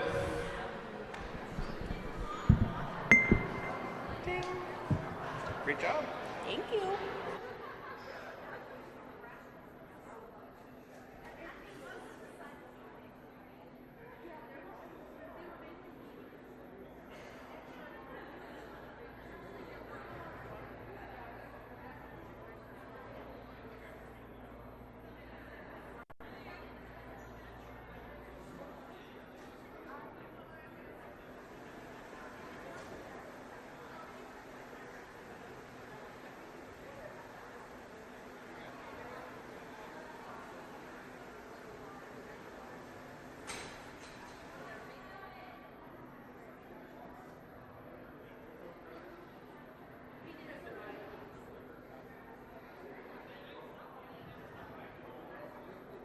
All right, welcome back. Again, reminder, we are over $400,000. So we are more than 50% of the way to our goal. So let's keep it going, keep those donations rolling in.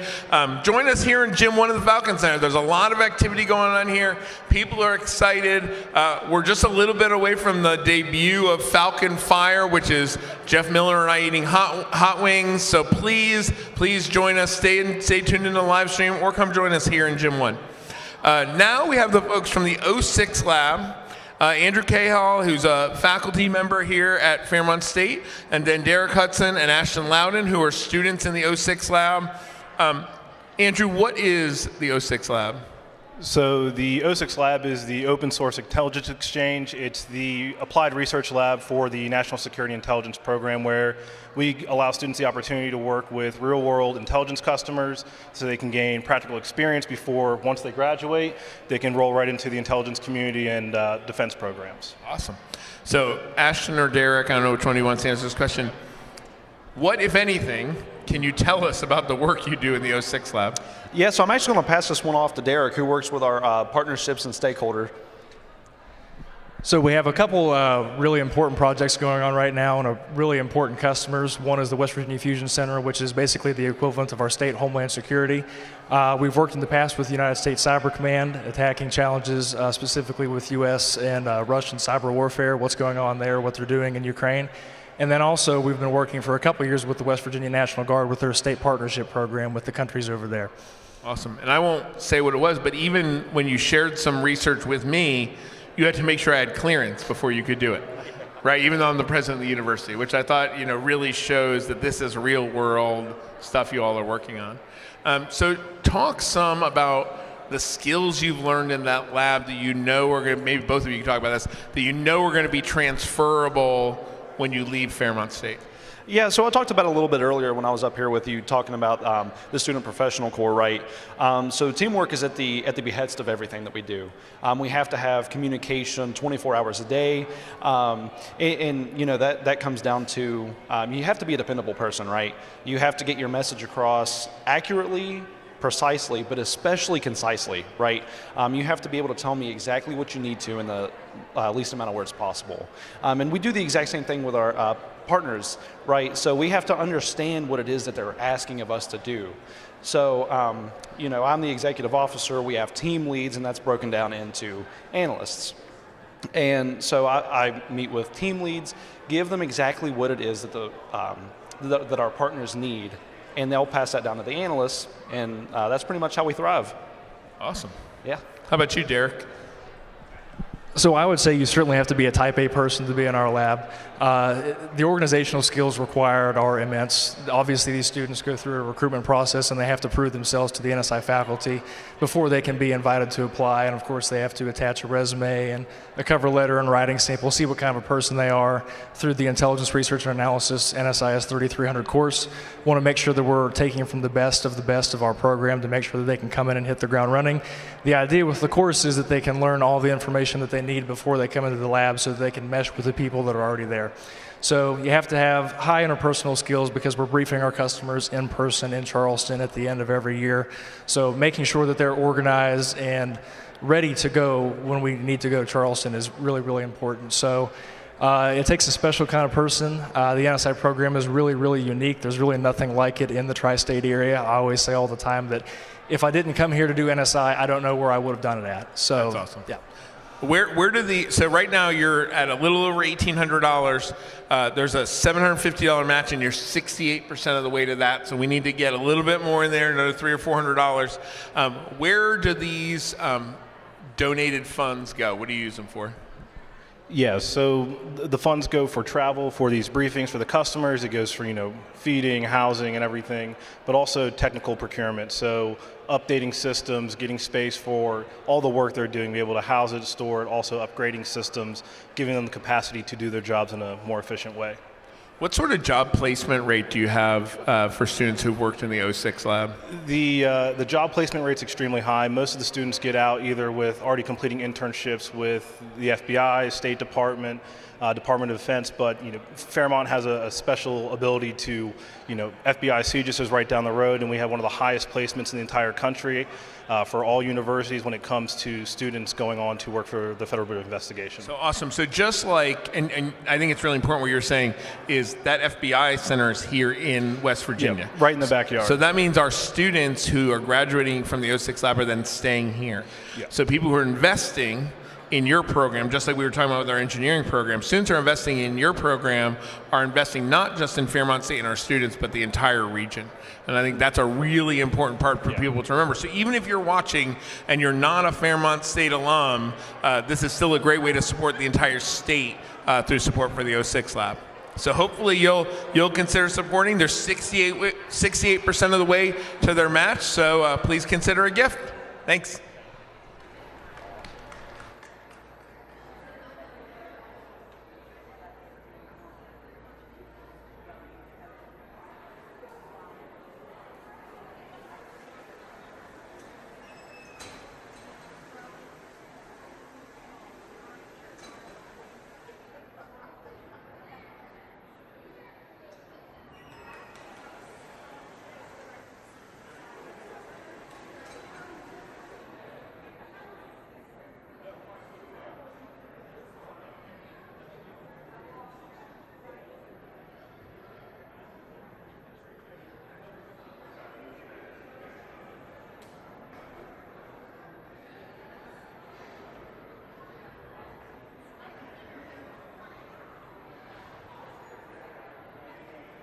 It only takes one day to make a lifetime of difference. On February 26th, the entire Fairmont State family comes together for Day of Giving 2026. One day, one goal, one Fairmont State. Thanks to scholarships, I'm the first in my family to go to college. I found my passion here and the confidence to chase it. Your gift, it makes that possible. Your support fuels more than just opportunity. It powers innovation, community, and the bold dreams of Falcons ready to take flight. Every class, every friendship, every late night study session, it's shaping who I'm becoming. Donating doesn't only help students like me, but it invests in a future we are all a part of. On Day of Giving, your gift, no matter the size, supports scholarships, academic programs, student life, and the heart of what makes Fairmont State special. So whether you're a proud alum, a loyal supporter, or making your first ever gift, this is your moment. Make a gift on February 26th and help us reach our goal for Fairmont State Day of Giving. Because together we are one Fairmont State, and together we make an impact that lasts a lifetime. One day, one goal, one Fairmont State.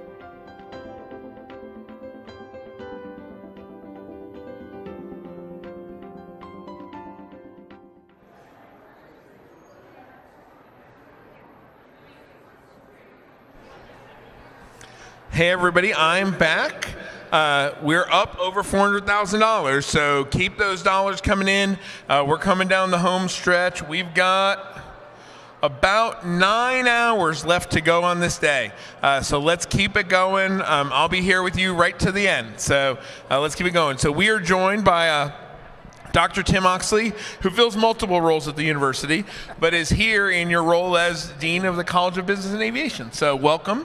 Thank you. An update, they're almost at $12,000. They're about $61 short of $12,000. Maybe somebody will give that while we're up here talking.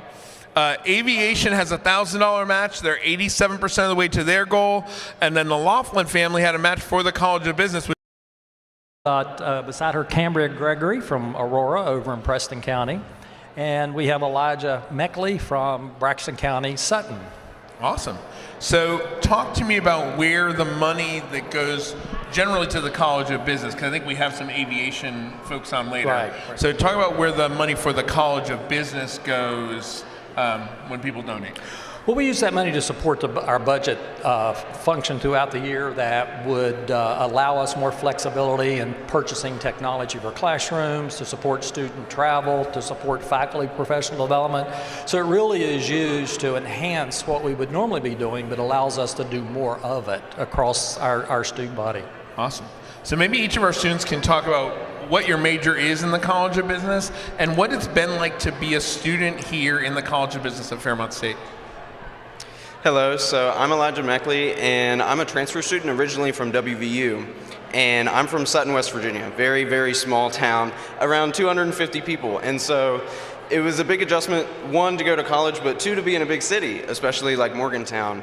And what I've noticed from transferring to here is you're not treated like a number. You're definitely not. I love it here. I feel like family with everyone.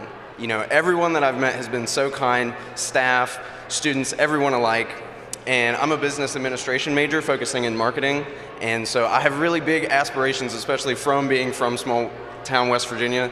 And so it's a great opportunity to not only come here to Fairmont, West Virginia and attend the college, but also to meet you, Mike Davis, and stand on stage and speak in front of, you know, hundreds of people. So thank you for the opportunity. Awesome. Yeah, thank you. Hi, I'm Cambria Gregory. I'm a business administration major concentrating in management and marketing, and I'm also doing a theater minor at Fairmont State. This is a big opportunity for me to be as a business major at Fairmont State because I'm the first in my family to have attended college. And it's just the opportunity to try to get higher education, to be able to get a higher paying job to try to help my family with funds. Awesome. And we just saw you in Almost Maine, Yeah. which was absolutely fantastic. I hope people got a chance to see it because it was one of my favorite shows I've seen since we've been here. So it was fantastic. Thank you. My name is Frankie, and like them, I'm also from a small town, and so I've been used to that like small town type of setup. So it's been nice to come into these classes that have like 15 to 20 people and to be able to have those like intimate type of conversations where I'm actually learning with that. And because of that, I've actually been able to use like my project management experience for my on-campus job with First Gen, where I work with the Dathan Gene students. And I've been able to use a lot of my education that I've learned through the university to really help me figure out how to make this university the best experience for them as possible. And Frankie served as my tour guide when I did my tour of West Virginia. She sent me an email while I was on my tour that said, if you're going to McDowell County, I've got to be your tour guide. And it was the best day of that entire trip because I had a tour guide who showed me every nook and cranny, and it was really fantastic. You know, I think that, you know, one of those things we talked a lot about with other majors too is our students, especially from the College of Business and Aviation, stay in this state after they graduate. And especially you can see, you know, folks who come from smaller places, it's the idea of they come here, they get this great education, and then they go back and improve their community. So can you talk a little bit about that? Well, I think it's not uncommon that colleges of business and regional comprehensive institutions really serve the regional community. And that's, again, one of the strengths I see from our program. About 80% of our students are from West Virginia. And they will go back to their communities or at least stay in West Virginia seeking a job somewhere.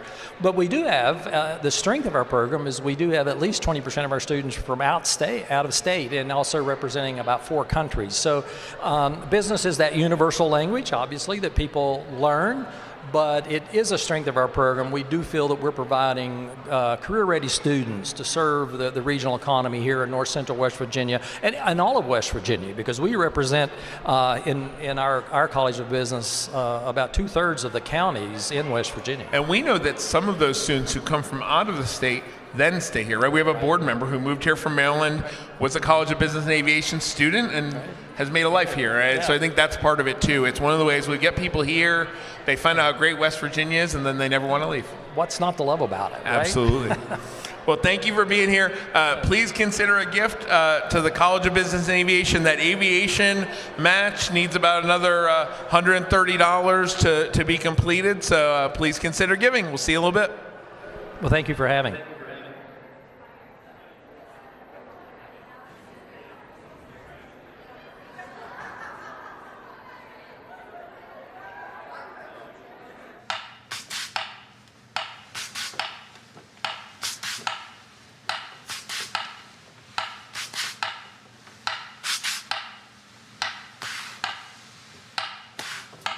Hi, my name is Anika Odom, and I am the artist in residence this year at Fairmont State. I was born and raised in Morgantown, West Virginia, and I do all kinds of things. I am a musician. I play the double bass and the clarinet. That's what I trained to do. I also sing. I play fiddle. And as you might imagine, I also make some visual art. I make crankies. Crankies are moving panoramas that tell a story. Storytelling, I think, is a really central part of the art that I make. I, for a long time, considered myself a classical musician, and I really enjoy playing other people's music, but at a certain point in time, I decided that I was interested in getting to choose the stories that I told, and that kind of evolved into me wanting to tell my own stories and just thinking about storytelling and I guess kind of seeing value in your own story and in the stories of the place that you're from. When I decided to start diving into storytelling, one of the first people that I came across was Ruth Ann Music, who is very connected to Fairmont State, and she has a bunch of collections of stories, and I actually brought some here.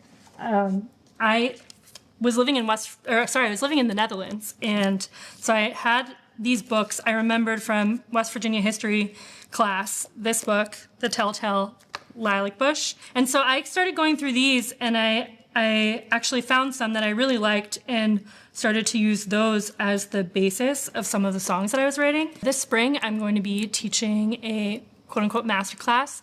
I'm really hoping that students from all kinds of different backgrounds are going to sign up for it, not just visual artists, but maybe someone who's never considered themselves creative before but loves history, or someone who loves machines, someone who loves singing or telling stories, or who thinks that they're pretty funny and could tell a good joke. Any kind of person, I would welcome you to come take this class. We're going to be making crankies, which are these objects that are behind me. And yeah, I'm hoping that we'll look at some oral histories that are gathered in Fairmont, and they may be from all kinds of folks. If you have other stories that you're interested in working with, that would also be welcome. I'm hoping we'll dive into the archives at the Folklife Center and then come up with a couple of different crankies that we can share at the end of the year.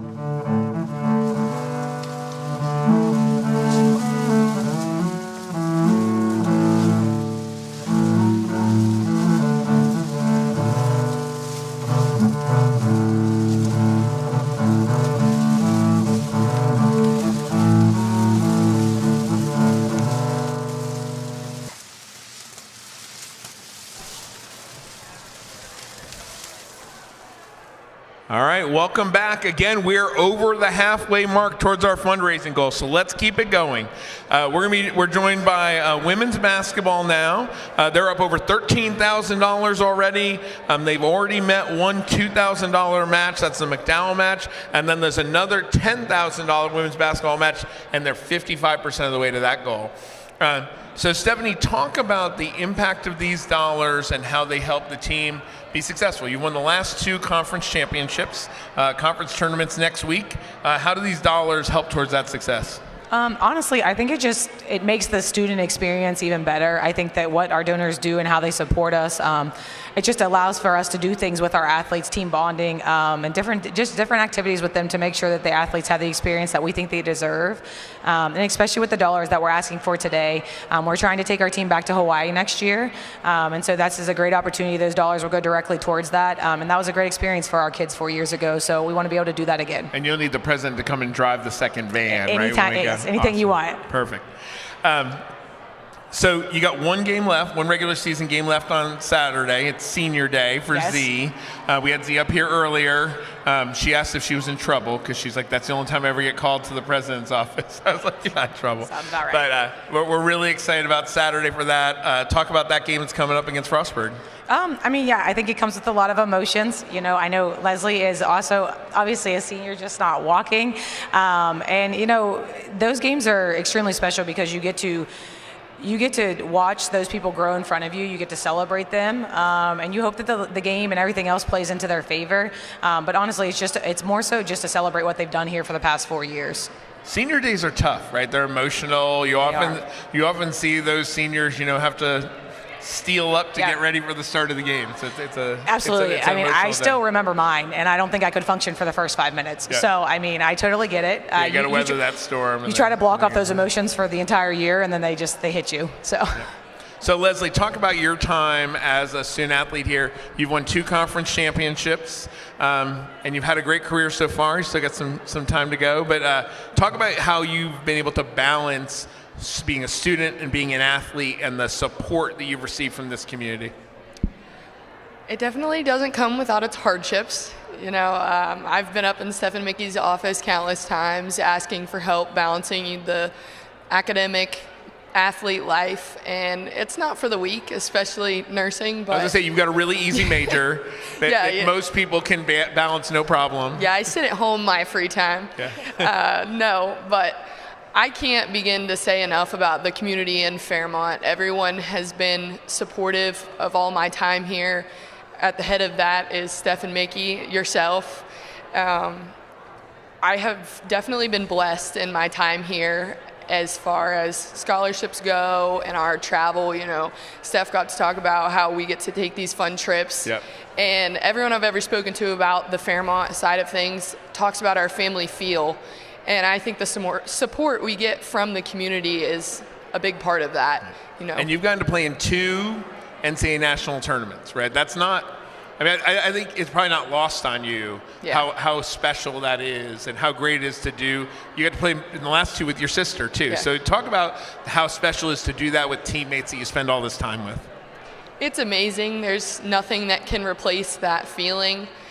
And I think that anybody that has spent any time in athletics or sports knows what it's like to compete at a high level, and it's something inside of you. It's a fire that I don't think ever goes away. Even when I'm trying to play Monopoly at home, it's there. Yeah. So you've been injured for most of this season. Yeah. What kind of perspective has that given you on basketball? I think I start to see our players more as people and the outside factors that affect them. And it's hard, it's easy to sit there and criticize them, but I have a lot of conversations with Steph about giving people grace and understanding that nobody's perfect as much as you want them to be. And it lets you sit back and have an appreciation. So Steph, I want to give you a chance to talk a little bit about Z. Okay. Right, so you've got Z Murray will have her senior night on Saturday. She came in and she's grown a lot in 4 years. So talk about, as a coach, how you meet a player where they are, right? Because I coached debate for years, and I always said, a kid who came in and was kind of like me, I was like, I know what to do, right? I know how to build that. But part of being, you're not a young coach anymore. You're our longest tenured coach, I think, here. But when Z came on, you were still a relatively young coach. Yep. So talk about how you meet a player where they are and really help them succeed? I think it's difficult, but I think that you can only be you in leadership, no matter what that is. I think leadership is going to look different for everybody, and I think that's something that I had to even discover with myself. But I think meeting players where they are is extremely important, but you also have to strike a balance of, like, you want to meet them where they are, but you also don't want to give them excuses. And I think that's something that every coach and leader is going to constantly have a balance of, is like, you know, am I pushing them too hard, or am I giving them excuse right now? And I think you do have to meet them where they are, but you have to have high expectations at the same time. But you do have to give them grace to grow, because if you're constantly just putting them in a failure mindset, they're never going to see any positivity. So it's definitely a fragile balance. And honestly, I fail constantly, right? There's times when I push too hard. There's times when I don't push enough. And you just constantly have to strike that. But I'm grateful that Z and our players allow me to do that, and I think that's why they are able to grow, is because they do allow me to push them and make mistakes and own those and then still show up. Yeah, and so when we had Greg up here earlier, we talked about the academic success of our athletic programs, and I think no program represents that better than yours, right? Like, I mean, your students graduate and almost all graduate with outstanding GPAs. How do you make sure that students are able to balance some really difficult majors with getting those amazing grades? I will say, I think starts with recruiting. I think we do have really good kids that care a lot about what their future holds, right? I mean, a lot of them aren't coming to Fairmont State to go play professionally, right? A lot of them are coming here to get degrees, so they're seeking that, and they're driven. And I think, honestly, our best athletes and our kids that have just been phenomenal leaders, like Leslie, have been the kids that are so driven at what they want to do, and so there's nothing that gets in their way, right? So for school, that's their job. Like, they're like, no, I'm going to make sure that I do this, and they're not going to give excuses why they can't. So I don't know if I have a lot to do with that, but I think that the kids that we have put in the program have done a really good job of making sure that that's important to them. I mean, you win championships, but they don't walk across the stage. It doesn't matter. Absolutely, Absolutely. Yeah. Well, so here's your chance to give to women's basketball. They're 55% of the way to that $10,000 match. So make sure you give, and we'll see you on Saturday at the game. Thank you. 2 o'clock, right? Yes. 2 o'clock on Saturday. We'll see you then. Thank you.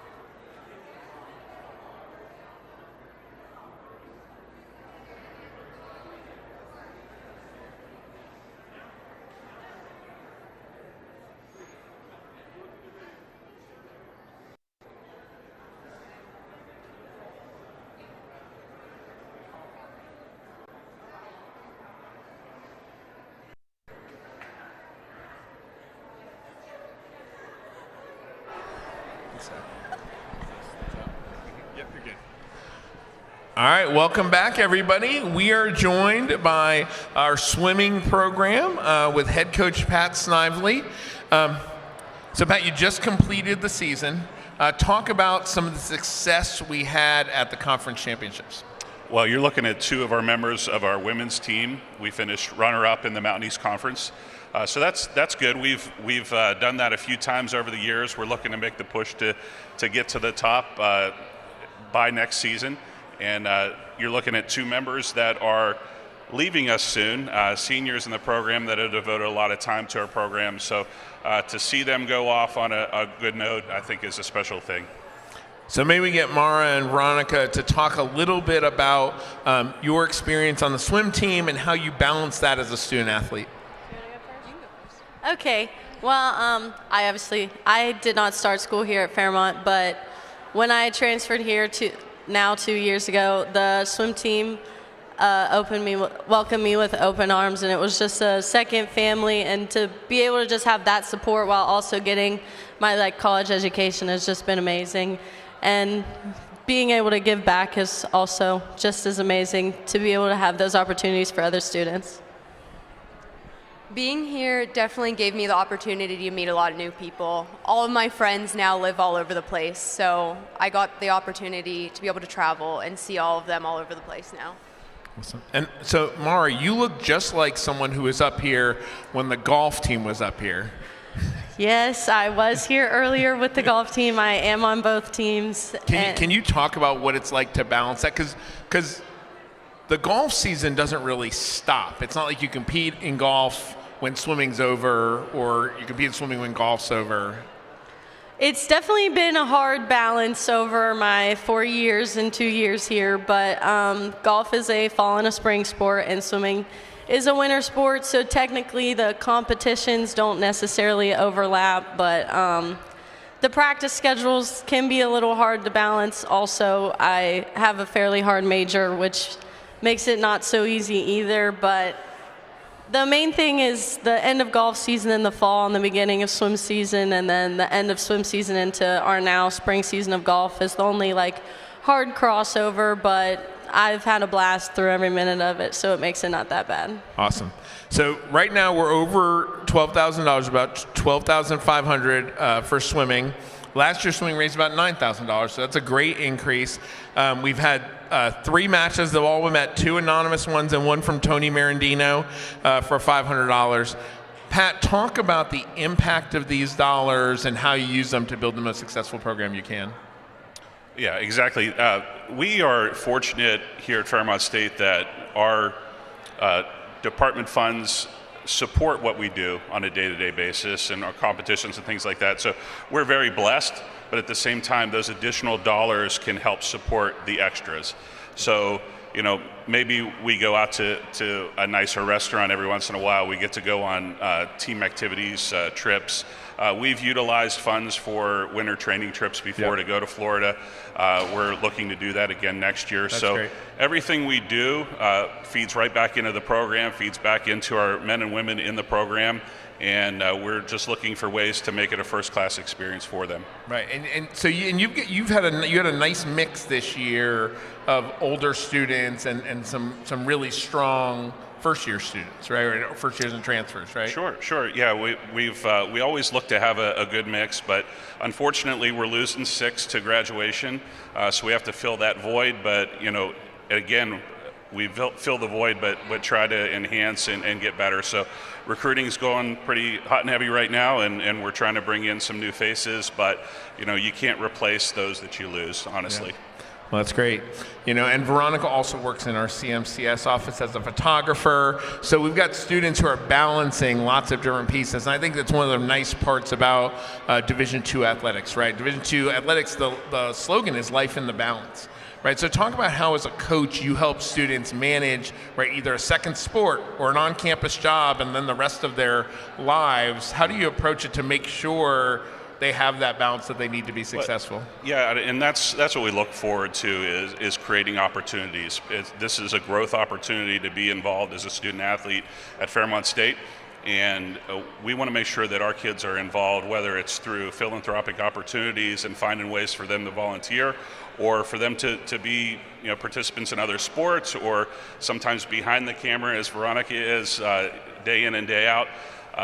Sometimes that balance is a little bit more difficult for me because with their class schedules and what they do outside of swimming and class, I've got to get up a few extra mornings to allow them the opportunity to participate. But I'll gladly do that if it gives them those growth opportunities and helps them to be successful as they leave. Yep, absolutely. Well, thank you for being here.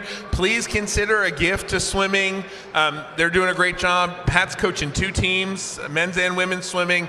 So make sure that you're giving and supporting our student athletes. Thank you. Thank you. Thanks.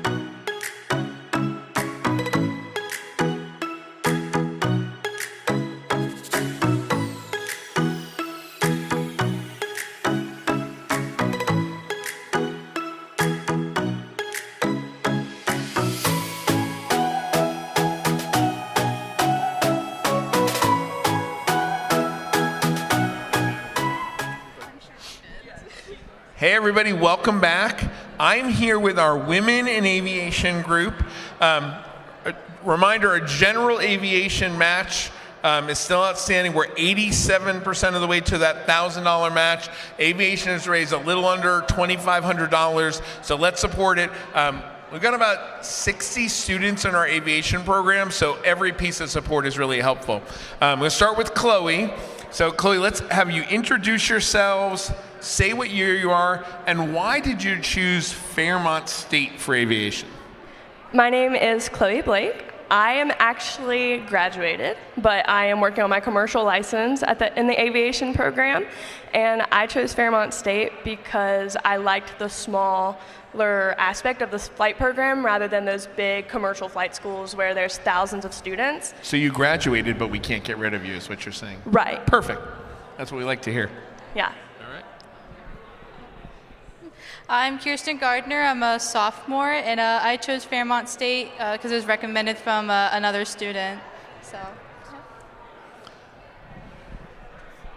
Hello, I'm Ernestine Dabbs, and I am a junior. I'm in the flight program, and I chose Fairmont State because I wanted to be a soaring falcon.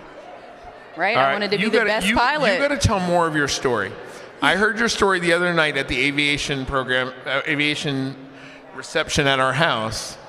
Tell us a little bit more about your story. You shared your dream with someone. That's how you ended up here, right? I did. I did share my dream with Heather Bain. I was in a program, and when I came into her office, I was very vulnerable and honest and told her what I wanted to do. I wanted to be a pilot. And she told me that I came to the right place. And she helped me figure out the steps to take to be here. It's been a long journey, but an incredible one. Yeah. And I think that's real. The reason I wanted you to share that little part of it is because I think it's really important that we say our dreams out loud. Yes. Right? Because then you never know who can help you. And that's part of the reason why we're doing this today is we want people to hear what you all need for support, so hopefully they support us. Yes. Right? Absolutely. Thank you. Yep.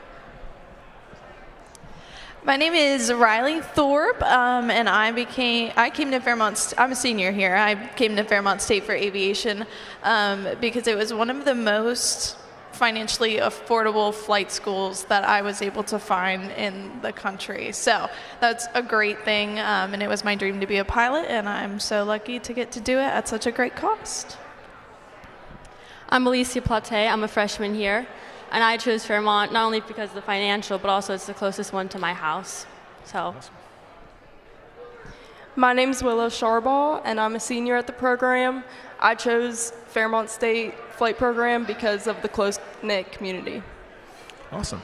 So I think one of the things that's really interesting, so how many women are in the Fairmont State Aviation Program? Does anybody know off the top of their head? I believe we have 20 girls going on our trip with us. Yeah. So it's grown so much just in our time here, like the older classmen, because we had 7 when we came in. Yeah, I think what I heard is it's about 40% of our students in aviation are women. And nationally, the number's like 9% of pilots are women, right? And if you look at other aviation programs, sometimes they're even lower than that 9%. Right, some of these big national programs are 6%. I saw one that was 4%. So talk about why it's important to have this support network of other women in aviation. So I think having so many women in our program, it has given us the opportunity to go on this trip that we're fundraising for and have a tight-knit group of girls who are sharing the same experience as you, going into a career that's male-dominated, and so you have that support system for the rest of our lives. So it's just been really great to have so many girls in the program, and you can see that we're building each other up, we're studying together, we're learning together, and it's just really given us a great opportunity to do that. And where is this trip? So we are going to Dallas, Texas next month for the International Women in Aviation Conference. I assume you're going to fly there. Yes, we are going to fly there. Awesome. So, and how many 20 are going? Yeah, I believe we have about 20. That's fantastic. So, so you're fundraising, try and help offset the costs. I assume people are paying something, but obviously we want to keep those costs as low as possible so no one has to miss because it's too expensive. Right. All right, so you heard it here. This seems like a great cause to give to. Please give to Women in Aviation. Support this trip to Dallas, and we'll see you in a little bit. We got Family Feud coming up next, so I'll be gone for a little bit, but I'll see you after that. Thanks, y'all. Thank you.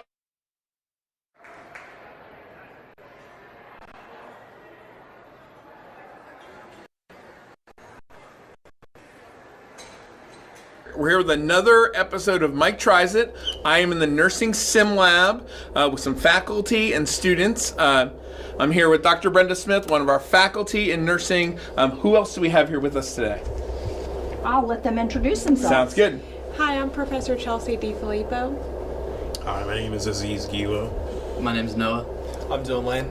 I'm Tiffany Workman. I'm in the BSN program. Awesome. So what are we going to try today?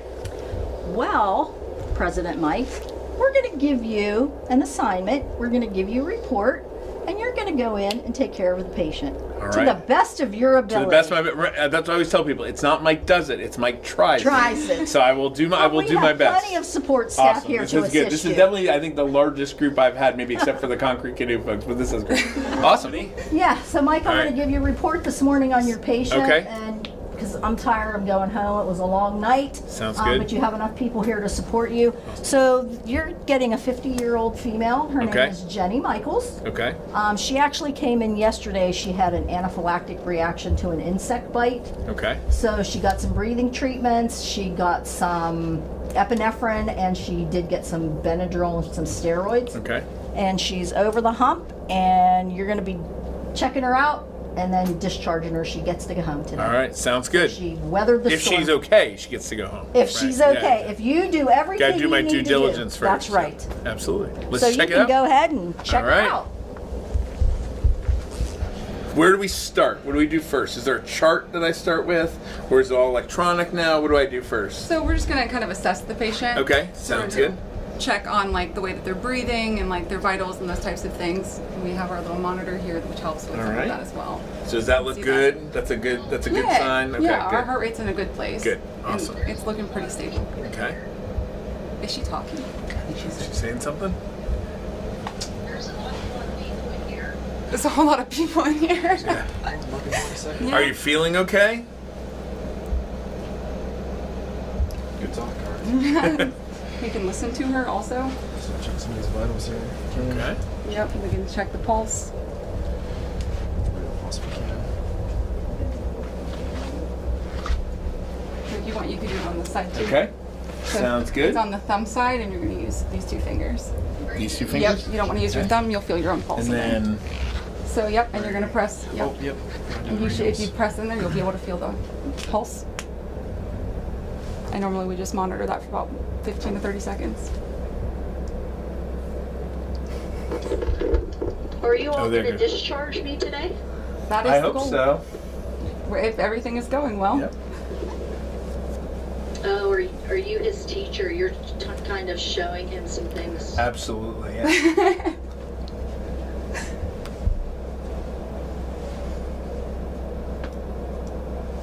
Okay. Right. I am alive. Can you find it? Did you? Yeah, I found it. Yep. All right. We can also listen. So Yep. If you'd Okay. like to. Yeah. Stethoscope. That'd be great. All right. And then where am I putting this on the patient? So if you're listening for pulse, we have a couple spots. So we're going to go like the second intercostal space Sounds here. good. And on then top of the shirt? Or? Yeah, you can do it on Okay. top of the shirt. Take it a little bit lower if you Or want. where you can put it right under the gown and just kind of. Yep. Sounds good. Sounds healthy. Yeah, and then you can move over and like round and like all those things. Yeah, right to left, and then we just move down. Well, you know, my mom was a nurse, Oh, really? and she always said you should listen right on the skin. Right on the skin. That's the best.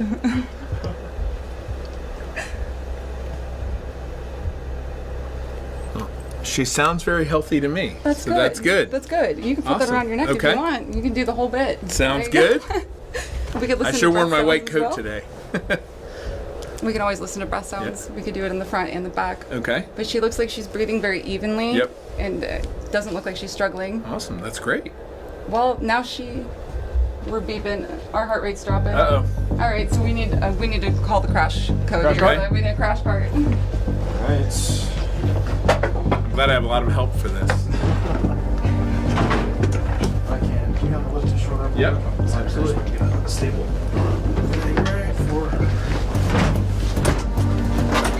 All right. Doing CPR. Yep. So we can make this flatter. Okay. I think maybe that's a flatter. You have meds at the top. Yeah. Grab that thing. And move.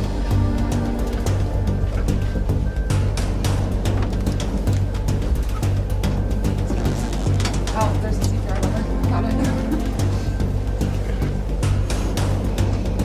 Okay, and then you're gonna start compression. Okay. It's staying alive, right? Yeah, it's Okay. 100 beats per minute. So it's You want to make sure the depth is good. okay. 2 inches. About 2 inches. 3, 4, 5, 6, 7, 8, 9, 10, 28, 29, 30. And then we'll stop. Okay. And then we're going to check and reassess. We can also push epi. So you already have the epi out. So we push epi. 3, 5, 6, 7. Hi, can we get a vamp at 9? And me put back in, please. Check open.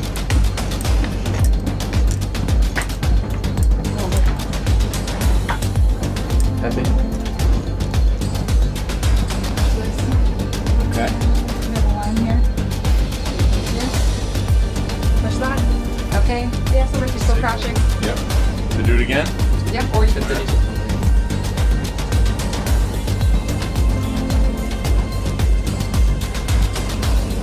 Stabilizing. Looks like. You might be. Do we have a pulse? Check the pulse. It's right under the thumb.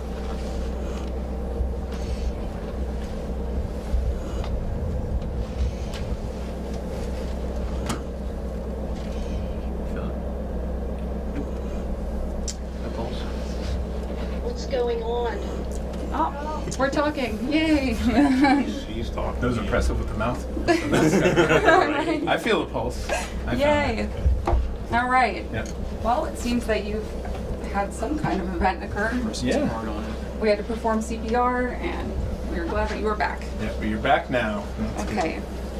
So we can probably remove the board and all that. What an exciting day for you. It was you too. All right. Laura. Yes, I wasn't expecting all this excitement. Then we're gonna want to elevate the bed back up. Yep. All right. So let's talk about the simulation lab. Yeah. So, so we're in the simulation lab, but you'll be moving to a new simulation lab, right? Which means some of this equipment will go, but there's a lot more space over there. I think it's more than twice as big. So we'll need equipment for that. How much does some of this stuff, how much is a bed? Well, it just depends on what type of bed. Okay, one like this model. This is a birthing bed, and it's easy. I'm glad you didn't make me do that. Yeah, we could. There's still time. I've heard. So these are easily close to 35 to 50,000. Okay. A How much? mannequin Yeah, such how as much this- is Jenny? So Jenny is one of our birthing mannequins, so Mhm. she can actually, as some of you will come to find out, birth a baby. And she's easily $80,000 to $90,000. Okay. And we have 2 of her, and we have 2 male patients, and we have And you have at least one child, right? we have 1 child and 1 neonate. Yep. And I think, people think about these big ticket items, but then you also have stethoscopes and gloves, and all of those Correct. things have to be paid for. Right. So, in fact, I can share with you, if it's okay, Yeah, we please. just put in an order for supplies for our 2 skills labs that's over in the education building, and also to have supplies here for our students. Right. easily $14,000, and that's for, gloves. Right, and that's not for the big thing. That's not for the big things, right? Those are for the things that are. The biggest ticket item I think was $300 on that. Right, right. So that's why it's really important that people give and support the work you're doing, right? Because there's real life Jennies out there. There are real life Jennies out there. And if your students aren't trained in here on the right way to do things, right? You can't say, well, don't worry about not having gloves this time, or don't worry about not washing your hands. Don't worry about that kind of stuff. You'll do that when it's for real, right? Because they really have to practice in a way that. And we say when you come to simulation, we do not pretend. We simulate. We do. Right. So we expect hand hygiene. We expect gloves. We expect them to engage and talk with this patient just like they would in a hospital. So when they're doing something wrong in class, will they lose a patient? They could. Right, so it's real. I mean, it's real. Yeah. Because we control whatever the students do. Yeah. We control and respond as the patient. Yeah. So that's what you were doing. Correct CPR. That's you good. could be a little stronger. Okay. I didn't want to hurt her. You won't hurt her. And we gave epi. We were bagging the patient. So blood flow was created. So you were able to get blood flows back to the patient, and that's why she came back. She's going to be a little sore, but that's to be expected. How excited are you about this new space? I can't wait. It's beautiful. I mean, I walked through it a week ago, and it's lovely. absolutely beautiful. I just can't wait to get everything in there. I keep hearing it's better than Duke's. I hear that it's better than Duke's. So that means we need all the stuff to go in it too. We need all the stuff to go in it, and to keep going in it. I think that's the other thing that people are like. Well, the nursing simulation lab is done. But like you said, you ordered $14,000 worth of supplies. Just supplies. Right, those are going to have to be ordered over and over again. I think that's the part that people often don't think about. Well, we did the big ticket items, but the day-to-day pieces are really expensive. They are expensive. Yeah. Nothing. And believe me, I work with the vendors, and I'm like, I see that it's cheaper in the catalog. You need to get me the cheaper price. So it took me several weeks. So you're a good negotiator. I negotiate very well. So you're a good steward of donor dollars. I am a good steward of donor dollars. That's awesome. That's what we like to hear. So, and then we get this great sim lab. You're going to be over there all the time. Absolutely. We've already talked about doing some other filming over there to really show it off next year. So, but I think I see it as a amazing recruitment piece, right? People are going to walk in there and say, "This is where I want to be," and that's what it's essentially a mini hospital. Yeah. Where students come to learn, and if they're going to make errors, we want them to make errors here, right? Because they can't hurt these folks, right? All we do is plug them back in. Yeah. One of the nursing faculty I'd been talking to earlier this year said she wants it so that if the last face she sees is one of her students before she goes under for surgery, she knows she's safe. Correct. Right? And I think that's our goal here, is to make sure they've been right. tested here, so when they go out into the real world, they're ready to go. Yes. Awesome. Yeah. Well, thank you very much. So Mike tried it. The patient survived. Jenny, you get to go home now. So awesome. Thanks.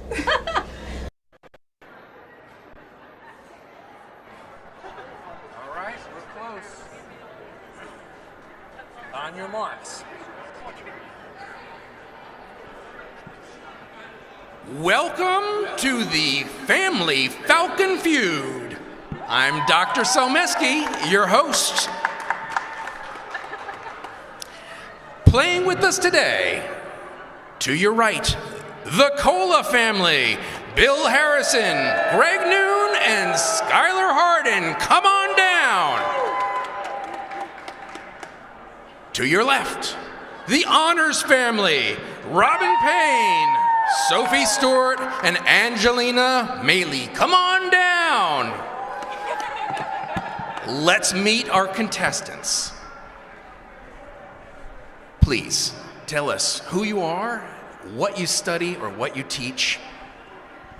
I'm Skylar Hardin. I study criminal justice, national security intelligence, and political science. I'm Bill Harrison, and I teach political science. I'm Dr. Greg Noon, and I'm the director of the National Security Intelligence Program. Welcome to the feud. So, what are you all playing for today? We're playing for the National Security Intelligence Program. National Security and Intelligence Program. Let's meet the Honors family. please tell the audience who you are, where you're from, what you're studying or teaching. My name is Angelina Maley. I am a sophomore from Fairmont, and I am studying psychology and community health promotion with a minor in sociology. My name is Robin Payne. I actually teach history, which is in COLA, but sorry, COLA, you're going down today because I'm here for honors as the honors director. All right. Hi everyone, my name is Sophie Stewart. I'm a junior from Charlestown, West Virginia in Jefferson County, and I'm studying finance and data analytics. Honors family, what are you playing for today? We are playing to raise some funds for our honors study travel upcoming trip to Rome. We're leaving next week. Rome. Please, heads of family, come on forward to play the feud.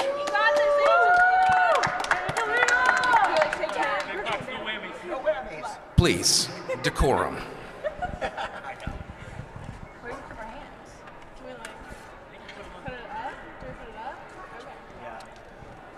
100 Falcons were surveyed. The top 6 answers are on the board. Are you ready? Honors, COLA. Let's play the feud.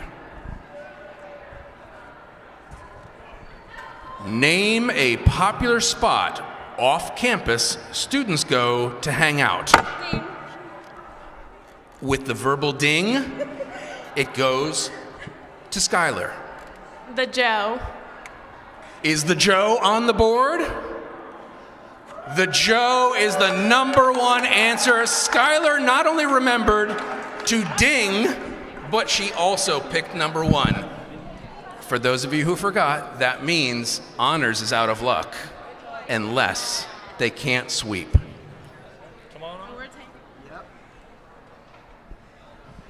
Bill Harrison, professor of political science. Name a popular spot off campus students go to hang out. Hoops. Is hoops on the board? #3. That might be a little suspicious that Professor Harrison knows so much about hoops. They have good wings. Dr. Noon, name a popular spot off campus students go to hang out. College lunch. Is the lunch on the board? #2. So far, COLA is really cleaning up. Back to you, Skylar. A popular spot off campus. Students go to hang out. You do have a slight advantage over these two AARP eligible gentlemen. Hard carry.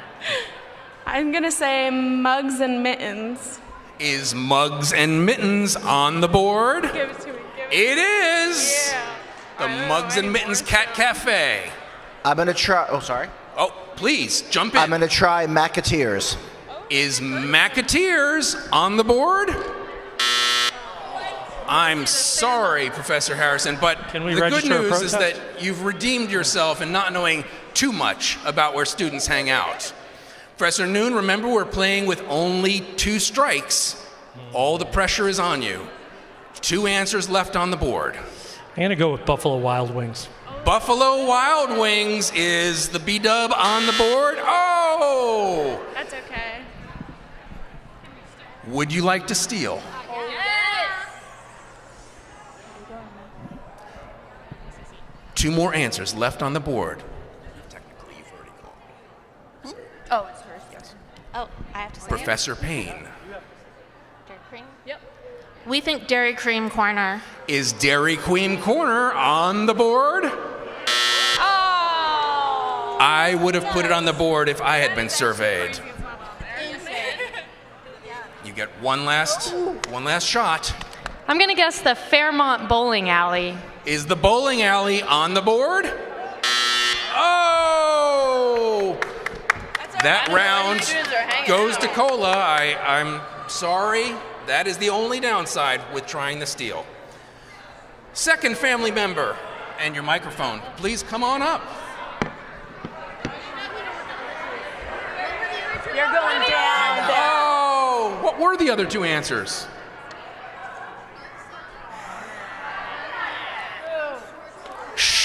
story. If only we had some short story in the house today.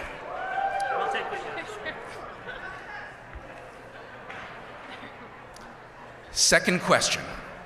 What is something students hope their professors say on the first day of class?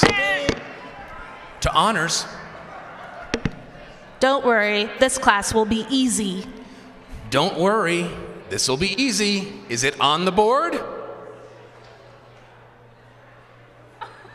It's on the board. No, it's on there. It's on there. It's not on the board. I had never had a professor say Could you be more specific? How will it be easy? There's no homework. Is no homework on the board? Oh!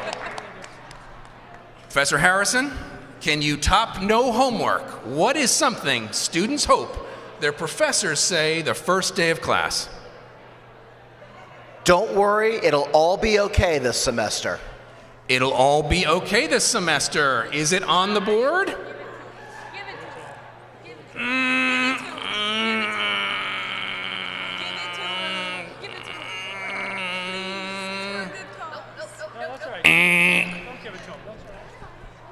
Let's bring it over to the honors family. So, Stu, no pressure. I'm going to What is keep along the no homework line and go no exams. Is no exams on the board?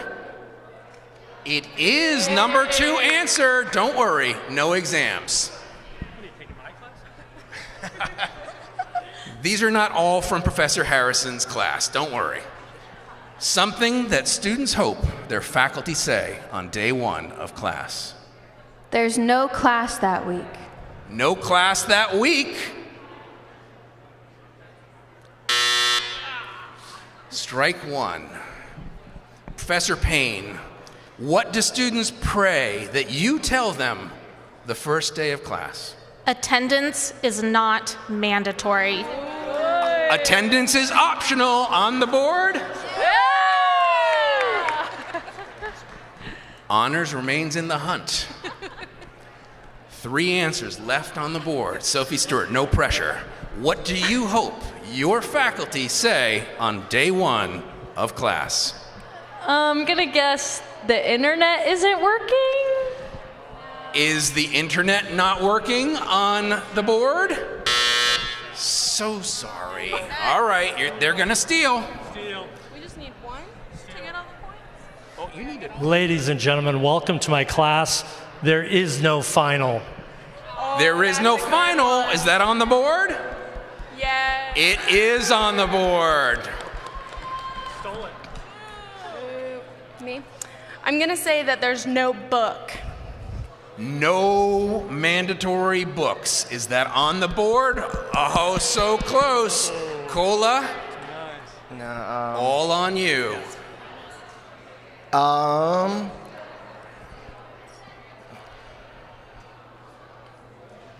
Think outside the box. Not everything needs to be a professor's worst nightmare. I'm here to help if you need me.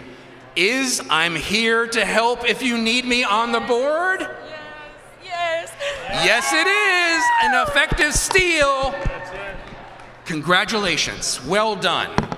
Next family member, please come forward for the 3rd and final round. Okay. For now. Question 3.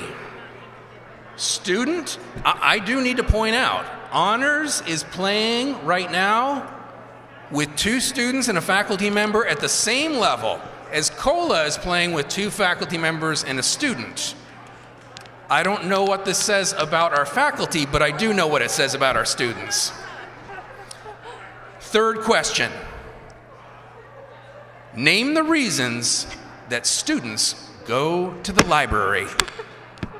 Professor Noon, that may have been premature, but we're going to give it to you. No. Thank you.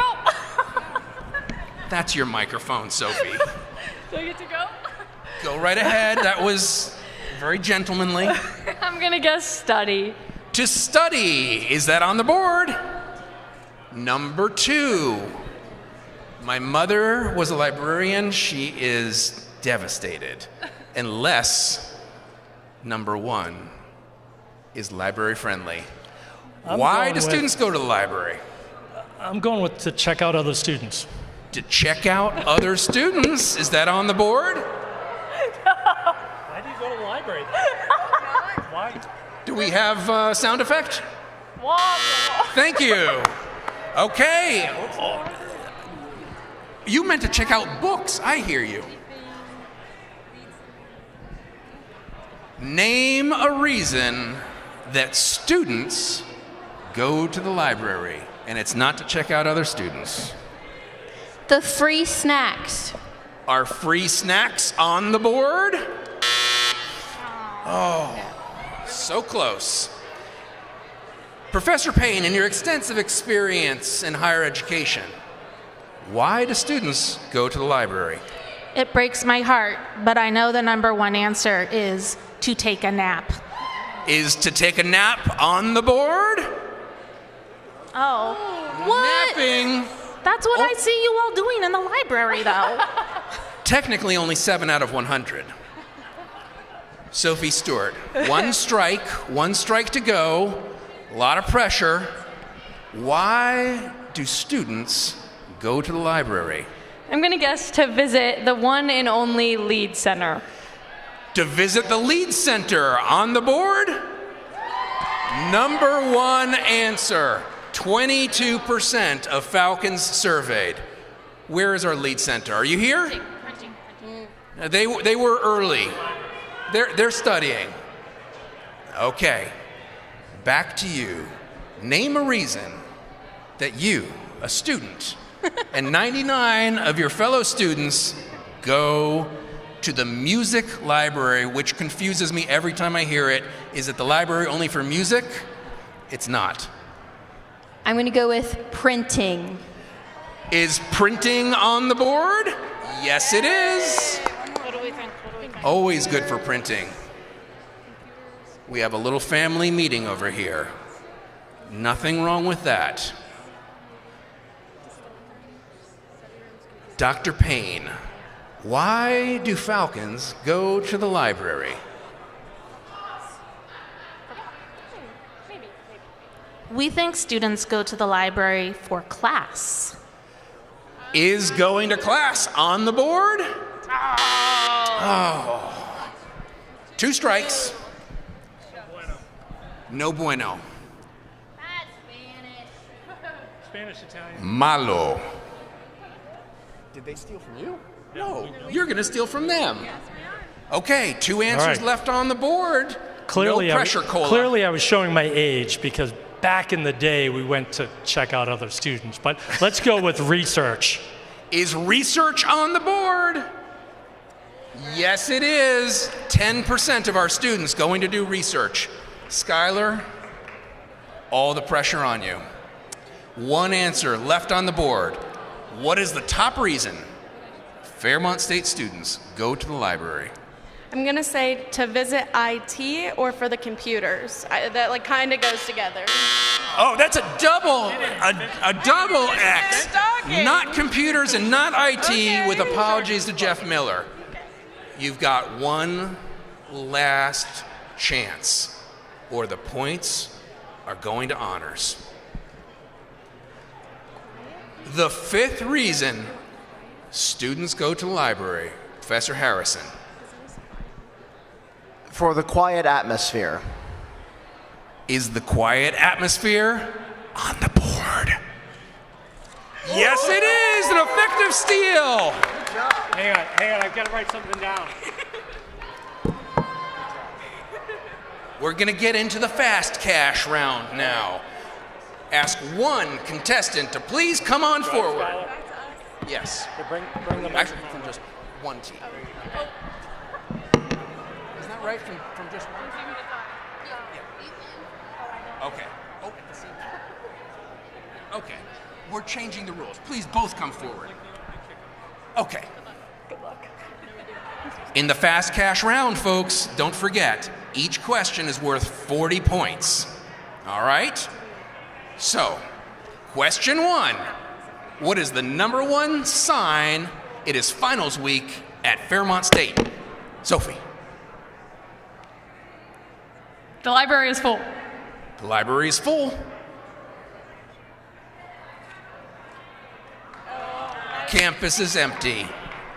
Question 2. What promise do students make to themselves at the beginning of every semester? Skylar. I will go to class. I will go to class. I'll stay focused on class. We'll give it to you. We'll give it to you. Question 3. What is the #1 item students forget to bring to class? Let me ask the question again. That was a tie. What is the #1 item that students forget to bring to class? Skylar, by a hair. A pencil? Is it a pencil or pen? A pen or a pencil? You got both. Cola is talking smack. There may be points deducted for... All right. Question 4. What is the #1 reason students are late to class? Sophie. Sleep. Is it because they're asleep? Overslept. Not me, though. Not me. All right. Except for Sophie. She's answering for a friend. Big final question. What is one drink? Students, both hands on the podium, please. This is a high-tech game we have here. One drink. I'll put my foot on it. Students always bring to class. Skylar by a hair. A Starbucks drink. Is Starbucks on the board? Coffee. Good job.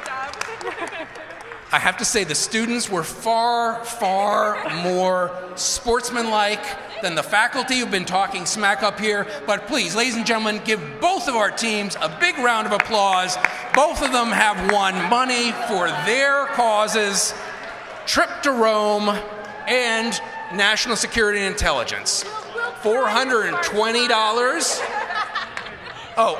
We'll have fun in Rome. Don't worry and have fun. Honors brought the social scientists. They haven't tallied their numbers yet.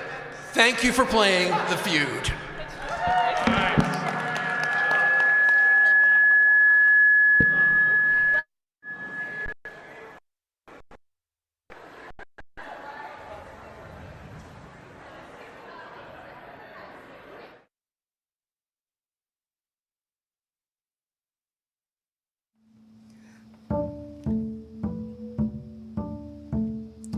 One Friday evening I went rambling around when I met with that Wild Bill Jones.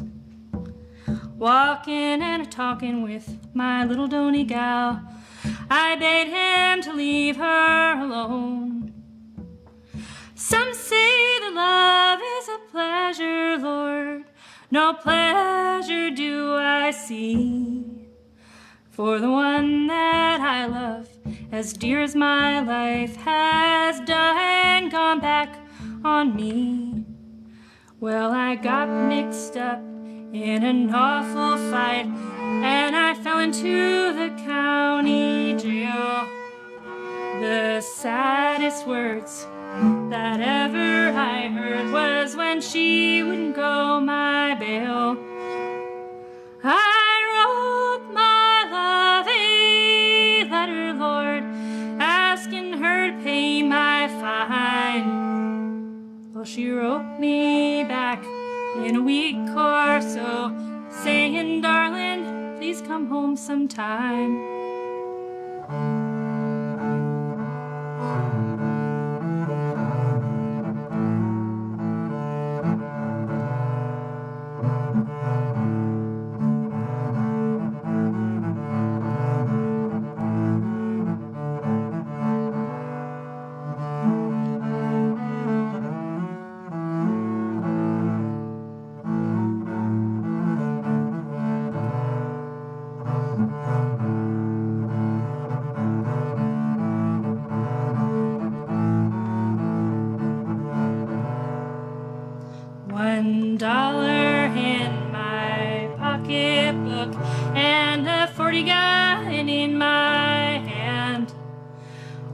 I'm gonna go and get that gal that I love, or I'm gonna go and get her man. Some say my age is 21, too old for to be controlled. Well, I took my revolver from my side and destroyed that poor boy's soul.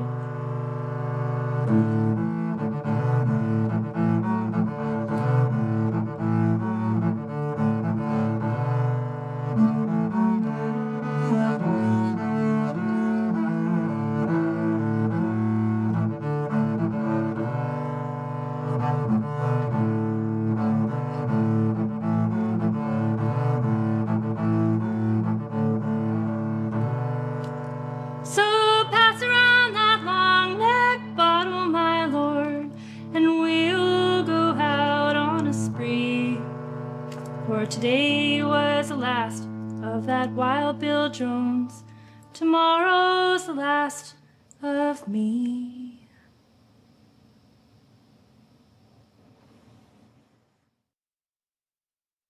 Hey everybody, welcome back. We just passed $421,000. So we are on our way. We've got, I don't even know what time it is. So we got about 8 hours to go in our fundraising. So we're gonna do a little presentation here. Then you can watch Falcon Fire, which Jeff Miller and I will talk about in a minute. Then we'll head over to Wallman. And then we'll come back here and we'll finish up the night here with lots of different events, community carnival, Mike at Night, and then giving away some tuition at the end of the day. So I'm joined by Chad Riley from Thrasher. So Chad, thanks for being here. We were out at Thrasher on Monday morning. Thrasher is amazing to us. They help us kick off our Day of Giving week.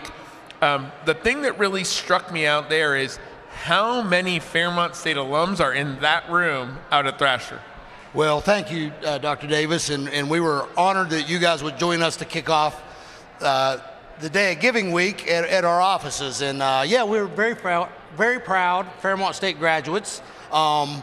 It's been a great partnership for decades between Thrasher and Fairmont State, and we're just very grateful for the quality of students we get, whether they're architects, engineers, surveyors, and actually other professions. In our accounting staff was there. What is it about Fairmont State students that makes them such good employees? You know, I think I'm obviously biased, graduated here, and when I went through engineering school here and then went to work at Thrasher, I always felt like the students from here were just well suited for the type of engineering we do in this state. It's a little more practical tilt, a little more hands-on, and you know, Fairmont State gets a lot of West Virginia kids who want to stay, and I always say it's the best place to live if you can find a good job. So that's why we like Fairmont State graduates. That's the conversation we had with our engineering program when they were up here, is that we have 85% West Virginians, and then about that percentage stays in the state after graduation, and you're employing a lot of them. So you keep doing that, we'll keep producing them, all right? It's a deal. I think you've got something for us. You brought a check for us, is that right? Yes, sir. We are proud again to have a match with our employees, and we would like to present a check on behalf of Thrasher for $6,000. This is in addition to what our employees give. Sounds great.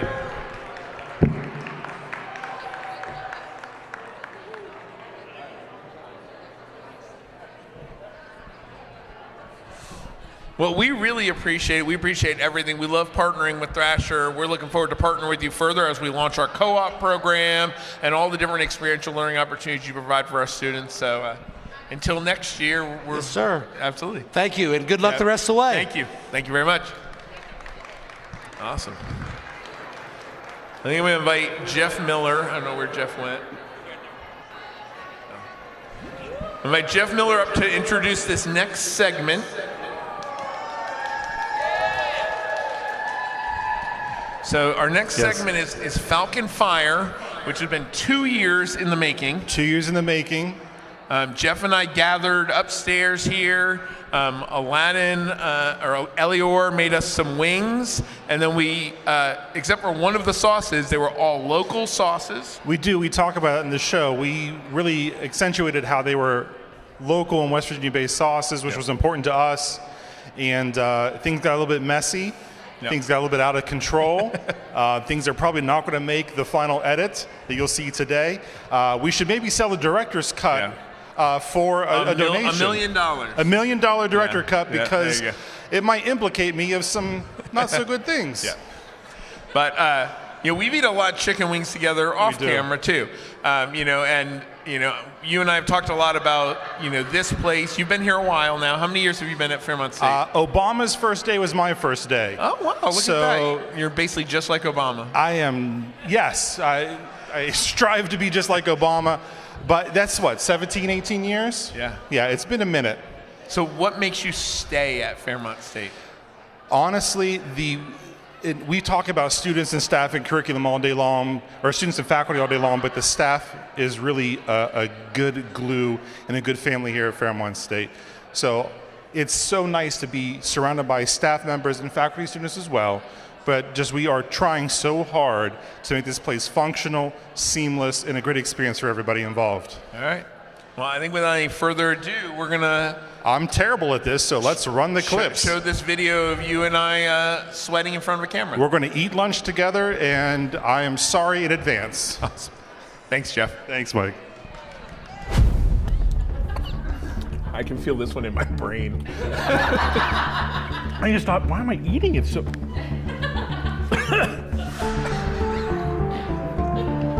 I'm not licking my fingers on this one.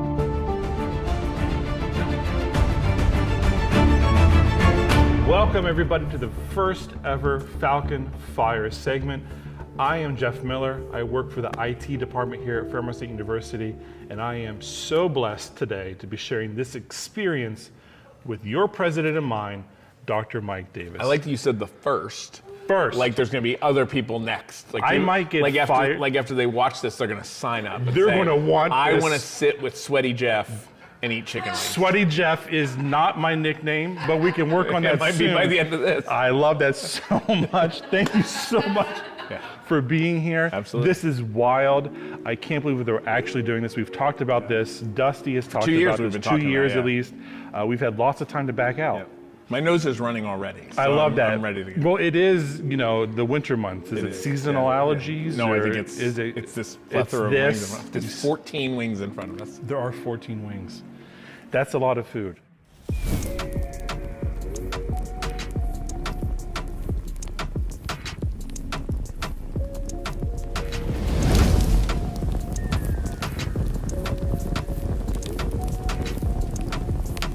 I think we all know the premise of this show that we're doing. We're going to have gradually crescendoing hot chicken wings. We're going to ask some serious, some silly questions. It's hopefully going to be a good time. And I want to start off with your hot sauce. Yep. So I grew my own peppers last year. Yeah.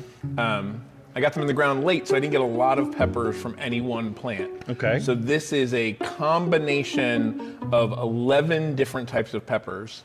But I only got a couple of Carolina Reapers, a couple of ghost peppers, so it's not as hot as other hot sauces. So just to preface all this, you have time to fool around with gardening while being a university president. It's the way I keep balance. It is? All right, well, let's dive into it. Get my hands in We've some already dirt. established that you're not a slacker. Right. You're everywhere all the time, but you have time enough to grow all these peppers. Yep. We're getting into it. Let's go for it, my friend. Right after you. Let's do it. Oh, Michael K. You like it? It is a good start one to go with. This is not... It's got some heat, but you could eat 6 of these and you wouldn't be in bad shape. No, not a bad shape at all. Take your bite. Now, I think it goes without saying, we talked about this a lot pre-show, don't touch your face with your wing hand. No, you're using 2 hands. I am. Because I'm a flat guy. I prefer flats. You know this. We've had chicken wings together a lot. This is the first time on camera. Don't get ahead of the show, Michael. But I'm all oh, is that a question? Okay, never mind. No. So I think our first question is a little bit of a softball. It is, what is something that you have changed your mind about since becoming a university president? Ooh.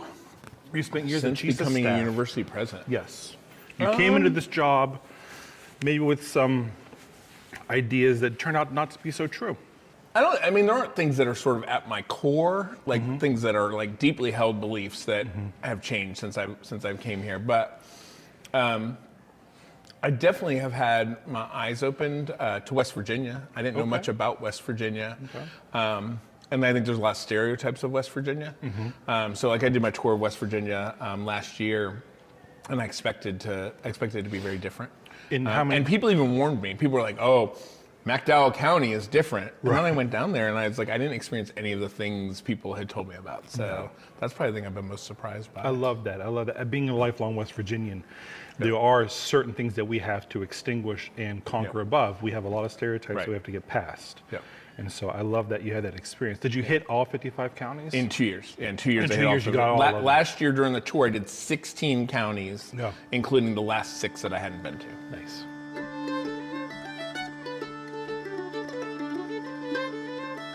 The next wing that we're bringing to you is from Maketeers. Oh, right across the street. Tim Maketeers' own personal hot sauce. Fairmont State alum, Tim Fairmont State alum. I love it for its St. Patrick's Day celebrations. They do corned beef and cabbage all day long on St. Patrick's Day. Of course, they've been in Fairmont since 1958. Does it have a name, or is it just Maketeers hot sauce? Tim's Juice. Tim's Juice, okay. Perfect. What's the guy named now? Yeah. I've actually never had this before. Neither have I.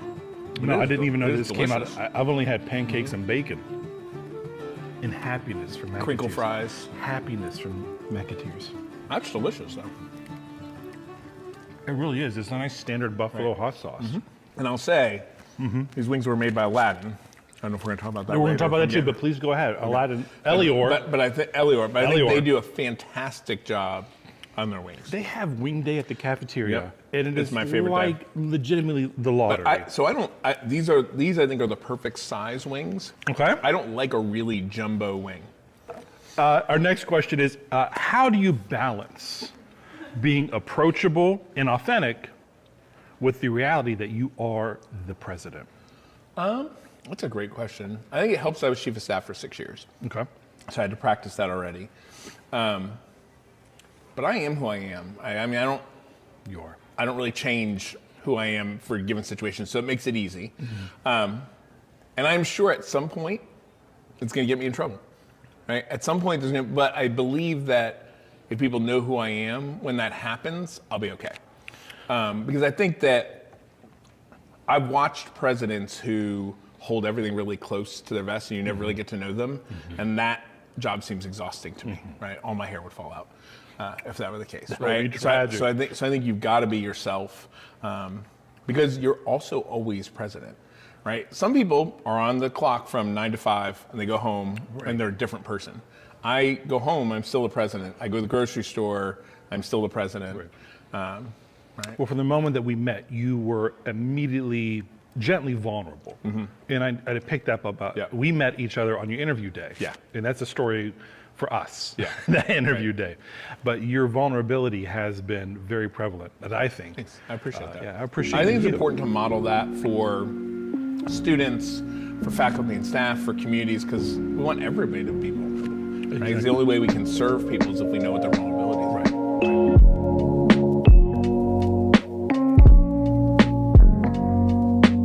So for our next hot wing, we are going to experience a Jalapeno hot wing from GWB, Gregory B in West Virginia. These are all predominantly West Virginia hot sauces. So Jalapeno? Jalapeno. Does that mean it's got some dill in it? That's context clues are peak right now. Say, You are so smart. So is it like a pickled jalapeno? A pickled jalapeno. Okay. So GWB Hot Sauce is, Greg is a veteran, and it's a veteran-owned small business specializing in gourmet hot sauces, located in Clarksburg, West Virginia. Visit gwbhotsauce.com to get your own. Awesome. So we're going to try the Jalapeno. Okay. That's good. We're not counting calories today, right? You can. I am not. Wow. That's I different. know, right? It says hello to your mouth.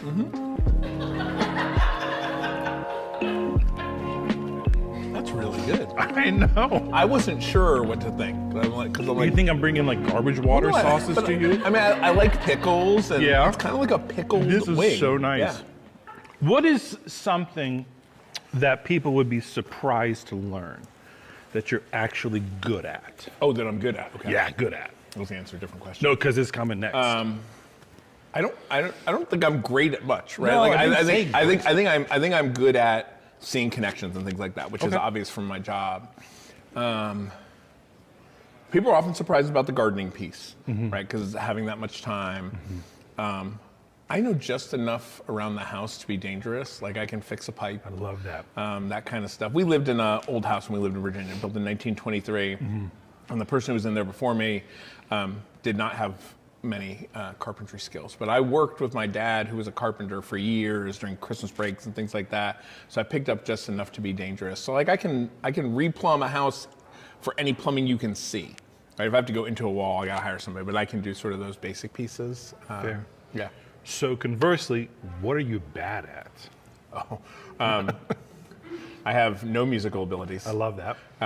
Like I can't hear I can hear music, obviously, but I can't hear like when people are like, "Oh, did you hear this note?" I'm like, "No, absolutely not. I did not."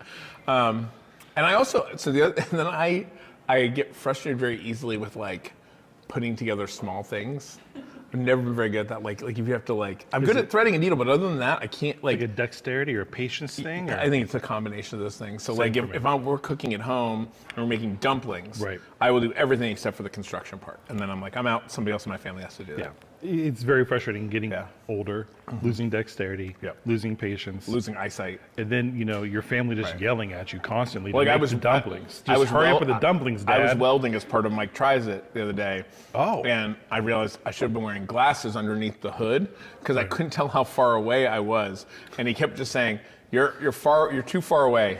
You're too far away." And I was like, "I'm sorry." What did you set on fire that day? Nothing. The little piece that you weld comes way out, and they had to keep cutting it for me. I love that for you. Dusty has it on video, so we'll see that soon.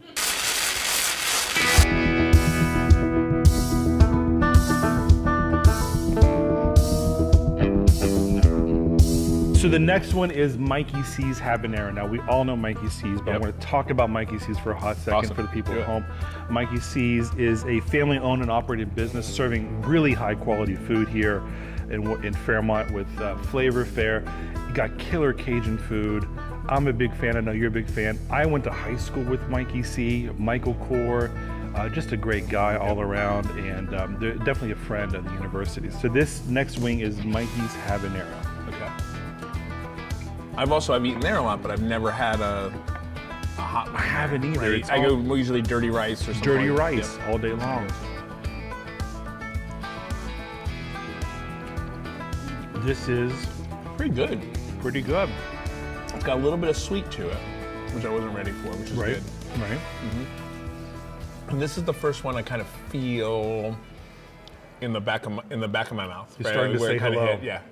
It's saying hello to you. So I have learned from your family that you've been to Disney World over 25 times. Yes, 30. 30. Yep. That's obnoxious. Going this summer, it'll be 31. Listen, that happiest place on earth besides Fairmont State University. What keeps pulling you back? What keeps pulling you back into the Disney World? So part of it is nostalgic, right? So my grandparents would take me out of school for a week every January and take me to Florida. So we'd go to Fort Lauderdale, and then we would drive up to Disney. When I was young, it was just Magic Kingdom. So we'd drive up, do 2 days at Magic Kingdom, and as it grew, we'd go longer. So part of that is nostalgic. But also, there's two things I love about Disney World. One is sort of the suspension of reality, right? Like you get to kind of leave all your problems behind, and everything is taken care of for you. And as I've gotten older, the thing that my grandfather used to always talk about is if you drop a piece of trash on the ground, it's gone in a minute. Right, and it's like that standard of excellence is really interesting, and they've thought about every detail. The trash cans at Disney World are 37 paces apart or something like that, and it's because they did a study that showed how far somebody would walk with a piece of trash before they drop it on the ground. So it's like those little pieces are really interesting to me. So do you hold a Disney standard to your approach and how you'd like to see Fairmont State? I would love that. Right. I would love that. I think it takes decades to build that up. Right. But I think we're getting there. I Right? think so there's too. been lots of improvements in recent years in processes and everything, but you have to be intentional about it. And I think that's the hard part is we're often so busy doing our jobs that we don't have time to say, what's process are we going to create to make sure this gets done correctly? Right. We get tunnel vision a good Right, bit. absolutely. So I hear from your wife that you had a very notable experience with Tigger when you were 3 years old. Mickey Mouse. Mickey Mouse. Yeah. Mickey Mouse. Tell us It about was a story I assume she's talking about. apparently. So when I was 3, first time I ever went to Disney World was with my dad when I was 3. And it was when the characters used to wander around. They don't wander around anymore. Now you have to go somewhere and meet them. Mickey came out of town square, and all these kids mob him. And then when he goes back in, all the kids leave, and my dad's like, "Where'd he go?" And because I love their tails, that's probably why Alicia said Tigger. Right. So I'm holding on to Mickey Mouse's tail, and I went into town hall with him. But my dad didn't realize that. Amazing. So my dad freaked out, but he found me in a couple minutes, and yeah. You were near the 35-foot trash can. Yep. You were right there picking up trash. Yep. They put you to work. There you go. I love that. And I love all the little parts, right? Like, that's what I like about universities, too, is like, I like talking to somebody about the little part of their job that they did, that they were proud of, that none of us might have ever noticed, right? And it's probably a good move because no one ever noticed it, right? You would have noticed if it was going wrong. Right. When it's going right, IT, right? If the Wi-Fi works, We're fine. nobody ever tells you the Wi-Fi is working. But when it doesn't, Right, they let you know. we do hear about it.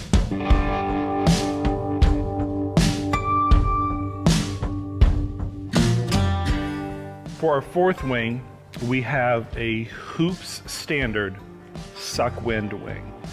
And we have been to Hoops many a times. Hoops is another Fairmont favorite located here on Locust Avenue. Yep. It's only a few blocks down. It's walkable, which I love. They make a fantastic chicken wing. They make a fantastic chicken wing. I love them dearly. And my go-to is I never know the name of it, but it is the buffalo sauce that's mixed with blue cheese. The Pepe Le Pew. And then you go with the buffalo sauce that's mixed with ranch. The Hidden Valley Heat. Yeah. I might have a Hoops problem. Is it really a problem? No, it's just a chunky guy. And That was just prepped for this. I love that so much. So this is Hoops Suck Wind. Let's have this. And after we're done with this, we'll be over a third of the way done. You are on point with your math today, Michael. The thing I like about Hoops is they always just make it very flavorful. Like it's just not buffalo, it's buffalo and. Yep. Or garlic parm and. No, they don't skimp at all. What you order is what you get. Right. So if you don't like garlic parm, don't get garlic parm wings because they're gonna come at you. And they always put Old Bay on their French fries, and I'm just a sucker for Hoops. There it is. There you go. Oh. That's how I know it's a good chicken wing. We've broken the seal, everybody. Mike's damp. That's how I knew Elior's buffalo sauce was really good. The first time I had it, I got a little bit of that head sweat. Oh, I love that at the top of the head. So you've been here for almost 3 years? Yeah, 2.5. Yep. 2.5 years. And you've obviously gotten to know the staff and the students. But 31 months, if you want. 31. I don't want to be that specific. So I have 209 months to You're go. boring me. I'm doing lots of math for you. I love it. You're flexing the wrong muscle. So you've gotten to know faculty, right? Uh-huh. And we have a lot of just really smart, impactful, passionate faculty members. If you were a student today, whose class would you be most eager to take? Oh. This can get me in trouble because I'm going to say somebody No, let's just we love our faculty. Everybody's smart. Everybody knows their stuff. But Mike Davis, 19 years old. Wow. So, I have not been shy about this. I was a terrible college student. I love that. So, Rate My Professor did not exist when I was in college, and it's good because I would have never taken any of the classes that challenged me. Because I was a terrible. But so let's not talk about 19-year-old. Let's talk about now then. I'd probably take a photography class with Jared Tadlock. I love that. Yeah. Is it because of his skill or his undeniable handsome looks and charm? I think it's the height. It's the height. The height, yeah. I'm 6'3" and a bit. In Jared Tadlock's 8'7". Right. Yeah. And like makes you look like you're from the Wizard of Oz. He cuddles me when I feel like when we hug. Do you feel cuddled? Like your head's in my chest, and Tadlock's the only person that cuddles me. It's so endearing. But I feel like every picture I take is mediocre, so it'd be nice to have that. I love that. And then I've always wanted to know how to weld. Although now that I was so bad at it, I don't know if I would try it again. What about flying a Cessna? Nope. No? No, thank you. Hard pass? Hard pass. Okay, we'll edit that one out. Well, I mean, it's one of those things I'm glad people do it. Sure. Somebody has to fly the planes. We need that to. person will not be me. We need to. So the next wing up is from Bottoms Up. Bottoms Up Bar and Grill, which has been located on the east side of Fairmont for the past 9 years. Have you been there? I have not. Me neither. But it has amazing reviews online. We drive by it all the time. I'm like, I feel like I need to go. Now, after eating this and sampling, we got to go because it's delicious. You can go and see your friends, watch football, and have a hometown bar feel. So this is their Triple X sauce from Bottoms Up here in Fairmont. Sticky. That's nice. That's really nice. This was suggested by our own Ashley Maxey here at Fairmont, who's the director of HR, who may or may not be acutely aware of what we're doing and how much trouble I'm going to get into. Oh, that's like spicy later. Mm-hmm. Like I've been to it first and I was like, that's not spicy. But as the sauce sticks to your tongue, it's like, oh. Now coming around the mountain. Huh. So you've spent more than 25 years coaching debate, college debate. What's the wildest argument you've ever heard a student make? Oh, there's so many. So the interesting part about debate is the trick is you want to surprise your opponents. So we've had people make arguments like blow up the moon to solve for global warming and sea level rise, things like that. There's all sorts of stuff like that. But I love all the like conspiracy theory type of arguments, like you haven't landed on the moon, stuff like that. I taught a conspiracy theories class for years, so those are the ones I really like. Dick Cheney's a robot. That was one after 9/11. So there was this argument that he had died during. Now he's dead, so it's less funny. But he died during 9/11, and then they replaced him with this robot. Beautiful. Yeah. Did you ever experience vicious debates where it got personal? Oh, yeah, for sure. Is that a thing? Yeah, it shouldn't get that way, but especially the college debate community is relatively small. There's about 150 schools that do the type of debate we do here at Fairmont State. So you see the same people over and over again. So we debated against the same people repeatedly, and sometimes we get a little nasty. So you found their weaknesses? Right, yeah. You found that, like, Sean has like a mole on his forehead, and you just honed in on that? Yeah, it's usually argument based, but yeah. Oh, you didn't you didn't bully them is there bullying in debating? Yeah, but it's usually, I'm so much better than you, so I'm gonna push you around a little bit. So if you, reaching back to your debate youth, and we talked about, you drove miles in the debate van. Tens of thousands of miles. This is a little bit corny, but living or dead, ultimate dream debate opponent. Not on your team, but someone you want to go after. That's a great question. So Richard Nixon was a debater, and I think it'd be fun to debate against him. Now he was one who did all sorts of sketchy stuff. Like there's stories where he would carry like a bunch of coins in his pocket, and then while his opponents were speaking, he would like drop them all over the floor to distract them, stuff like that. Yeah.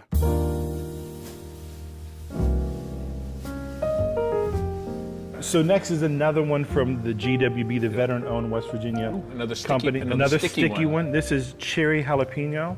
Let's get into this one. And this is what I think is a perfect wing, right? Like size-wise and like the way it's shaped. And again, you got a lot of sweet. Yeah, it's really good. It's more sweet than it's not an overwhelming cherry flavor. You have coached Emmy in softball since she was 3 years old, in addition to coaching debate. Yep. How are softball coaching and debate coaching alike? How are they different, and which one is harder? So I actually think all coaching is the same. I think the thing that made me a good debate coach makes me a good softball coach. I coached basketball for years too. I think it's also, when I think about myself as president of a university, I think about myself as a coach, right? More than anything else. My years of coaching influenced that more than anything else I've ever done.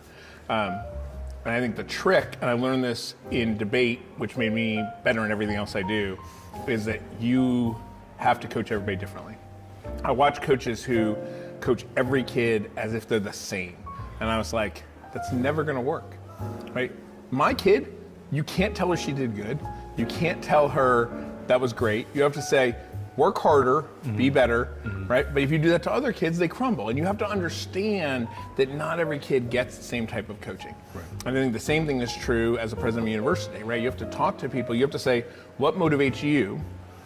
And then you remind them, hey, remember you said you wanted to meet this goal. This is how hard you have to work to get there. This is what you have to do. So I think that's how they're similar. I mean, I think in the ways they're different is,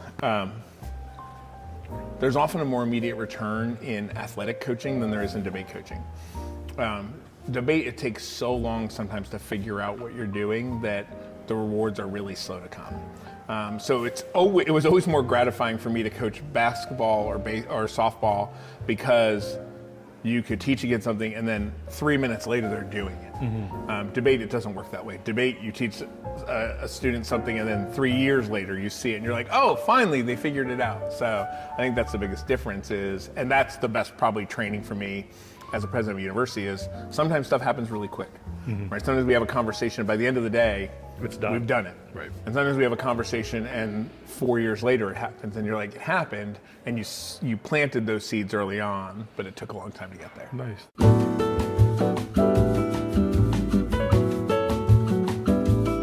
So our next wing is brought to us from our own Elior here on campus, and they do a fantastic job with catering.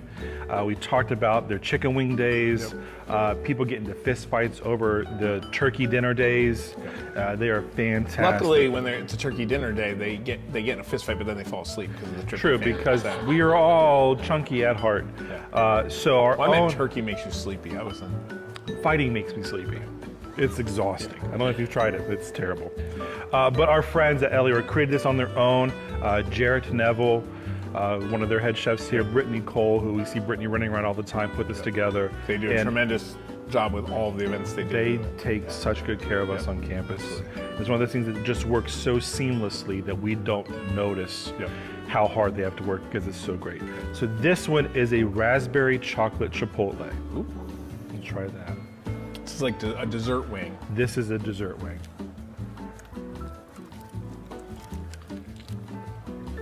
That's good. I know. That's really good. I know. I wasn't sure. I wasn't sure about chocolate on the wing, but I'm so upset at you for doubting Elior. Wow. Unlike Dusty, Jared has never let me astray, so. Dusty's very deceiving. Yes. He'll smile at you. Oh yeah, he smiles all the time. Has something to say. Has all the things to say. This might be a little indicative of what we've already asked before. There you go. What is something that you're irrationally confident about despite having no real evidence that you're actually good at it? Oh. I mean, I've always been a bite off more than I can chew sort of person. So I would say the thing I'm irrational about is how much I think I could get done in any given day. Like you should see the number of seeds I bought for the farm, right? But I'm like, I have a full-time job, right? I'm not a full-time farmer, but I bought all these seeds and stuff like that. So I think I always think I can get more into a day. And I think the problem is I've always been able to make it work. So I have this confidence where I'm like, oh yeah, we'll get it all done. Gotcha. And I watch people who work for me sometimes who are like, so I've been trained to now say, well, that's a good 2027 idea. When I come up with, they're usually my ideas. They're usually not other people's That's ideas. just how we put you off. Right. That's how we just delay Mike. We hope that you forget about it. Well, but here I didn't. We're 2 years later. We're 2 years into this. We're doing Falcon Fire.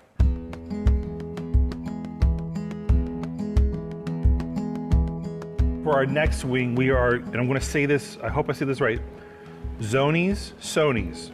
You're the one with the cue card. Thank you so much. Criticizing my prep. It's another local hot sauce. Candace, I've heard of Candace, local here in Farmington, West Virginia. Heard the name at Stumptown. We've all been to Stumptown before. And they are dedicated to making local hot sauces with local ingredients. So this is... So when I have too many peppers, maybe Candace... Talk to Candace. Candace, if you want to buy some of my peppers in July, let me know. We'll see how it goes. Yeah. You're very confident in your stock. I appreciate that. I am. This is Candace's habanero basil. Okay, Let's sounds get good. into that.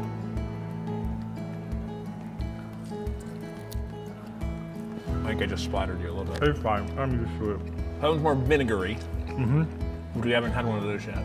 Not yet. Basil's coming through a little bit. Yep.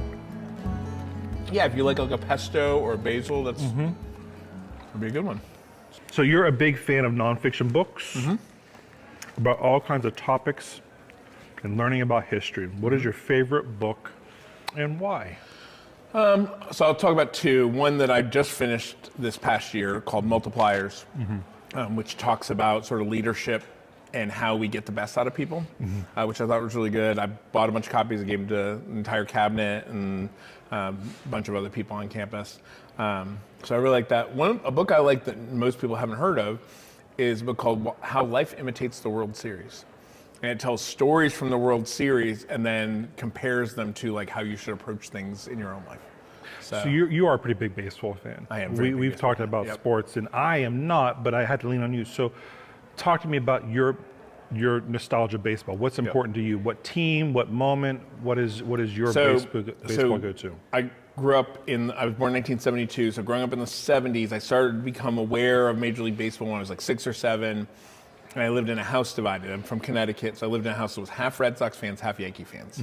And my grandfather was basically like, you have to choose. These are rivals, you have to choose one.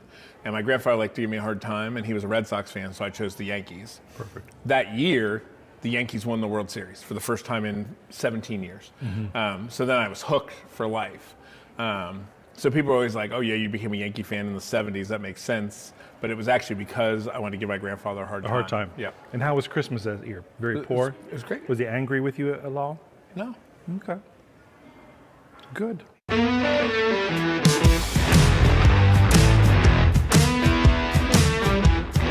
So this is the last one of our GWB sauces today. Okay. This is the second or third one? This is the third one. Third one.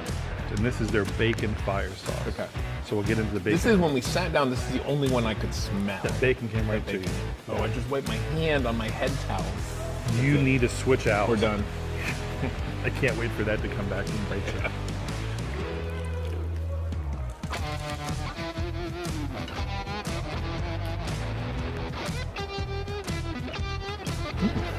This one is going to start to say hello a little bit. A little bit of sauce right here. Thanks, Dad. This is really good. This is good.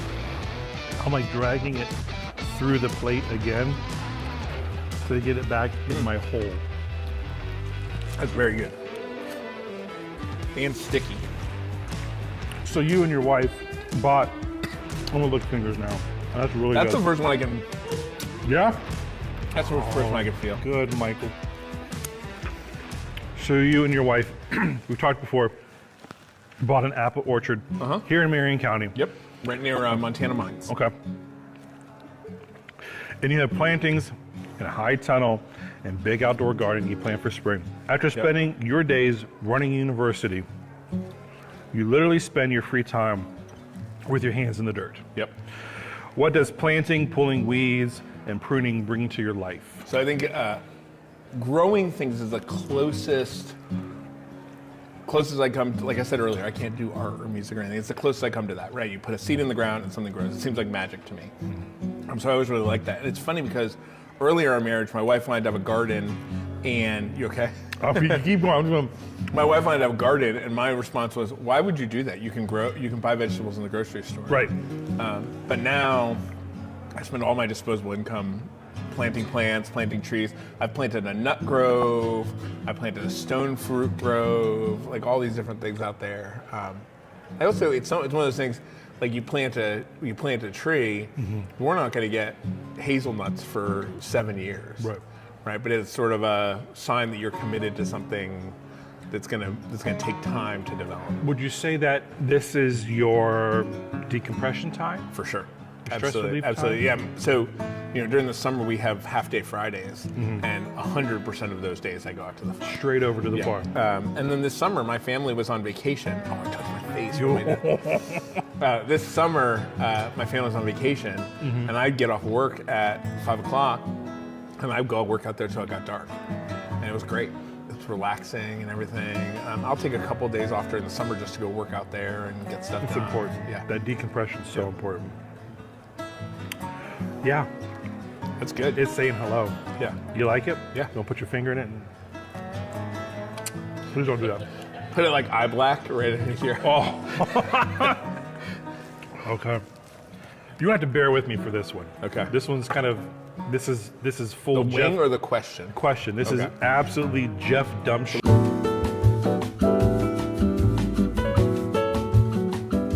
For our next wing, we are going back to Zoni's. Okay. Again, locally owned and operated with the Hole Mole sauce. So we're going to give Zoni's another try. This is our final Zoni's sauce. Okay.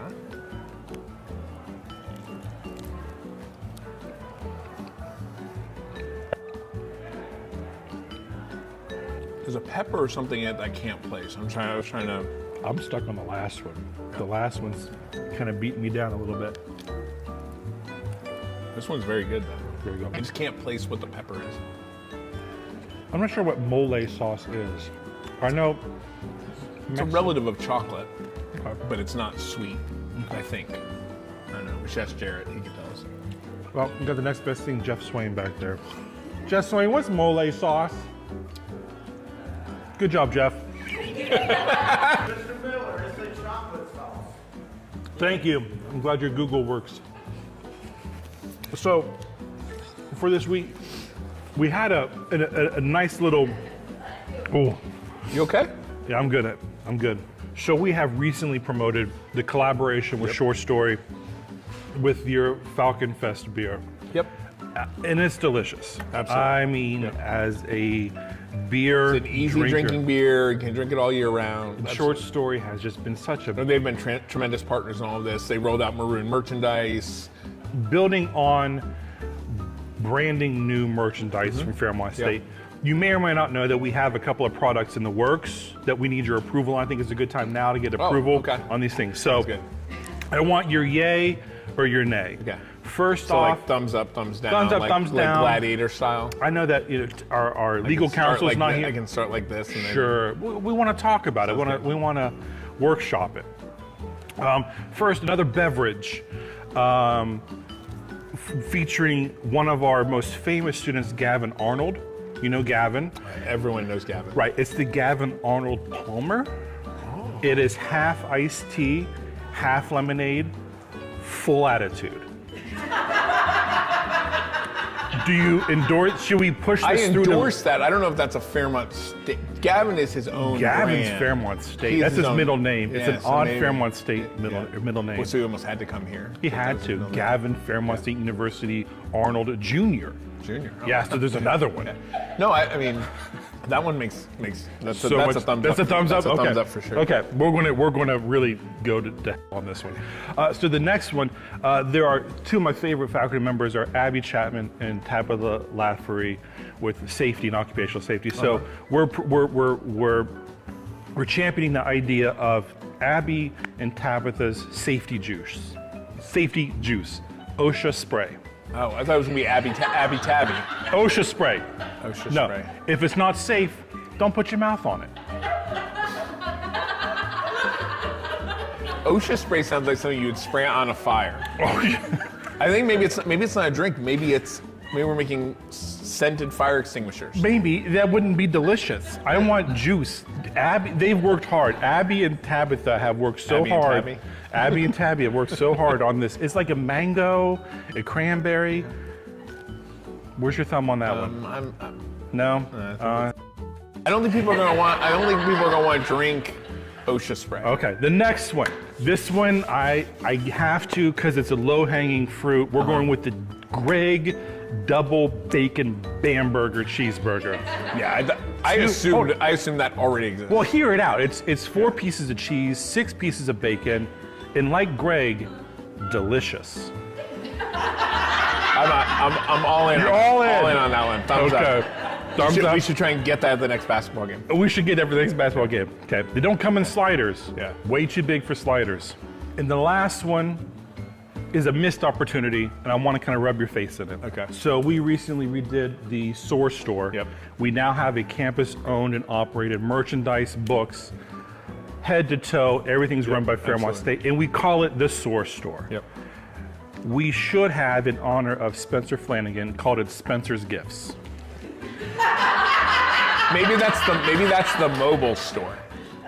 Maybe the mobile store is Spencer's Gifts. We could have sprinkled in Green Day t-shirts with maroon and white, some earrings for your gauges. I'm not sure, but I think there's a store already that has that name. That would be my concern. I'm trying really hard not to get sued for copyright infringement. I'm going to end it there. That's why this is Falcon Fire and Falcon Fire, something not else. the other one. Okay. This next wing comes from Loving WV.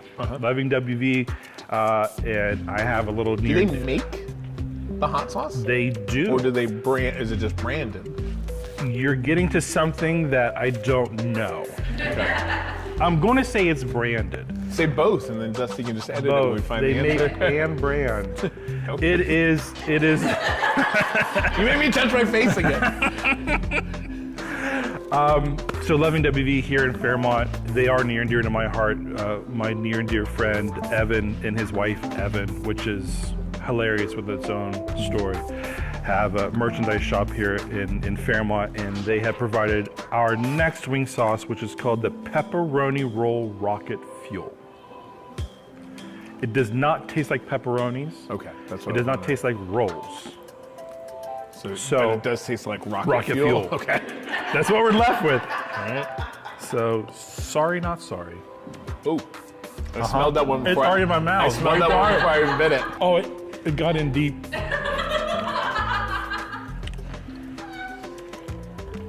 It's there. Yeah? I'll melt your face a little bit. What are you thinking? Yeah. Good. What's that? I'm glad we finally got there with you. You've been a very stubborn person. No, that bacon one was the first one where I was like, oh yeah. Yeah, but you got a calm demeanor about you. So, Mike, you were a first-generation college student. Yep. What did you think a university president did all day when you were in college? So, the president who at Syracuse they're called a chancellor, but it's the exact same job. So he was very engaged. He's a fun guy. He started in the same year I did. Ken Shaw. He was president there for a couple decades. He was a fun guy. Like, he was a person who would show up for the senior celebration and that sort of stuff. So I knew him really from the moment I got on campus. In Syracuse, 17,000 students. So I can't imagine trying to do what I do on this campus, at a campus at large, trying to get to know that many students. But he definitely tried. So I actually had a pretty good sense of what a university president did, or I thought I did, and then I became a chief of staff, and I found out there were 1,000 other things. And I think that's the part, people never know. People see all the fun stuff you do, but they don't see all the other stuff, right? And often it's like we're at something that's fun, like this, right? And then when this is over, I'm gonna have to go back, and I'm sure I have 50 emails, right? Because we've been sitting here and I haven't had my phone, so I'll have to go back and I can delete them deal with for every you. small thing. I'm sure you can. We can just go in and wipe it clean. There you go. You know a guy in IT? I do know a guy in IT. He's not very good. You shouldn't talk about Josh that way. I know, Josh. Poor Josh. Who has a birthday coming up. He does have a birthday coming up. Yeah. Did you do your thing already? You do your little... Yeah. Did you write a personal note? I do that. So Dr. Davis, for those who don't know, will sit at his desk and he will write out handwritten personal birthday cards to everyone on campus. Every employee on campus, faculty and staff. And it's just such a nice thing to have on campus. I get mine. Usually it includes a Polaroid photo of you. So that's very... It doesn't. It doesn't include a photo. Now, here's a question for you. Yeah. Have you noticed you get the same card every year? Yes. Okay. Because I keep them. So I buy this box of 100 cards, and I write them out. So when it's your birthday, I always look for the same card. I love that. Which is a beer with a birthday candle. I love that. I love that. But I think that's a nice personal touch. The people at home who are watching this, you are very invested in the people who are under your care. That's the most important part of the job. Right. So a little side note to this, which is new to me, and I know a lot about you, but I didn't know this. What did you learn about university operations when you were delivering mail on the Yale University campus? I had no idea that you set foot at Yale. So I worked. My mom worked at Yale in fundraising. Okay. She developed all the computer systems that Yale used for fundraising. Okay. Put herself through Computer Programming Institute, and then got a job at Yale, and then worked her way up. So I worked there for 5 summers, 4 of those delivering mail, and it was really interesting. And it's interesting because here on our campus we have a person who delivers mail because the size of the campus and the size of the operation. Right. Yale, the development office that was in charge of fundraising had 5 people who delivered mail because everything was so critical that this check gets across campus in an hour, not a day, right? Which Little Pony looking Express, back at, actually, I mean, it's very, very high touch environment. But I learned, and this is something I probably realized looking back on it more than I knew at the time, that everybody on every college campus has the same sort of insecurities. Right, everybody thinks they might not be good enough to get stuff done. Everybody worries that there's a person smarter next to them. All the time. Right, and you should be surrounded by smart people, right? I mean, that's. So I think I learned that. Working there, I started working there when I was 14, and working there solidified in me that I really wanted to be on a college campus because I would get to deliver mail to the art museum. I'd get to walk around.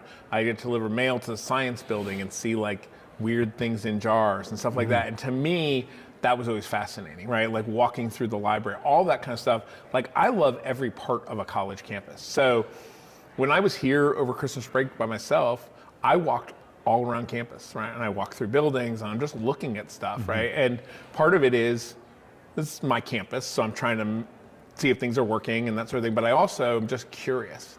I'm a generally curious person. I think working on a college campus solidified to me that I never wanted to leave a college campus because there's always something else I can learn. Beautiful. I don't know if you expected it to be that deep, but I love that it was. I have no notes for that because I'm not that smart.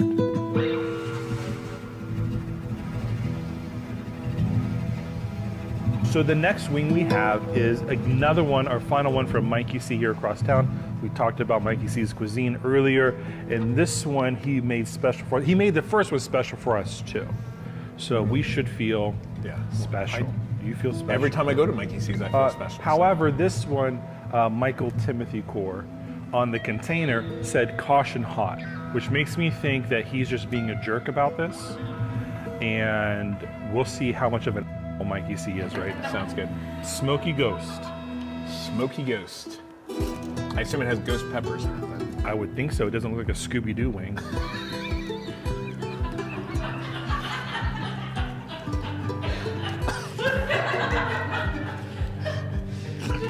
Ooh, I could smell that before it got to my mouth though. I definitely put it in your mouth, Michael. Put it in your gob.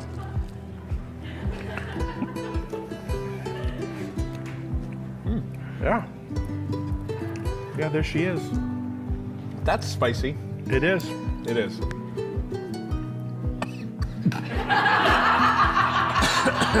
There she blows.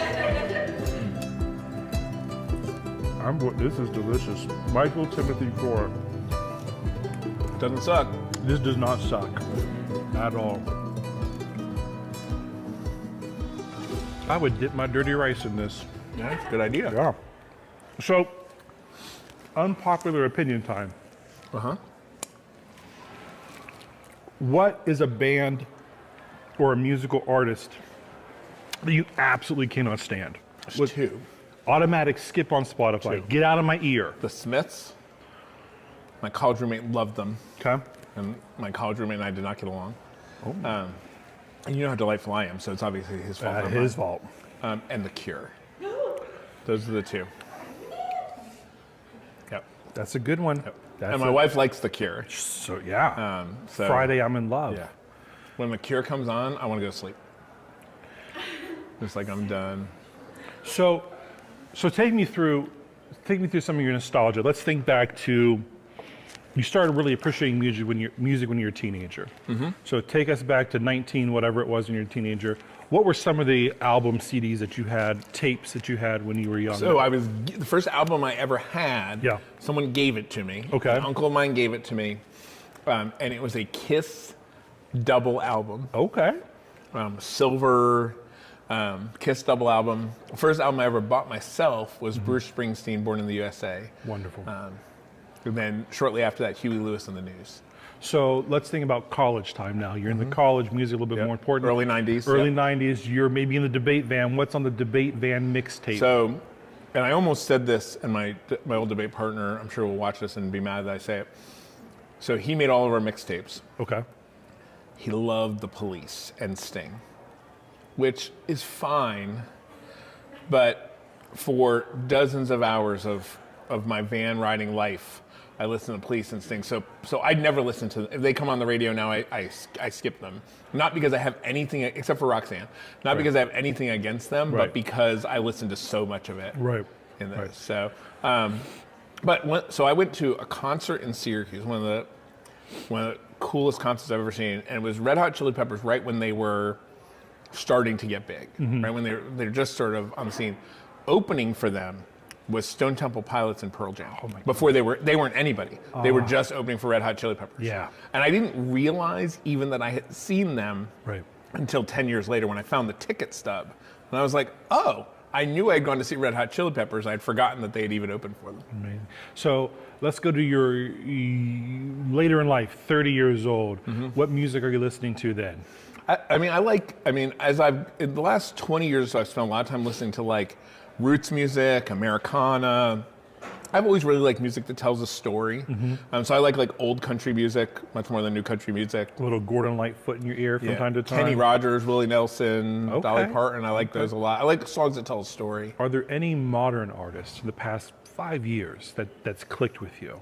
Probably not that are famous, right? Okay. So we go to this music festival every year in Virginia, Red Wing Roots Music Festival, and there's always a couple there that like I really enjoy.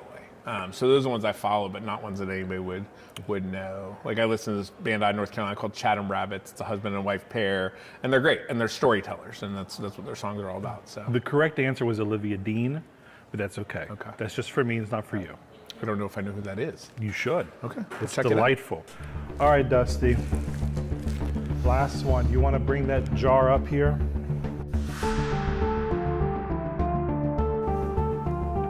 So one of my big pet peeves in life. Well, here, tell us what the sauce is, and then I'll complain about the bottle. The next sauce. Because this is not a local one, so we can trash this one as much as we this one is from the popular show lineup. It is called Funky's Hot Sauce Nirvana. It is 8th or 9th on their lineup. It's not their hottest ones. I didn't do that to us today. It is a good one, and it pours out quickly. Oh, Jesus. So what is your pet peeve? So there is an ingredient list. I was going to look to try and see what kind of peppers are in it. My eyesight's not good. I can't imagine anybody can read that. No, sir. Right, that's useless. So I often, when we're in the grocery store, have to ask my daughter to read stuff to me. I don't even know if she could read that. That seems illegal. It seems like a flagrant. So all right, either pour it on your wing or do it on the plate for you to schmear. I mean, I could just pour it like soup. Like do it like I did it, because we're not going to. Yes.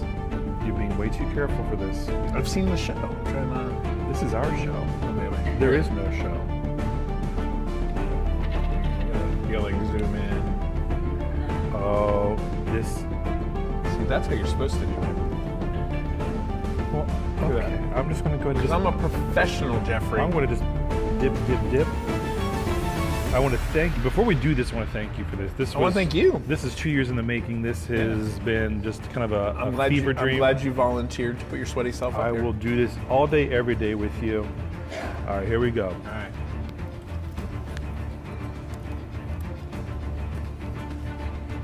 You did not eat your dab. Not yet. I can feel this one in my brain. Just stop talking. This whole show is about talking, but stop talking. I'm with it. We're going in. You want some of my puddle? Come on over. I don't think I would ever say yes to that. No, I feel like I just lost brain cells eating this. I can suddenly speak Spanish. So this is the 7th one on the show out of 10? It is. I have a meeting after this with Ashton. He's in the back. I feel bad for Ashton. I don't know how productive I'm going to be. Are you making it to that meeting, Tiffany? I just thought, why am I eating it so?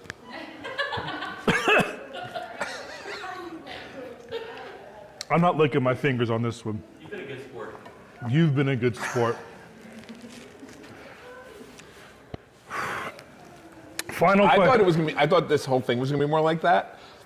Here we are. Here we are. I said I wasn't gonna drink milk, but Face to face. now that we're at the end, I'm gonna drink some milk. A couple of silver spoons. Is this whole milk or 2%? I don't know. It's not. It's been sitting out for it's an hour and not a half. You skim. think it's We okay? don't. Can't see. That one is something else. That one's something else. Oh, okay. So, the final question. Wow, I don't.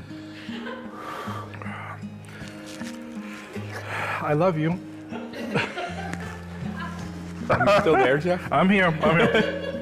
So, your final question. Let's talk. You and I have talked about this privately behind a closed door. You've got a 15, 20-year plan here for you being here. You don't see yourself going 17 anywhere. and a half more years. 17 and a half more years. So let's talk about that evening of the 17 and a half years. Lights are off, curtain is closed, you've made it. What do you want to be remembered by? I can't talk. What do you want to be remembered by?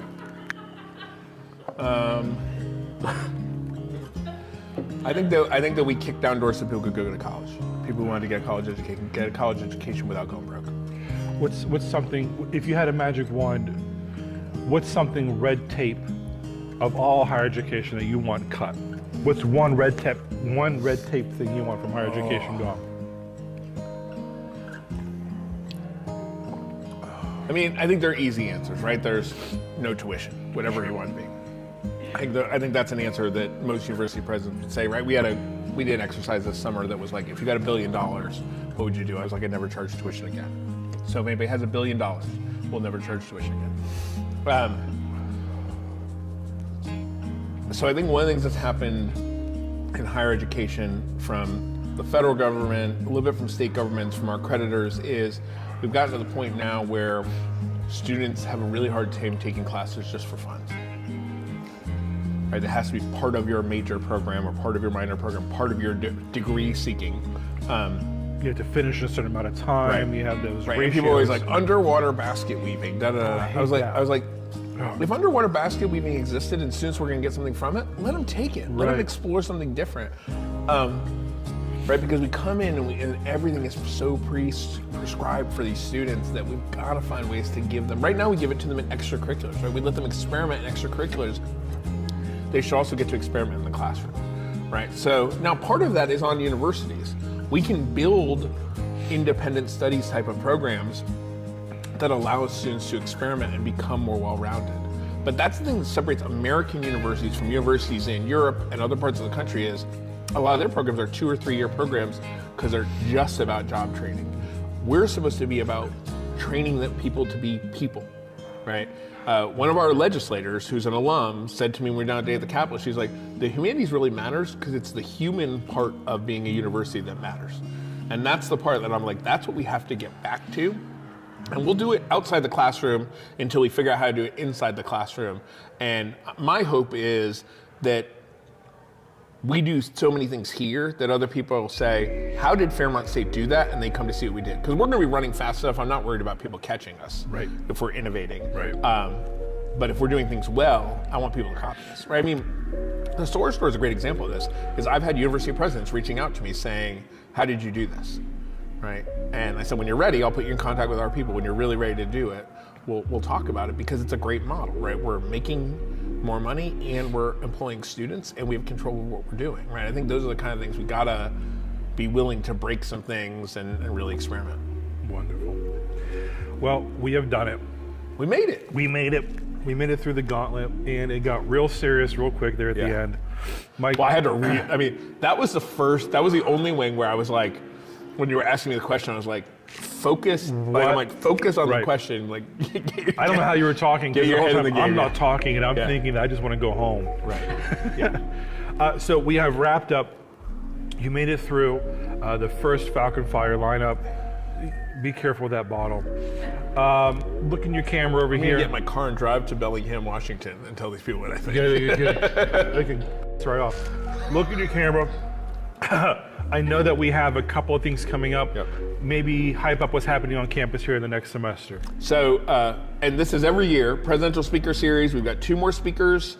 We've got our artists in residence who will be here at the beginning of April. And then we have Chelsea Ruby, Secretary of Tourism, will be here at the end of April. And then we've already got some of them planned for next year. We really hope people come to that. Mike's Movie Nights, check out the website for those. Those are free and open to the community. Popcorn, cotton candy, lots of fun. One of the ones we're doing this semester will also be debuting the college tour, which will be on Amazon Prime. Features Fairmont State and our amazing students. So we're really excited about all those things. Just come to campus, sign up for the campus, the Falcon Flyer, the Community Falcon Flyer. It's hard to talk after you that way. It is hard to concentrate. Sign up for the Community Falcon Flyer and see what's going on campus. Mike Davis. Visit us. This was a joy. We did it. My Love pleasure. you bunches. We do. We'll see you soon. Thank you. Thanks for joining us, everyone.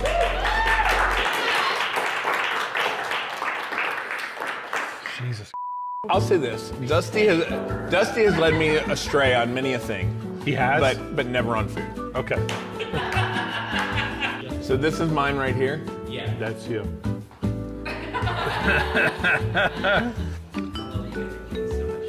I love it. Well, just too. wait. It won't continue.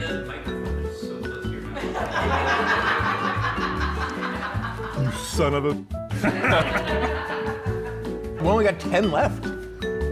Only 10 left. It's a breeze. It's like when you at Christmas time, we have like the gifts put in front of you. Yeah. And like you're very excited. Then when you get down like the last 3 gifts, you get kind of sad. Yeah, because your dad hasn't come home yet from getting milk. It's. You almost made me touch my eye. Good job, Jeff. All right, so the next. Every time I talk about you being red and sweaty, you get red. Well, it's because you're the president. I am. You make me anxious. Clearly, I'm nervous talking with you. Switch these out.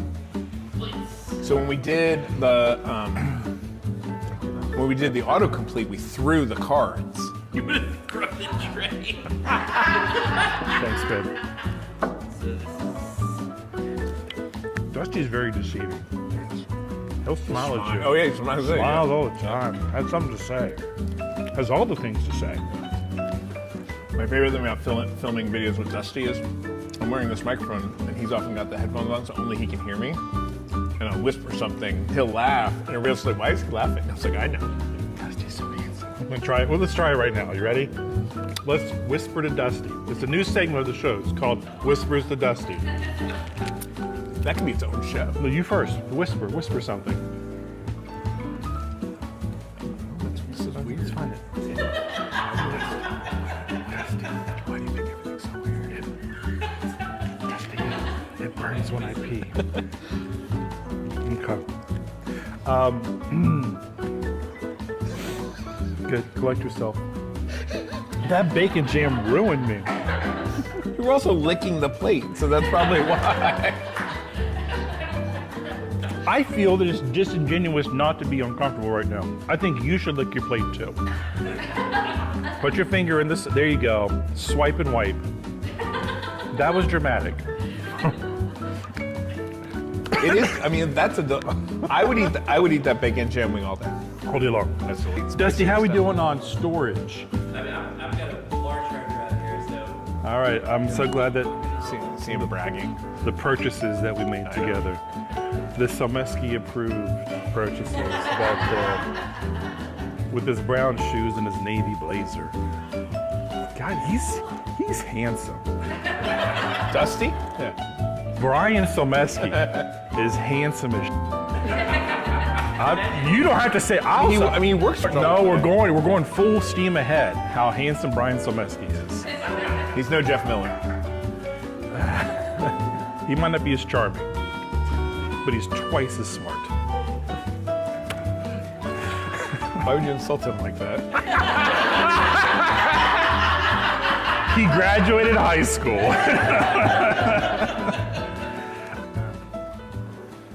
Oh, Jesus. Welcome back, Falcons. We had a huge increase in donations during the Falcon Fire. We're up to $515,000. So we are going forward. We got about 7 hours to go, so we're going to make those hours count. We're going to head over to Wallman Hall in a little bit for a look in our performing arts. But before we do that, we have a check presentation from the Kiwanis Club of Fairmont. So, Reverend Bauer?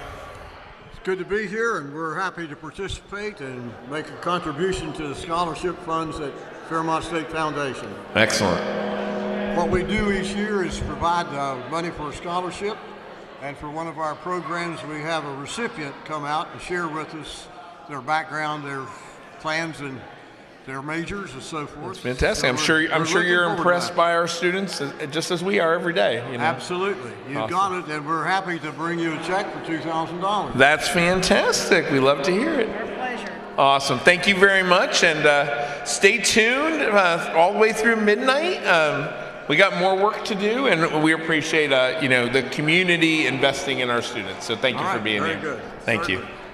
Thank you. Thank you. Appreciate it. Way to do it. Thank you very much.